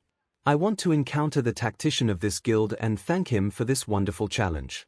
Opening her eyes slowly, 𝐒𝐻𝐽 noticed she wasn't in the bus anymore. Instead, she was now inside what looked like a small room surrounded by All Might merchandise. Where am I? She muttered and turned around to find the strange creature from the bus with her. The yellow Pokémon didn't say anything as it just floated there with its eyes closed. Realizing she had something in her hand, she spotted a phone and saw there was a signal, but unfortunately there was a problem. He didn't tell me the password. 𝐒𝐻𝐽 gasped in horror of calling for immediate help. Oh, Izuku, you're here. A new voice suddenly spoke up. Turning towards the kitchen, the girl noticed a green-haired woman walking out the kitchen holding a cup of tea, staring at the Pokémon in surprise. Abra. The Pokémon didn't speak as it just floated near her, making the woman notice her. Oh, and you are? The woman asked hesitantly as she examined her closely. Suddenly she now realized why she was here, making her speak up with raw emotion for the first time in a while. My name is 𝐻𝐽. I'm a friend of Midoriya and the school is under attack by villains. 𝐻𝐽 spoke up, showing the woman the now noticed cell phone with an All Might theme on it. Crash! The woman dropped her tea as she spoke up with dread in her eyes. My baby is in danger. Yes, he sent me here and said call someone named Yagi on his phone. 𝐻𝐽 spoke quickly, tossing the woman the phone as Abra disappeared, suddenly filling the girl with more dread. Give me a moment, I know his password. The woman spoke frantically as she fumbled with the device. Hurry please. 𝐻𝐽 pleaded. It's dialing. The woman spoke, putting the voice on speaker as they waited a few minutes. Hello, young Midoriya. Why are you calling me in class? A man spoke through the phone. Sir, my baby is in trouble.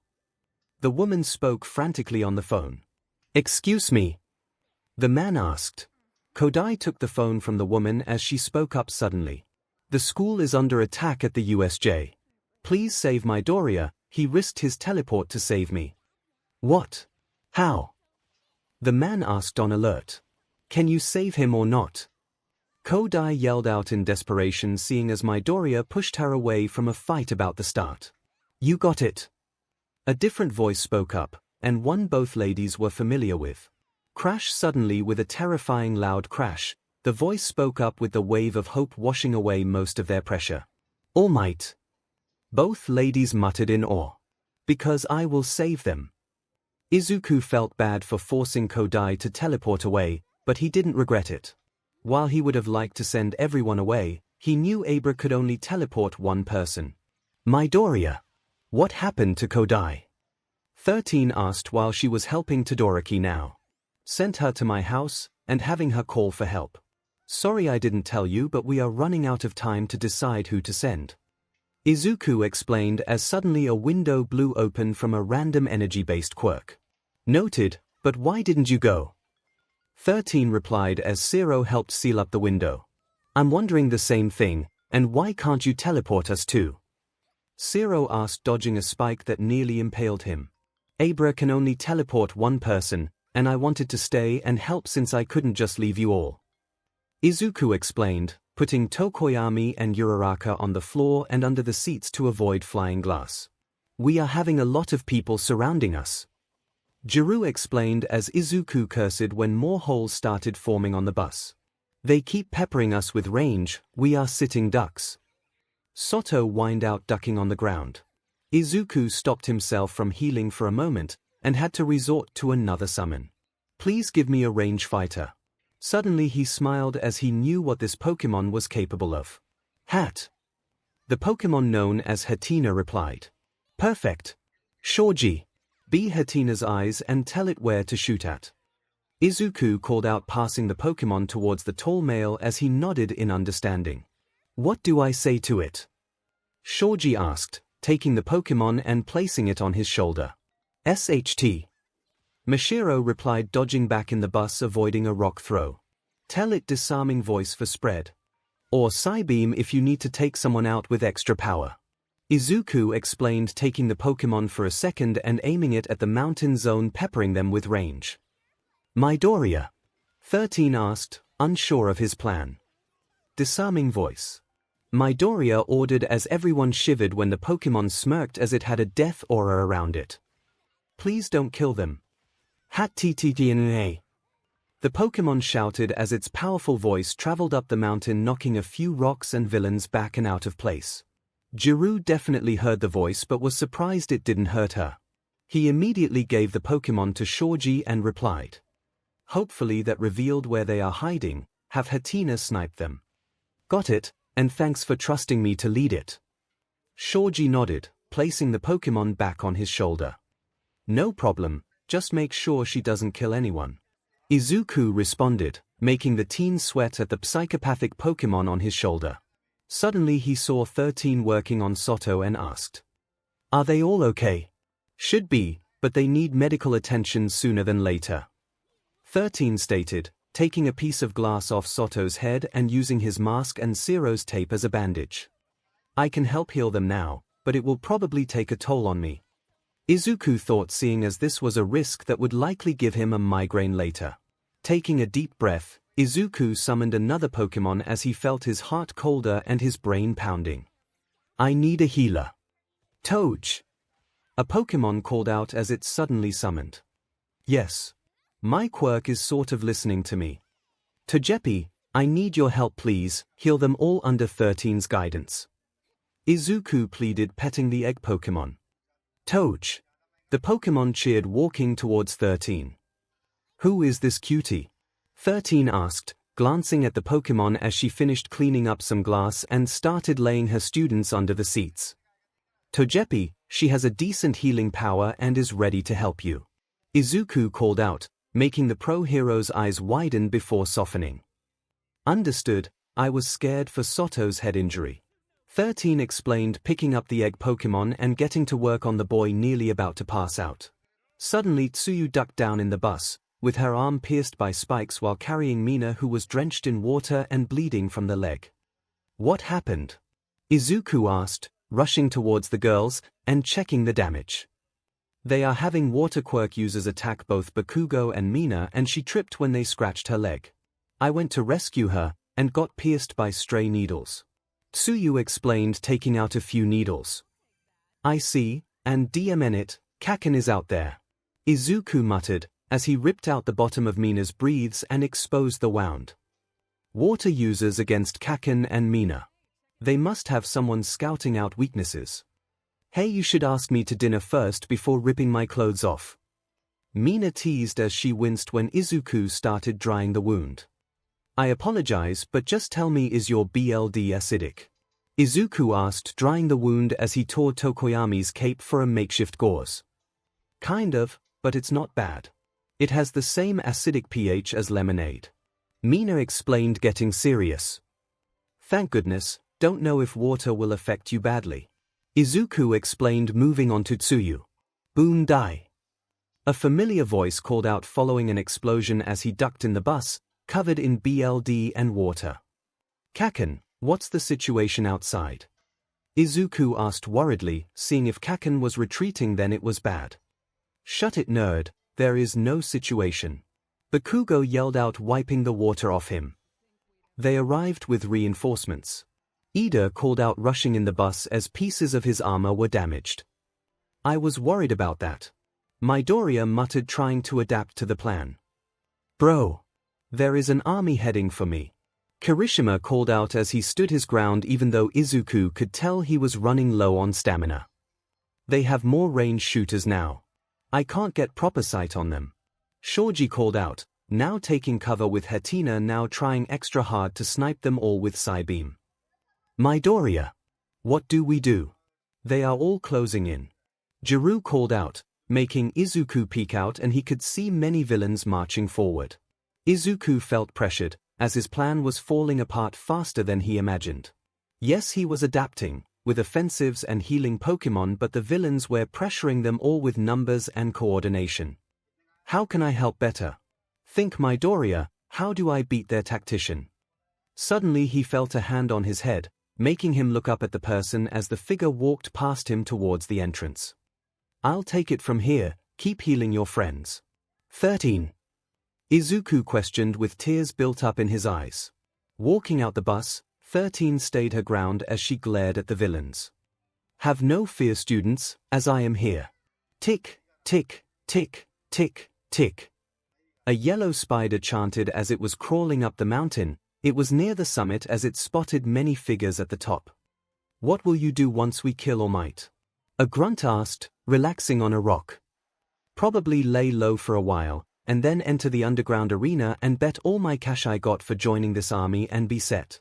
Another grunt stated. You guys are losers. Once we kill All Might we can live free and do what we want. No All Might means no serious challenge. The last man stated. TZZZ tick. Joltik glared as it spotted the third man as his target. Jumping into the air, Joltik shot 2 webs of electricity, effectively stunning the grunts. The hell? The jammer panic, readying electricity as it searched around for it. He didn't notice the yellow spider jumping on his head as its eyes gleamed in hunger. Ah! Glaring at 13, Tomura spoke up. Krogiri, bring me to 13.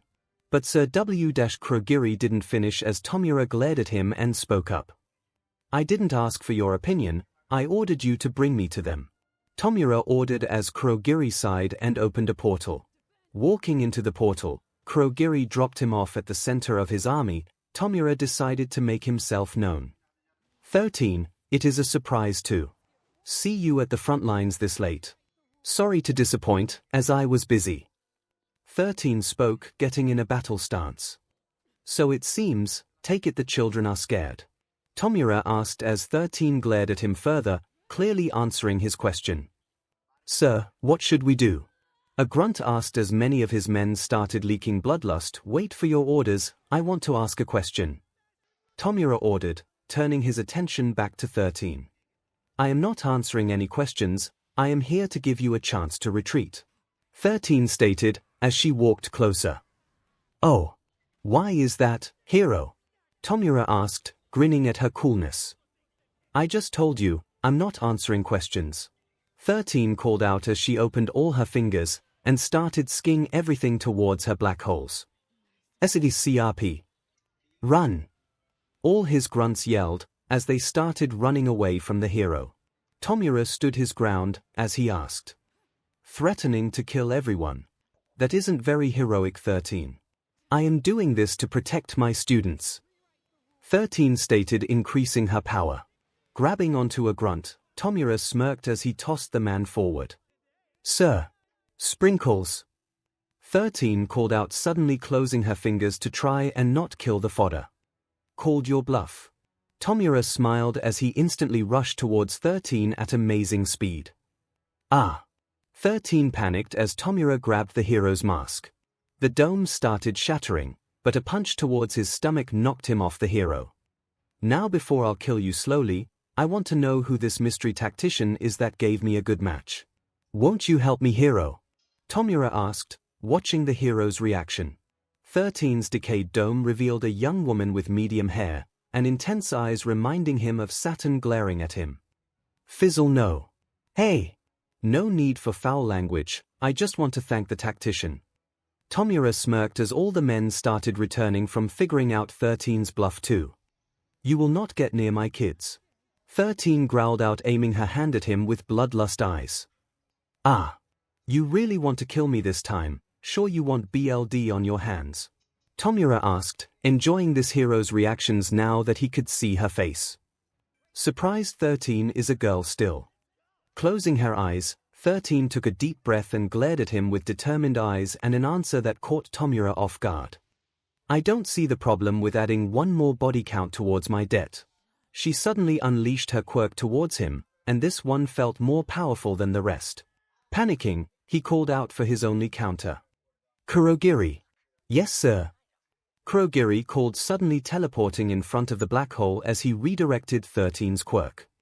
Puppies. 13 called out as her suit started tearing down from her own quirk. Goodbye, 13. Tomura waved, seeing the hero about to be dead.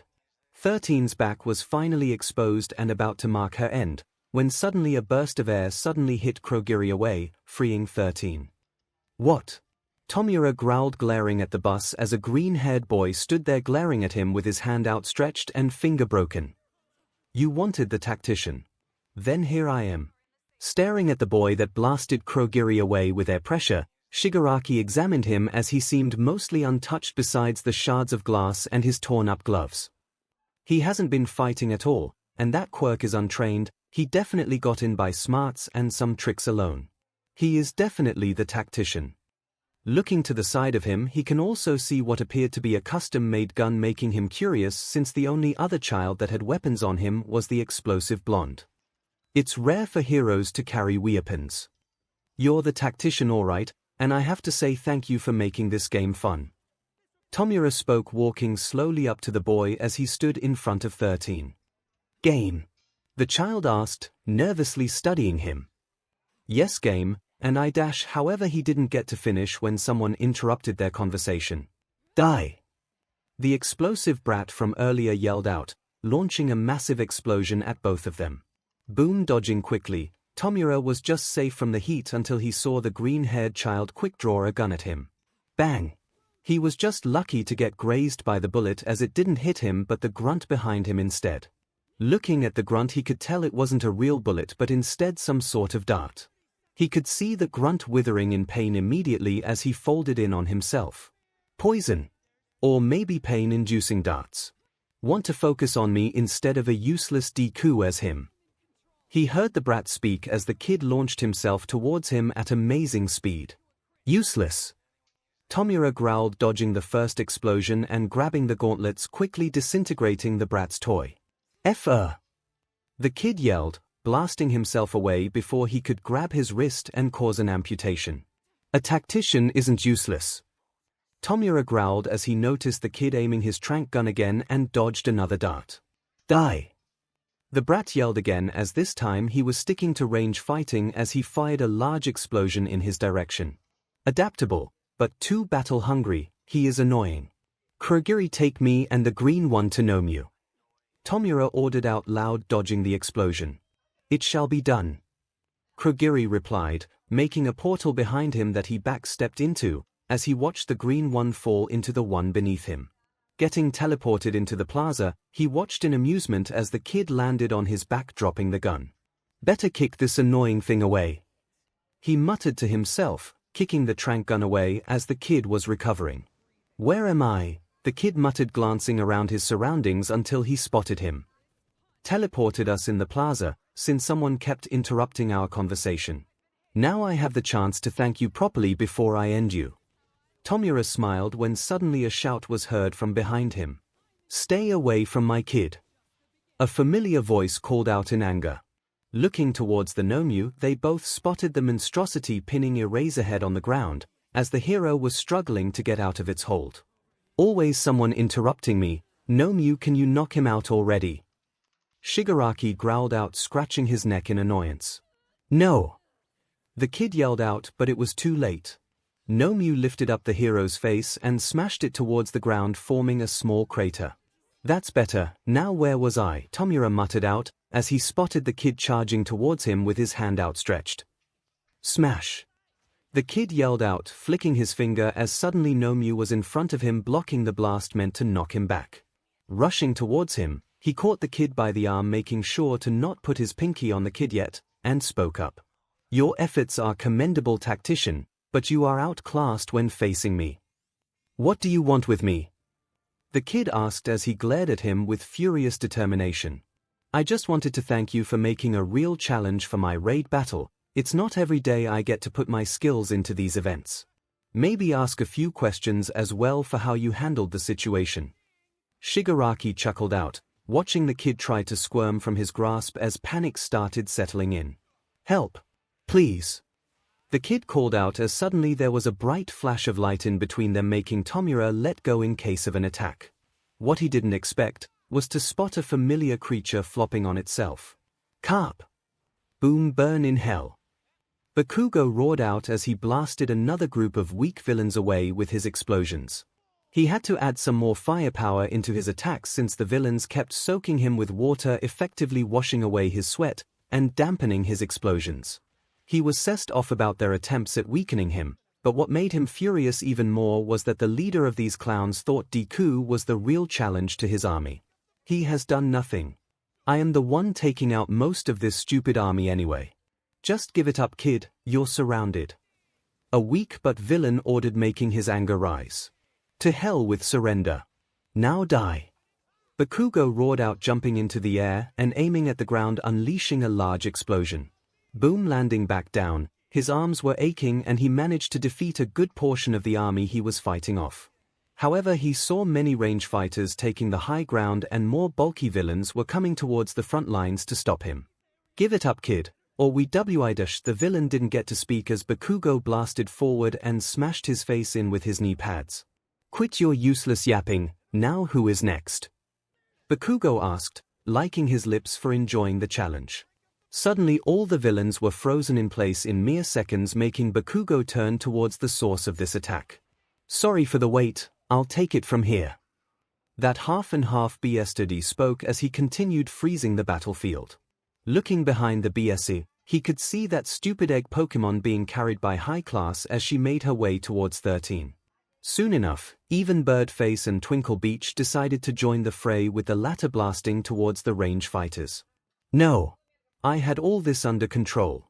Bakugo, take a rest. Togepi healed us up and we came to help and handle the rest from here. Birdface spoke, making him furious. Don't tell me what to do extra. I had everything under control and don't need your help. Bakugo roared out as he blasted forward in hunt for the remaining villains left. However, there wasn't anyone left to fight when he was done searching. Why now? I'm so dead. I could try another summon but don't want to unsummon Togepi or Hatenna. Izuku thought seeing this was the worst case scenario. As soon as he felt a spike of warmth return to his heart, he knew Joltik did its job or ran out of time. However, this meant he had a free slot open to summon, so he summoned anyone to help keep the villain at bay. Carp. His Pokemon Magikarp flopped as it glared at the villain, staring at it in surprise. Great, even the villain is shocked by my quirk. However, he didn't expect the next thing to happen ever in his life. It's a Pokemon. Kurogiri, look, it's a Pokemon. Do we have any Pokeballs? Wait, this isn't the game. The villain cheered, bouncing around as he started admiring his Pokemon happily. What? Was all Izuku could ask in this situation. It's a Magikarp. It looks so cool and useless that I want to squeeze it. The villain cheered as Izuku was sure this was a dream. You know my Pokemon? Izuku asked, wanting to buy time for rescue. Of course.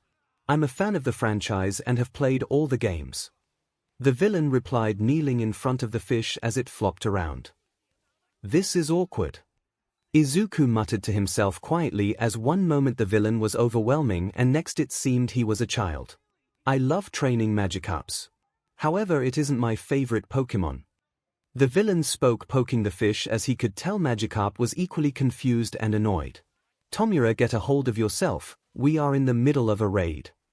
𝐒𝐭𝐴 called out as the villain now known as 𝐼𝐴 glared at the man before speaking. The raid can wait. It's not every day you see a real Pokémon. 𝐼𝐴 spoke, glaring at the man. It's like a parent and child fighting. How about a compromise then? Take the kid, he seems to be the source of this creature. 𝐒𝐭𝐴 explained, making Izuku panic. I'm gonna get kidnapped because I can summon Pokémon. Brilliant idea, 𝐒𝐭𝐴. Maybe I can chat with the kid, seeing he is useful as a trainer and tactician. 𝐼𝐴 smiled, turning towards him with joyful glee in his eyes. Ah. How about you don't kidnap me?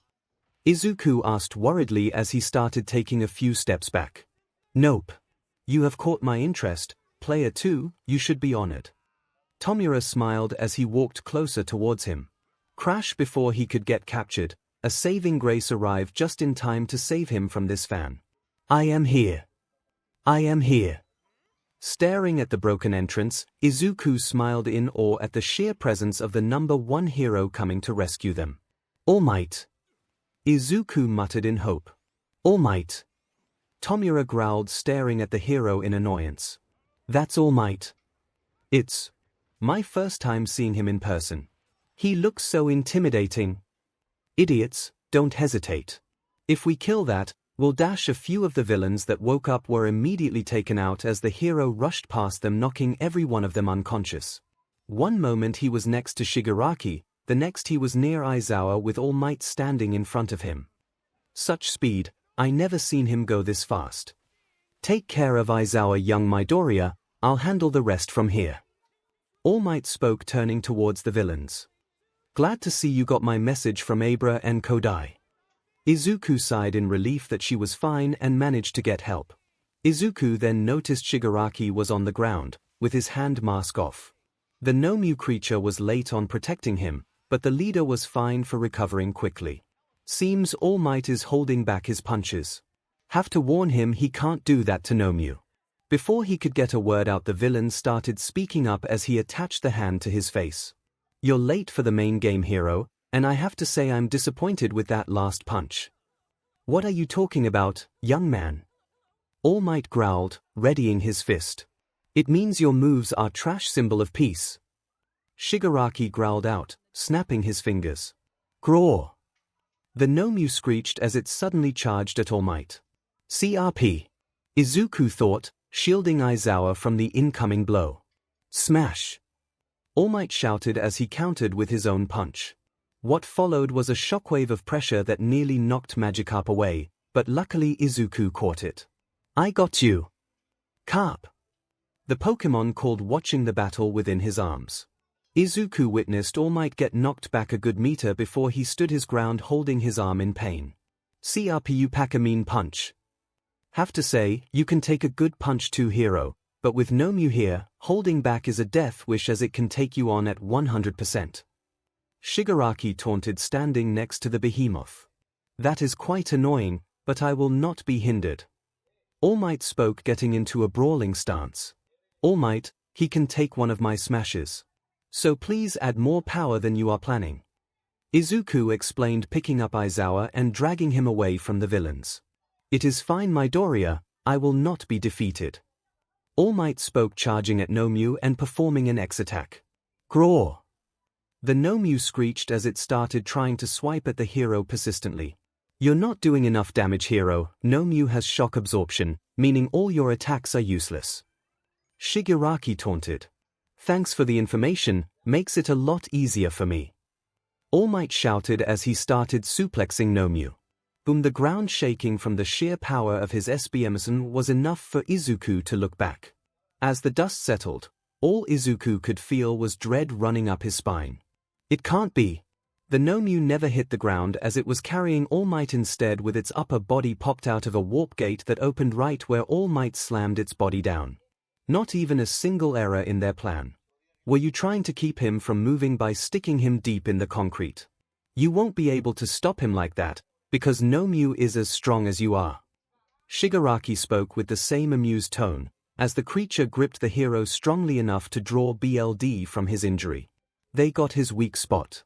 That is a low trick, you villains.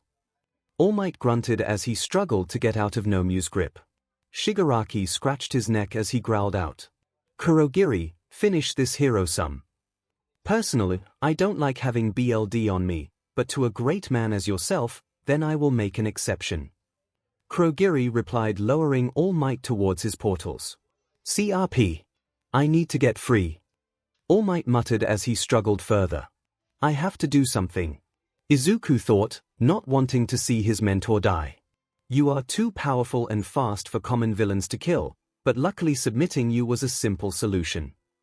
Shigaraki spoke as he watched with fascination of the hero nearly meeting his end. I can't wait to tear you apart. Kurogiri replied with All Might near his portals. I can't believe beating a boss will be this easy. Tomura chuckled, when he suddenly heard movement behind him. You forgot about your player too. Izuku called out in anger as he swung Magikarp and fish slapped Shigaraki towards the ground. Carp! The fish cheered happily as Izuku threw it towards Kurogiri. Tomura! Kurogiri replied in shock, unable to close the portal, as his face was also smacked by the fish. Did you seriously just smack me with a fish? Tomura growled as he got back up slowly. So what if I did? I wasn't gonna let you kill him. Izuku spoke up as he took a fighting stance similar to Ryolu's version of gunhead art. I have to be careful, one touch and I'm dead. You really are interesting green, what is your name? Shigaraki asked, smiling happily as he towered over him with amusement on his face. My name. I. Izuku glared at Tomura with pure determination and had a smile on his face when he spoke his name loud and clear. I am Dekiru. The hero that can do it. Shigaraki examined him for a moment before smirking as he cheered with his fist in the air. Dekiru, a worthy rival. Our battles will be legendary. Midoriya, take Aizawa and run. All Might roared out as his body was near the portal. Finish him off already. Tomura ordered. No. Izuku yelled out, charging forward and attempting to punch Tomura out and rescue All Might. Nice try, Dekiru. Tomura sidestepped, catching Izuku's arm and planting a hand on his neck, keeping a pinky up. Carp! Magikarp called, trying to find some way to help. Being shoved on the floor, Izuku gasped for air as Tomura pinned him on the floor, lifting his face up. You are too slow to handle me. Now being forced to face All Might, Izuku watched in horror as All Might's legs were now in the portal, as the gateway started closing. No. Bear witness Dekiru, the fall of the symbol of peace. Tomura spoke happily. The portal was about to squeeze All Might as his mentor stared at him and gave a soft smile. I believe in you, my boy. Izuku felt so emotional as the only person who helped him and told him he could do it was about to die. Taking a deep breath, he gave a final shout of plea towards his hero to not give up. All Might. Suddenly a bright flash of light pierced through the Nomu's arm, severing it as the glow started taking form. Standing on the other side of a now freed All Might, Izuku noticed the glow had the form of Magikarp as it started growing bigger. Magikarp? Is this what I think it is? Shigaraki asked as he and Izuku stared in awe as the Pokémon started growing massively. Towering up to a height of nearly 20 feet, the glowing Pokémon started taking form as it unleashed a burst of power, finally revealing itself. What was once a small red fish was now a massive blue serpent that had a long body covered with slight overlapping scales, and a dark blue crowned crest as it radiated power. Gyarados! Izuku muttered in awe. Opening its BLD red eyes, everyone immediately felt intimidated by its very gaze, making Shigaraki let go of Izuku in fear of angering it. Roo! The Pokémon roared as it glared at everyone within its range. Don't draw attention or we all die. Shigaraki whispered towards everyone as they all nodded slowly. Even All Might was freaked out and didn't know what to make of Midoriya's Pokémon suddenly growing. A random villain woke up groggy from his earlier beatdown with Eraserhead and spotted the massive Pokémon towering above everything. Rua! The Gyarados roared as it started charging towards the no-name villain, tackling him against a tree. SHT no Mew. Shigaraki called out, staring at his abomination as it went towards his side, regenerating its missing arm. Taking this chance, Izuku crawled away from the leader and went towards Aizawa's side. I can't believe it, my Pokémon evolved. Roar! The Pokémon yelled out as it suddenly spotted Tomura's group and slithered towards them quickly in rage. Is it gonna kill them? No Mew shield. Tomura ordered out in fear as the blue atrocity was suddenly halted by the abomination holding it in place barely. All Might, finally snapping out of his stupor, suddenly rushed towards the Pokémon's aid and smashed the No Mew's side, making it falter its attempt at stopping Gyarados. Now pushing No Mew back, Gyarados stood tall and opened its mouth, releasing a piercing scream. Roo! The Pokémon yelled out as its fangs suddenly glowed with energy and chomped down on the No Mew's arm again. Graw! The abomination screamed in anger and probably pain as its arm was torn apart from its body again. Think I'm gonna be sick? All Might muttered as he watched the Pokémon toss away the limb as if it was a chew toy. No Mew, stop it! Shigaraki ordered, backing away from the battle in fear. Before Gyarados had a chance to bite its other limb off, No Mew planted a foot on the bottom jaw of the beast, using its arm to hold off the top from biting down on it. Sorry, Sensei, but I need you to hang a bit longer. Izuku muttered, carrying his teacher up the stairs slowly to avoid further injuries. I don't know if it relies on instinct or something else for its rage, but I have to trust Gyarados to hold back the No Mew and help All Might. Izuku thought, nearing the entrance to the USJ. Rua! The Pokémon roared as it tackled the No Mew against the ground. Such power! How is it on par with All Might? Kurogiri muttered as he teleported next to Tomura. It isn't, it's just naturally strong. No Mew, knock it out. Tomura growled out, as he didn't want to be dinner, but examined the Pokémon further. Usually they have water moves, but why isn't it using any? Recovery quickly, No Mew started upping its power output as he noticed it still wasn't at full power than what Sensei displayed. What is going on? Getting pushed back, Gyarados struggled to find an opportunity to bite down on the monster. However, a voice spoke as air pressure suddenly knocked back the abomination. I am still in this fight. Graw! The No Mew roared as it swiped at All Might but found its limb torn off again, saving the hero. Gare! The Pokémon growled, glaring at the No Mew with hatred, spitting the limb off its mouth. 2 bosses against 1. That isn't fair. Tomura growled, watching No Mew get repeatedly knocked back by All Might or having its limbs torn off by Gyarados. Not fair. Life isn't fair, as it is a hero's job to counteract that unfairness. A voice spoke, making Tomura turn to spot a familiar green-haired child aiming a gun at him. You! Tomura growled, not sure how to handle the child, as he knew this whole mess was quickly becoming a losing battle. How did he get back so quickly? I thought he ran away. I just dropped my teacher off. I was not gonna leave All Might to fight alone. Dekiru spoke before suddenly. Bang! Izuku quickly fired a shot. Tomura was lucky to dodge it barely, however he noticed a new Pokémon besides the student. Shinx! The Pokémon growled, as it suddenly charged at him with an electric-covered body. Tomura panicked, trying to dodge the attack, but a jolt of electricity suddenly went through his body. The villain screamed as he knelt down in pain, glaring at Dekiru standing above him with Shinx by his side. I got outplayed by my own rival. He is amazing. Boom! Suddenly a ground-shaking quake drew both their attention as they spotted All Might putting his back into his punches, pummeling No Mew. You may have had plans for me, villains, but you underestimated my student. All Might spoke as he repeatedly punched the No Mew, quickly filling in with my powerful blows. How? How are you two beating it? No Mew has shock absorption and regeneration. Tomura called out in rage. You said shock absorption, not nullification. All Might grunted, uppercutting the creature again as Gyarados tore off its arm to keep it from swiping. That means there's a limit. All Might spoke, punching the No Mew again as it was now obvious the blows were making massive impacts on the creature. Roar! Gyarados roared as it bit down on the No Mew's arm before swinging it upwards. With the No Mew now mid-air, All Might appeared above the creature and smashed it back to earth, forming a massive crater. This was supposed to handle me at 100%. You forget helping hands increases the percentage. As everyone goes beyond. All Might preached rocketing underneath the 𝐻𝐻𝐻. Plus Ultra. With tremendous power, All Might unleashed a devastating blow as he sent gnomes smashing through the dome of the USJ, as it blasted off again. Roar.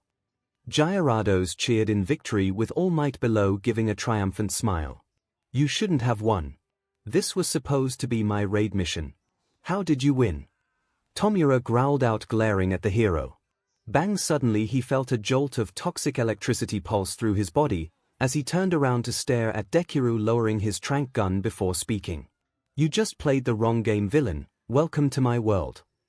Izuku answered, petting his 𝐭𝐻𝐿. And what world is that? 𝐼𝐺 growled as he could see Kurogiri started to wrap him in mist and teleport him away. Welcome to my Pokemon world. With the two leaders of the League of Villains escaping, Izuku took a deep breath and lowered his tranquilizer trying to calm his nerves. 𝐭𝐻𝐿. The Pokemon he summoned ran up to him in worry. I don't know if Togepi or Hatenna returned or why, but glad they gave me a final slot to summon. I'm going to be fine 𝐭𝐻𝐿, just need a moment. Izuku explained turning towards his mentor. You did a fine job, my boy. Now before I go, help the others. Where are they? All Might asked, holding his wound in pain. I don't want him to leave with that wound, but the others may still be in trouble if that's why they returned. They are in the mountain zone. Last I saw they had reinforcemements arrive.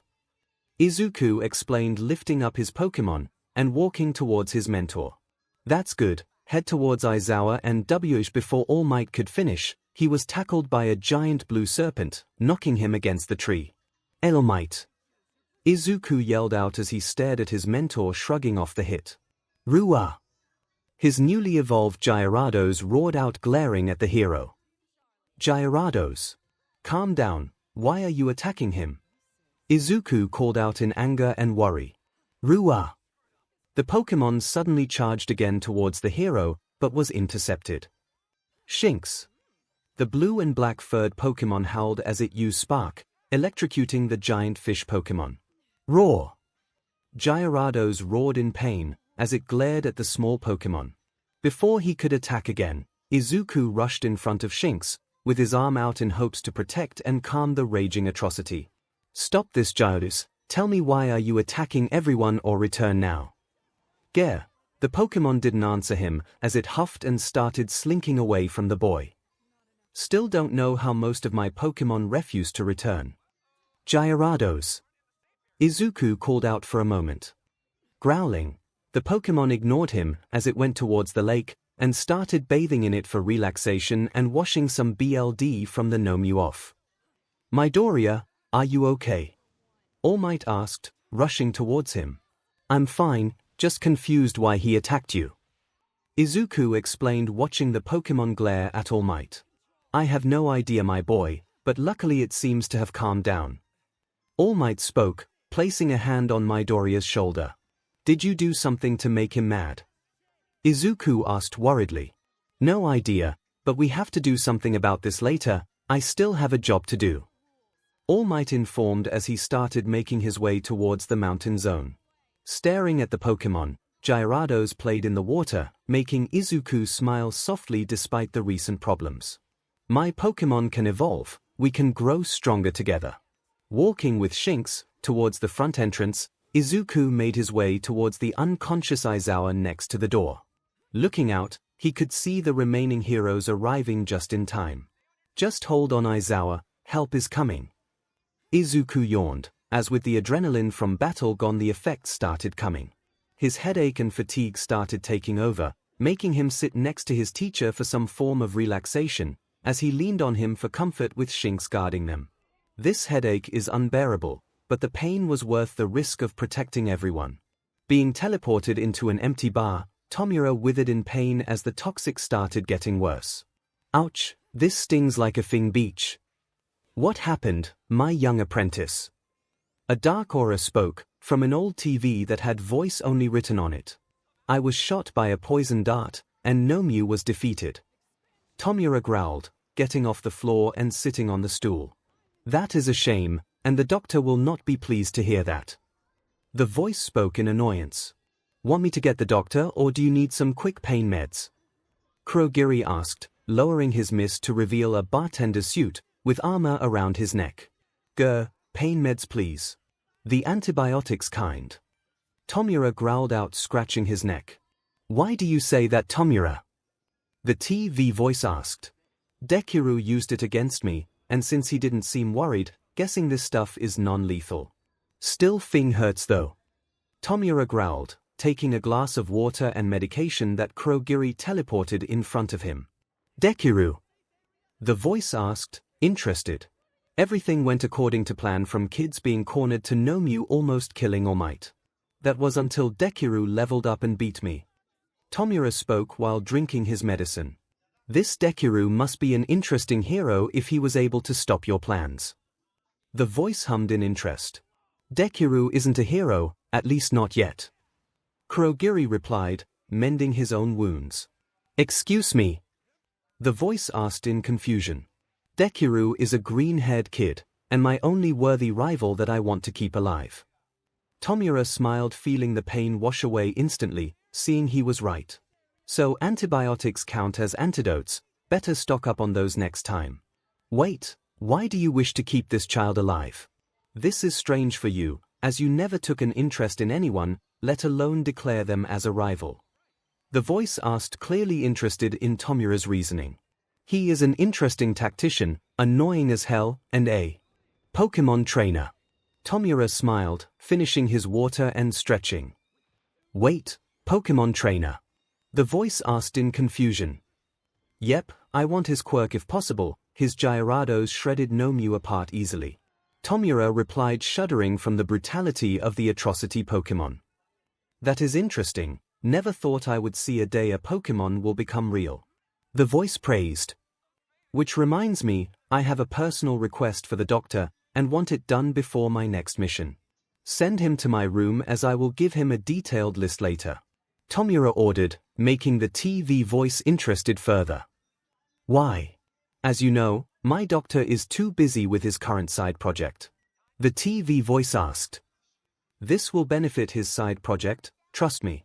Even then he has proven himself useful to you, but not to me. Let me test if his skills are up to my standards. 𝐼𝐺 replied, having a true sadistic smile on his face. Spoken like a true king, 𝐼𝐺, as this battle has affected you in a positive light despite the loss. Very well, I will give him 2 months to make his work useful towards your standards. His teacher informed in a hopeful manner. Thanks, sensei, I also want your broker's information. He would be wise to hear my proposal. 𝐼𝐺 spoke while eating a small meal 𝐒𝐻𝐲 provided him. Really? What do you have to ask towards my best broker in the underground? His sensei asked, in interest. Isn't it obvious? I want to recruit the best of the best for a future plan. I don't need just grunts, I need admins that will stay by my side. 𝐼𝐺 declared, eating his meal. I see you want quality allies then, and what else are you hoping for? His sensei asked. I want to ask this broker for a bounty hunter, if I am to supply my new doctor. 𝐼𝐺 chuckled menacingly, as he finished his meal. Are you gonna tell me any of your plans? His sensei asked, making him very curious. And ruin the fun of a surprise. No, let me prove that I have what it takes to be your successor. 𝐼𝐺 declared, looking at the TV standing proudly. I want to be more than the symbol of destruction, I want to be the best villain. I couldn't have picked a better successor. Very well. Show me what it is to be the best villain, spread despair across the world. Sensei praised with proud excitement. I will, sensei, and hope Deku is ready for a rematch. 𝐼𝐺 smiled in happiness. Getting off his seat and walking away, his sensei spoke up in confusion. Where are you going? To my room and study Pokémon for a bit. If I want a chance to be the best, I need to beat Deku and all the other heroes. I need to start playing a different game than MMOs. I need to learn how to adapt and win. 𝐼𝐺 spoke happily, walking away. Now with 𝐼𝐺 away, the TV hummed in interest as he muttered to himself. Deku, you have made the worst mistake for society, and I thank you for this wonderful gift. Beep beep. Hearing the soft sound of a rhythmic beep, 𝐒𝐿 opened his eyes to find a familiar place again. I should get recovery girl a gift basket if training is gonna send me here every day. While I would like a gift basket, I will let today slide for the unfortunate events you all went through yesterday. Spoke a familiar female voice. Recovery girl? 𝐒𝐿 asked, rubbing his eyes softly.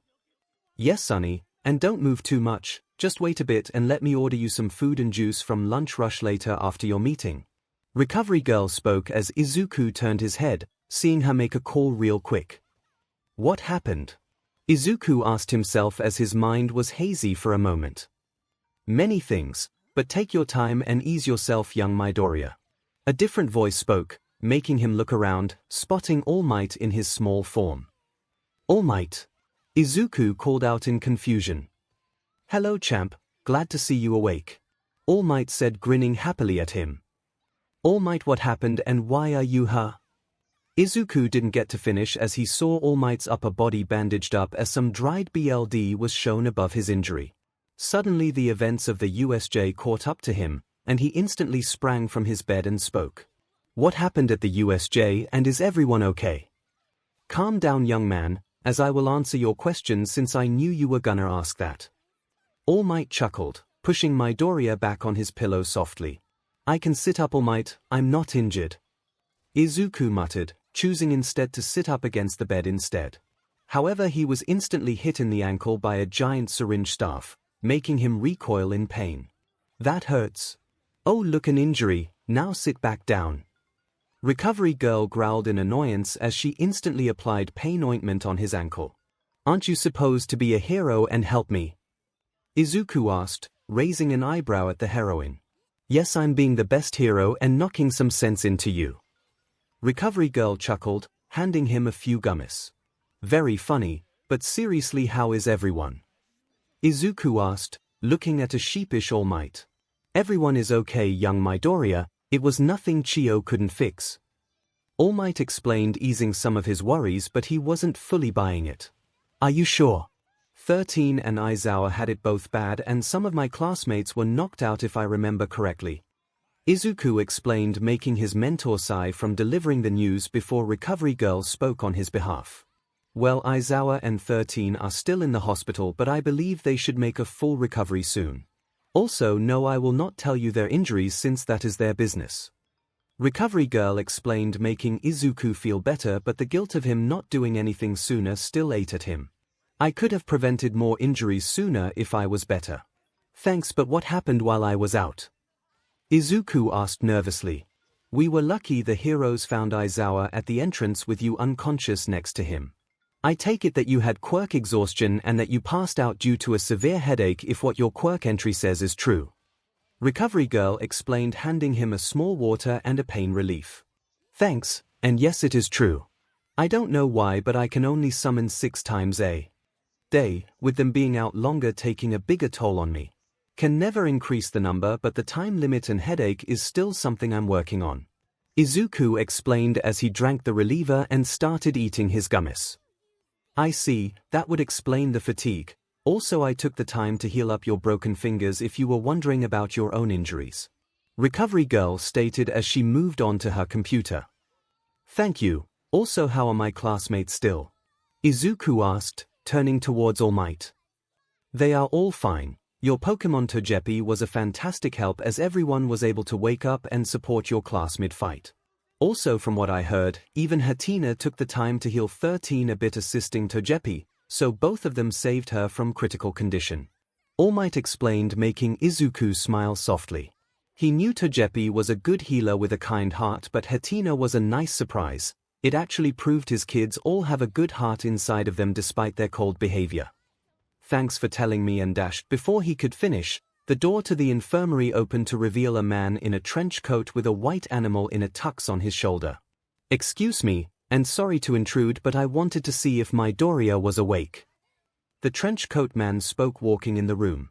Of course he is awake, so I win the bet, detective. Looks like you owe me a block of cheddar cheese. The animal chuckled softly. I could just lock you away and no one will know. The man sighed happily with a smile on his face. Oh please, We all know I could escape from any prison. The animal laughed as it climbed down the man. Naomasa and Nedzu, sir, what a pleasant surprise. All Might spoke, turning towards his allies. Yes, that could be me. Am I a mouse? A bear? A dog? But my real identity is... I'm the P-. Before he could answer, a different voice spoke up, interrupting him. The principal. Izuku yelled out in excitement, watching Nedzu's favorite introduction in real life. "RIC, I have a fan, this is truly wonderful, and you must be All Might's successor, Izuku Midoriya." Nedzu smiled, walking up to Midoriya with his hand in the air. Yes, that would be me, sir, and do they all know All Might? I kinda assumed only Recovery Girl knew. Izuku asked worriedly, glancing at the man and principal. Sorry for not telling you, my boy, but these two are trustworthy. Nedzu just knew already because he knows nearly everything, and Naomasa kind of figured me out. All Might chuckled as he rubbed the back of his head. Kind of figured you out. You ditched my first meeting multiple times to go be a hero, while bringing back a cat and a messed up hero suit. The detective scoffed, having a small smile on his face. To be fair, I didn't expect a giant robot too. All Might chuckled out. Even then, it is only us in this room, Midoriya, besides two others that are not part of our staff. Nedzu explained, making Midoriya curious who the other two were. Alright, and you needed me for something, sir? Izuku asked, looking at the detective. Yes, as I am Detective Naomasa Tsukochi, and I would like to ask you some questions regarding the USJ incident. Will that be okay? Naomasa asked, making Izuku feel better that someone close to All Might would investigate the League of Villains. Of course, sir, what would you like to ask first? Izuku asked, wanting to assist the detective. Many students pointed out you were the one to help notice the villains and deduce their plans first. How? Asked the detective, starting from the beginning. Well, it wasn't me actually, as my Pokémon Joltik figured it out first. I just understood its worry and wanted everyone on alert. Izuku explained, being grateful for his Pokémon's help. Pokémon? Naomasa asked, raising an eyebrow. My Quirk, it summons creatures from an old media a long time ago that have a mind of their own. Izuku explained towards the detective. Very interesting Quirk, and how did this Joltik know where the jammer was? When we asked around, they kids said that this creature was responsible for defeating him. Naomasa asked curiously. Probably has something to do with electricity, as Joltik is also an electric type. Also, it isn't big at all, so it would go by unnoticed. Izuku explained. Maybe I can set up some other exercises for it to have easier time tracking electric users. Good. Moving forward, when the bus was falling, you were the only one to act and save everyone's lives with a reckless plan. How? Naomasa asked, writing down many things on his notepad. I didn't want anyone to die, and everything was moving so fast. When I saw my friend Uraka, I knew she was our only chance without any deaths. Izuku explained, looking down and wondering if she was okay. Even then, you caused several injuries, however that plan wasn't done yet from what I heard. Naomasa asked curiously. Yeah, I blasted a hole for us to slow down the crash and just took a chance with calling out one Pokémon specifically. I don't know how, but Stuffle listened to me when I summoned it, and our chances of surviving increased. Izuku explained as he felt sick as he realized it was all luck that they survived. I should be in trouble for putting everything on chance. I wasn't a hero at all. Don't worry about consequences, young man, as while it was reckless, it was a decent plan. Even then, that is why we as teachers are here to help nurture you all, so everyone can have a plan with little chances of death. Nedzu spoke, making Izuku feel slightly better from the praise and support he got from the principal. Thanks, and sorry for muttering. Izuku chuckled weakly. No worries, young man, but moving on, I will just ask why you came up with the plan during the bus defense. Naomasa asked curiously. I was scared of the unconscious and injured, not safe at all, as we were basically being surrounded. We couldn't move them all away safely, so we needed to defend them and work on their injuries. So I was prioritizing slowing down the enemy and healing with Togepi. Izuku explained, feeling bad about how little they succeed, as if it wasn't for 13 they would have been overwhelmed. Got it, and it was a good plan, but not everyone was experienced with dealing with threats. Also, we got a call from Kodai after she called All Might, and I wanted to know how she got at your house and why. Naomasa asked, already hearing this side of the story but wanted to make sure. Sorry All Might about her calling you randomly, but she was the closest person next to me when I summoned Abra, as it could teleport anyone to a waypoint we set up together. Also, I trusted her enough to not spill our connections to everyone since she was one of my first friends. Izuku explained, as he didn't regret sending Kodai away from the fight to get help. Why didn't you go, young man? Nedzu asked with a glint in his eyes. I couldn't just leave anyone while they were about to fight for their lives, as I also had an option to help with whatever I summon, like Hatina and Togepi. Izuku explained, making Nedzu smile along with All Might for not leaving his classmates to die. As for the last few questions, what can you tell us about Shigaraki and Kurogiri? From a few students it seemed Shigaraki was very interested in Midoriya. Naomasa asked, paying extra attention to the boy. I don't understand why he was interested in me at first, as he said he wanted to thank me for some opportunity before he killed me, but all that changed. Izuku shuddered, remembering that encounter very well. Changed as in how? Naomasa asked nervously, seeing the boy shudder. When I first summoned my Pokémon, he recognized Magikarp. He swayed from a real threat to a child, and it was weird. I'm guessing he loves Pokémon, as he didn't want to kill me anymore because of it and wanted to kidnap me instead. Izuku explained, feeling a bit of confusion about his supposed rival, as Shigaraki stated. Writing down the last bit of information, Naomasa looked up from his pad and smiled softly. Thank you for this information, and if you want, I could set up protection around your house for a few days if you're scared of getting kidnapped, young man. I appreciate it, as I don't want my mom involved in this situation too. Also, since you know All Might, can I ask for a card or number in case I need your help if it involves trouble with One for All or the League? Izuku asked nervously, as he wanted to stay in touch if something ever happened. I don't see why not, young man. You need as much help as you can get when you go pro. Naomasa grinned happily as he handed him his personal card. Thank you, detective. I won't let you down. Izuku bowed, feeling better with this arrangement. I have a bad feeling this won't be the end of the League of Villains. I know you won't, champ, but please don't spam me with dog pics like your mentor here.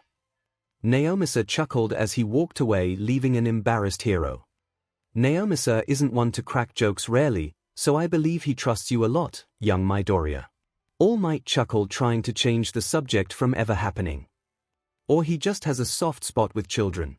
Recovery Girl shrugged, still working on her computer. What happens now? Izuku asked, looking at his mentor and the principal. We would be taking this time to upgrade all security and some press releases, but you all should take some rest and check with Hound Dog if you need therapy. Nedzu suggested, making Izuku feel anxious about seeing a therapist. Can I visit Aizawa and 13? I want to see for myself if they are okay. Izuku asked, looking at the principal. That's a very thoughtful idea, young man, and I will see if they are comfortable with it. Also, I would like to ask you something, young Midoriya. Nedzu asked, having a small smile on his face. Yes, Nedzu, sir. Izuku asked, wondering what the principal was thinking. To his shock, the principal seemed embarrassed as he scratched his cheek and pulled out a handheld console from his tuxedo. Would you mind if we played some Pokémon after school? I have no friends who like to play with me. You were late for class that we almost died at because you wanted to give me a bike voucher. Izuku asked, bringing both hands to his face, pinching his nose. And some nostalgic high-tech earbuds. All Might grinned nervously as he handed him the small gift bag. You are so lucky we are in front of the gates, and away from staff, as if they heard that reason, you will probably not see daylight again. Izuku sighed while taking the gift bag. Yeah, I should really pick my timing better here. All Might chuckled weakly. We were gonna meet again next week. Izuku explained in a deadpanning emotion. Sorry, young Midoriya, I'll try and be a better teacher and mentor, but even then I am way out of my league when it comes to teaching you all. All Might sighed as he kicked a small rock away softly. I won't fault you entirely since you didn't know about the attack, and if you want to be better, then try and actually get a teaching license. Izuku suggested, making the man pale. That could be a long time, young Midoriya, before I could get one. All Might spoke, turning towards the school and shuddering. You just don't want to go to school again, do you? Izuku asked, raising an eyebrow at the hero. I mean, sort of, but I'm not exactly the brightest and focused mind. All Might chuckled weakly. Tell that to my still scorched hero suit in the workshop still. But you are dedicated, sir, otherwise you would have given up on me when I collapsed multiple times during the beach. Izuku brought up, making All Might surprised from his pupil's words. That was all, you young Midoriya, and besides I still have hero work I'm still busy with. All Might interjected, making Izuku stare at him as if he was an idiot. He is busy. I have a job, school, and still training, yet I still have time to spare. You have a few hours, All Might. That's not a lot of time for you to work, sir.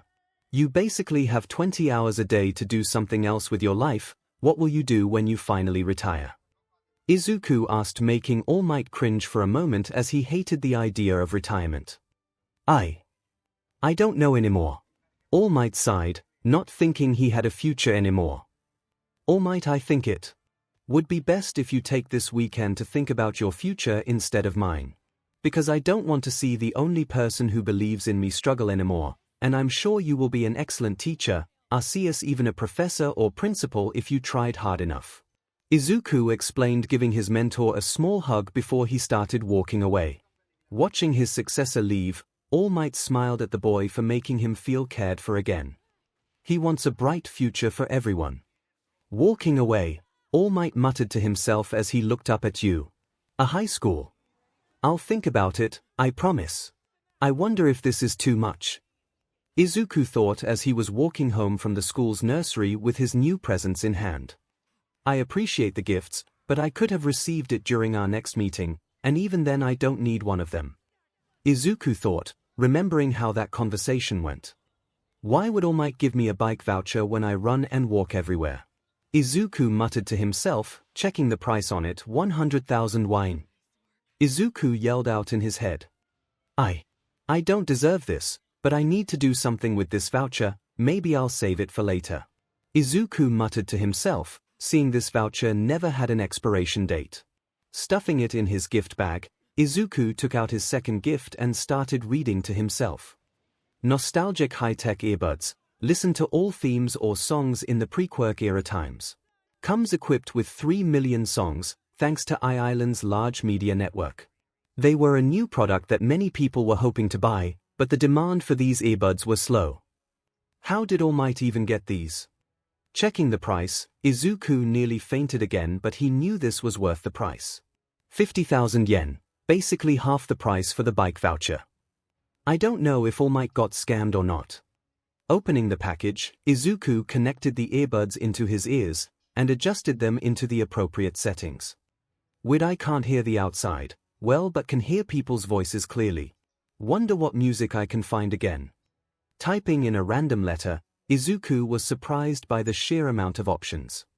Maybe I should just stick to something I know.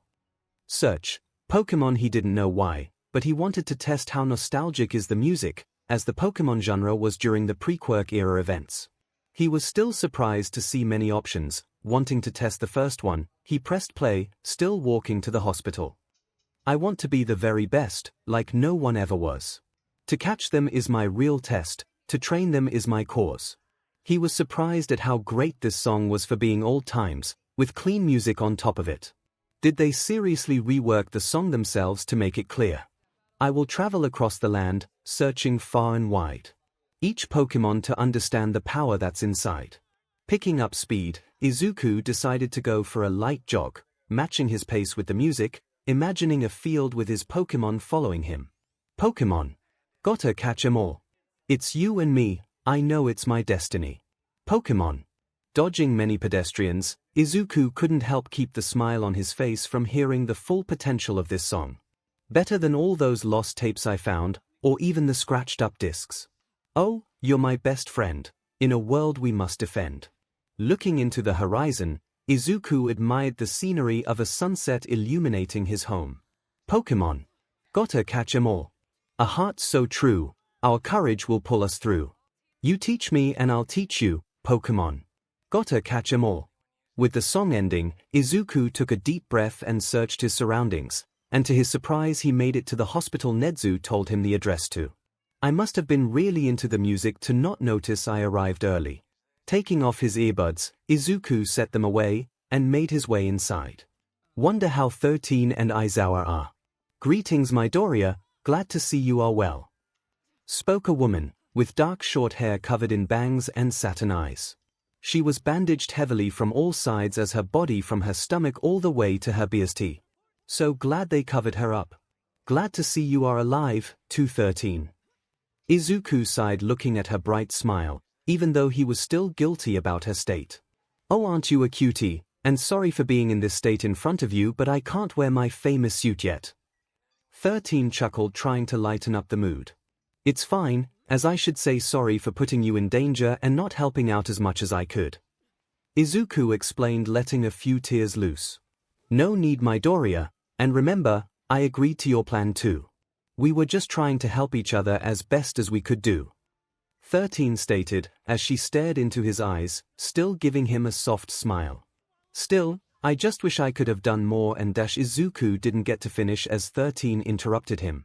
We all wish we could have done more, and I mean look at me, I always want to do more but I can't.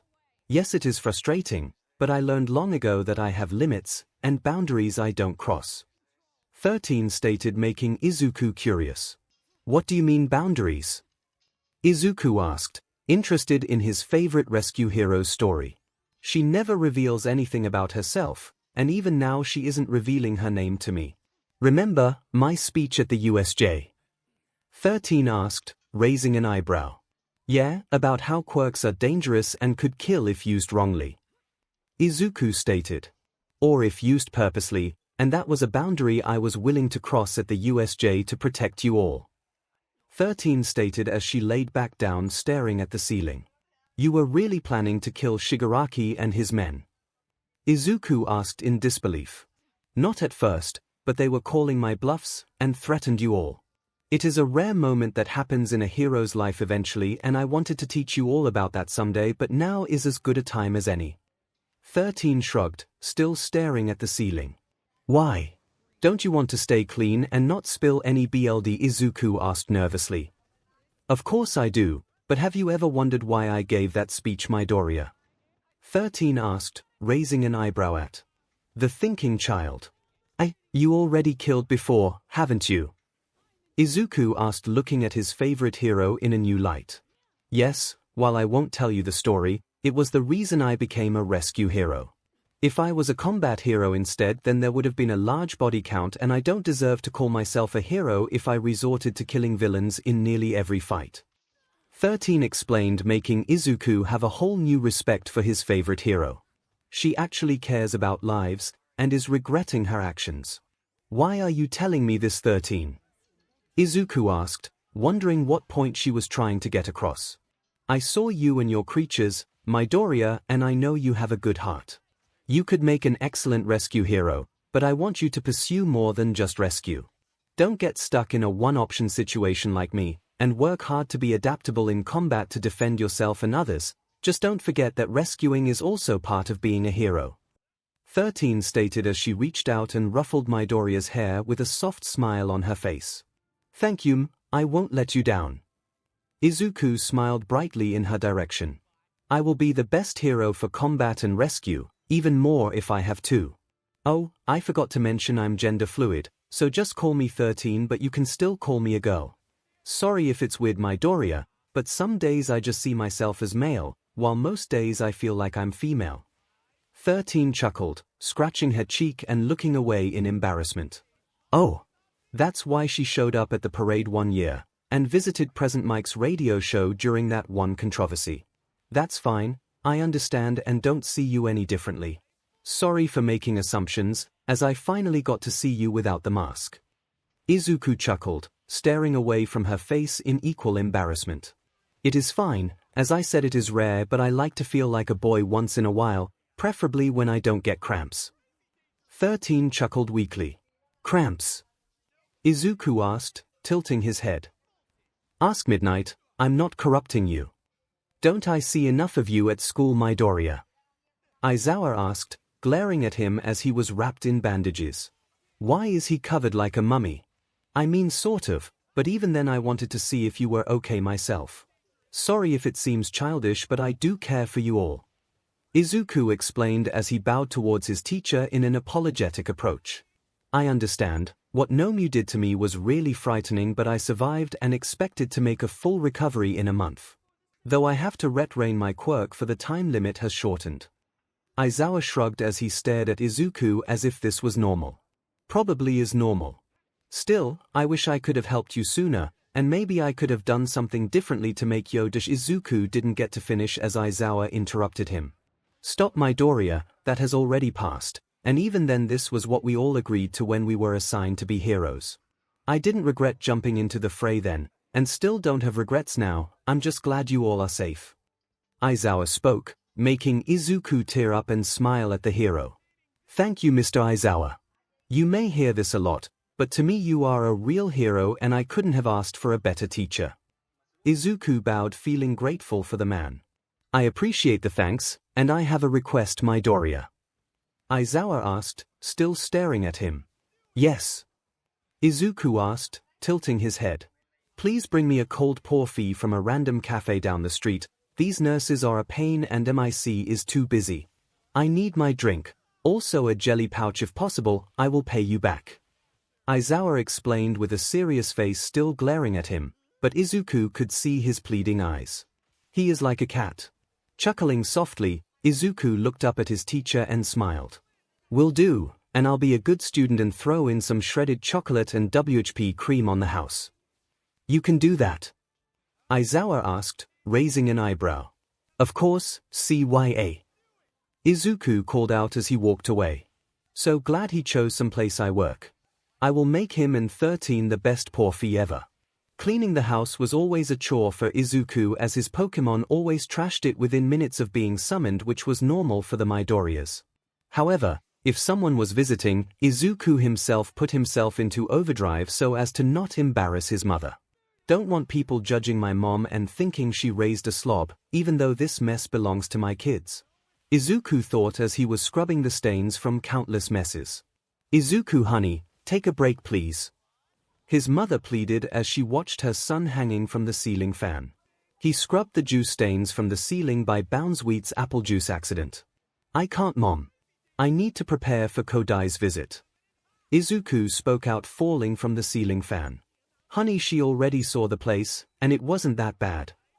Inko informed him. Still, isn't she bringing someone else? Izuku asked worriedly. She said she was bringing a family member over. His mother explained. Then I have to make everything spotless. Izuku explained, grabbing a new mop bucket. Knock knock. Coming. Izuku yelled out in panic as he shoved the cleaning supplies in the closet, along with the mop bucket. I'll fix that later.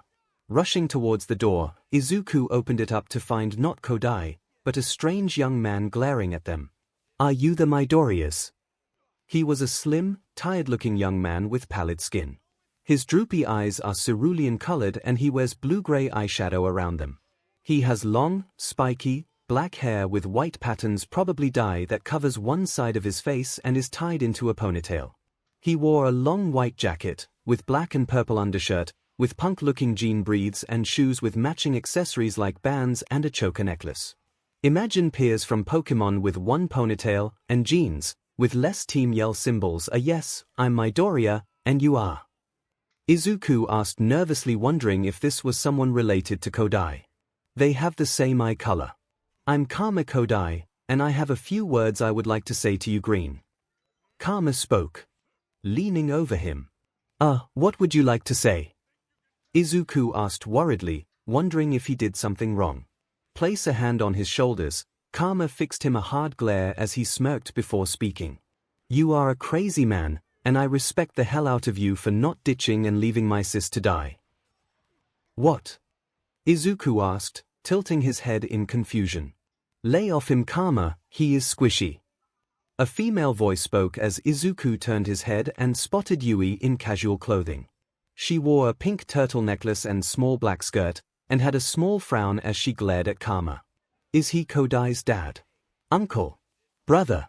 I'm just saying how I see it, he is crazy and I owe him one for sending you to safety when he could have just ditched you all. Karma spoke looking back at Yui, giving her a soft smile. Oh, no need to thank me, I just did what I thought was best, and Kodai is one of my best friends, so of course I'll save her too. Izuku explained, getting a soft glare from Karma. Is he glaring at me? Or is that just his neutral expression? Still, that was my sister and I couldn't live with myself if the only family I had left disappeared while she hadn't started her dream yet. Karma explained, giving him a smirk as he patted the boy's shoulder. While I wish I could have stayed mad because you sent me away instead of helping you all, I'll let it slide since my brother gave me an earful on how I was the one who saved you all by calling for backup. Kodai spoke, not looking at him directly. That is true, why I'll say you saved her, Izuku, she was equally busy with trying to save you all. A sudden voice spoke up. Mom. Izuku replied, turning around quickly to spot his mother carrying a tray of tea. Want to invite our guest in for tea? Inko asked, smiling softly. Oh sure, come on in, and make yourself at home. Izuku replied, walking towards the couch with the Kodais following him. I appreciate the hospitality, and I have to say that we won't be staying that long, as we have a concert to attend to in another city. Karma explained as he sat on the couch enjoying it. Oh, you play both like music? Inko asked, starting the conversation. Yes, but I play at concerts more than listen to them, I just like the thrill of a good beat. Karma explained, drinking his tea. I like listening to music more than playing, however if he needs a hand I'll support my brother. Yui replied, giving off a soft smile. That's awesome. I wonder if I can join you on one of these concerts one day. Izuku said, making Yui blush, and Karma grinned. Why the hell not? I am always interested in people spreading their wings. I say come along in a few weeks, I can show you one of my performances. Karma grinned as he took another sip of his tea. Are you sure? Izuku asked nervously. Of course I'm sure, just think of it as my gift to you for saving my sister. Karma explained, making Izuku feel slightly excited. That would be wonderful, Karma. I'm sure Izuku will have a great time at your concerts. Inko spoke, making Izuku feel better about asking permission as she granted that already. Want to come too, Ms. M? Karma asked. Oh, Arceus, no, I can't handle any more excitement that isn't my friend Mitsuki. Inko giggled, making Izuku glad she still hangs out with her friend despite his rocky relationship with Kaken. I get it, just know my offer is open to you as well if you change your mind. Karma explained, making Izuku stare at Kodai since she hasn't spoken yet. Still need to talk to her about All Might. I'm sure of it, young man, and besides it would be fun to spend a night with Mitsuki in a few weeks myself. Inko giggled, making Izuku smile for his mother. Oh, Izuku, before I forget, how do you know All Might? Kodai asked, suddenly making Izuku stiff as a board from the sudden name drop. Wait, you know All Might? Karma asked, raising an eyebrow at him as he sipped his tea. I have been wondering that too, and I would like to know as well. Inko informed as all eyes watched him carefully. Think of something recent. Izuku thought, remembering the nurse's office before the USJ.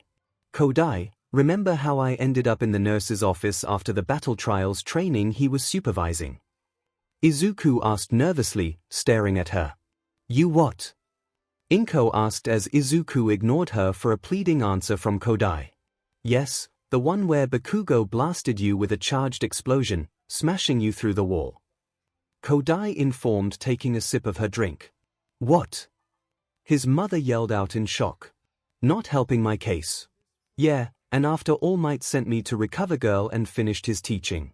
He checked up on me and told me he could probably teach me how to help with my new power output, but he needed my number because he was busy and wanted to find a good time to train me. Izuku explained in partial truth, as All Might was already training him and not doing a good job at it. New power output? Inko asked in confusion. Saving it for a surprise later, Mom. Izuku muttered to her, giving her a soft smile. Dim, the big man teaching you himself. I don't know how that will go, but I say knock him dead and learn as much as possible. Karma shrugged as he poured himself some more tea. I will also don't leak any of this to anyone, All Might told me he let this one slide because it was an emergency, but he doesn't need villains targeting us because we know the number one hero. Izuku explained, looking at everyone's reaction, which was normal except Karma. Is that why there is a police scout walking in this neighborhood? Because you fear they may target you both because of All Might?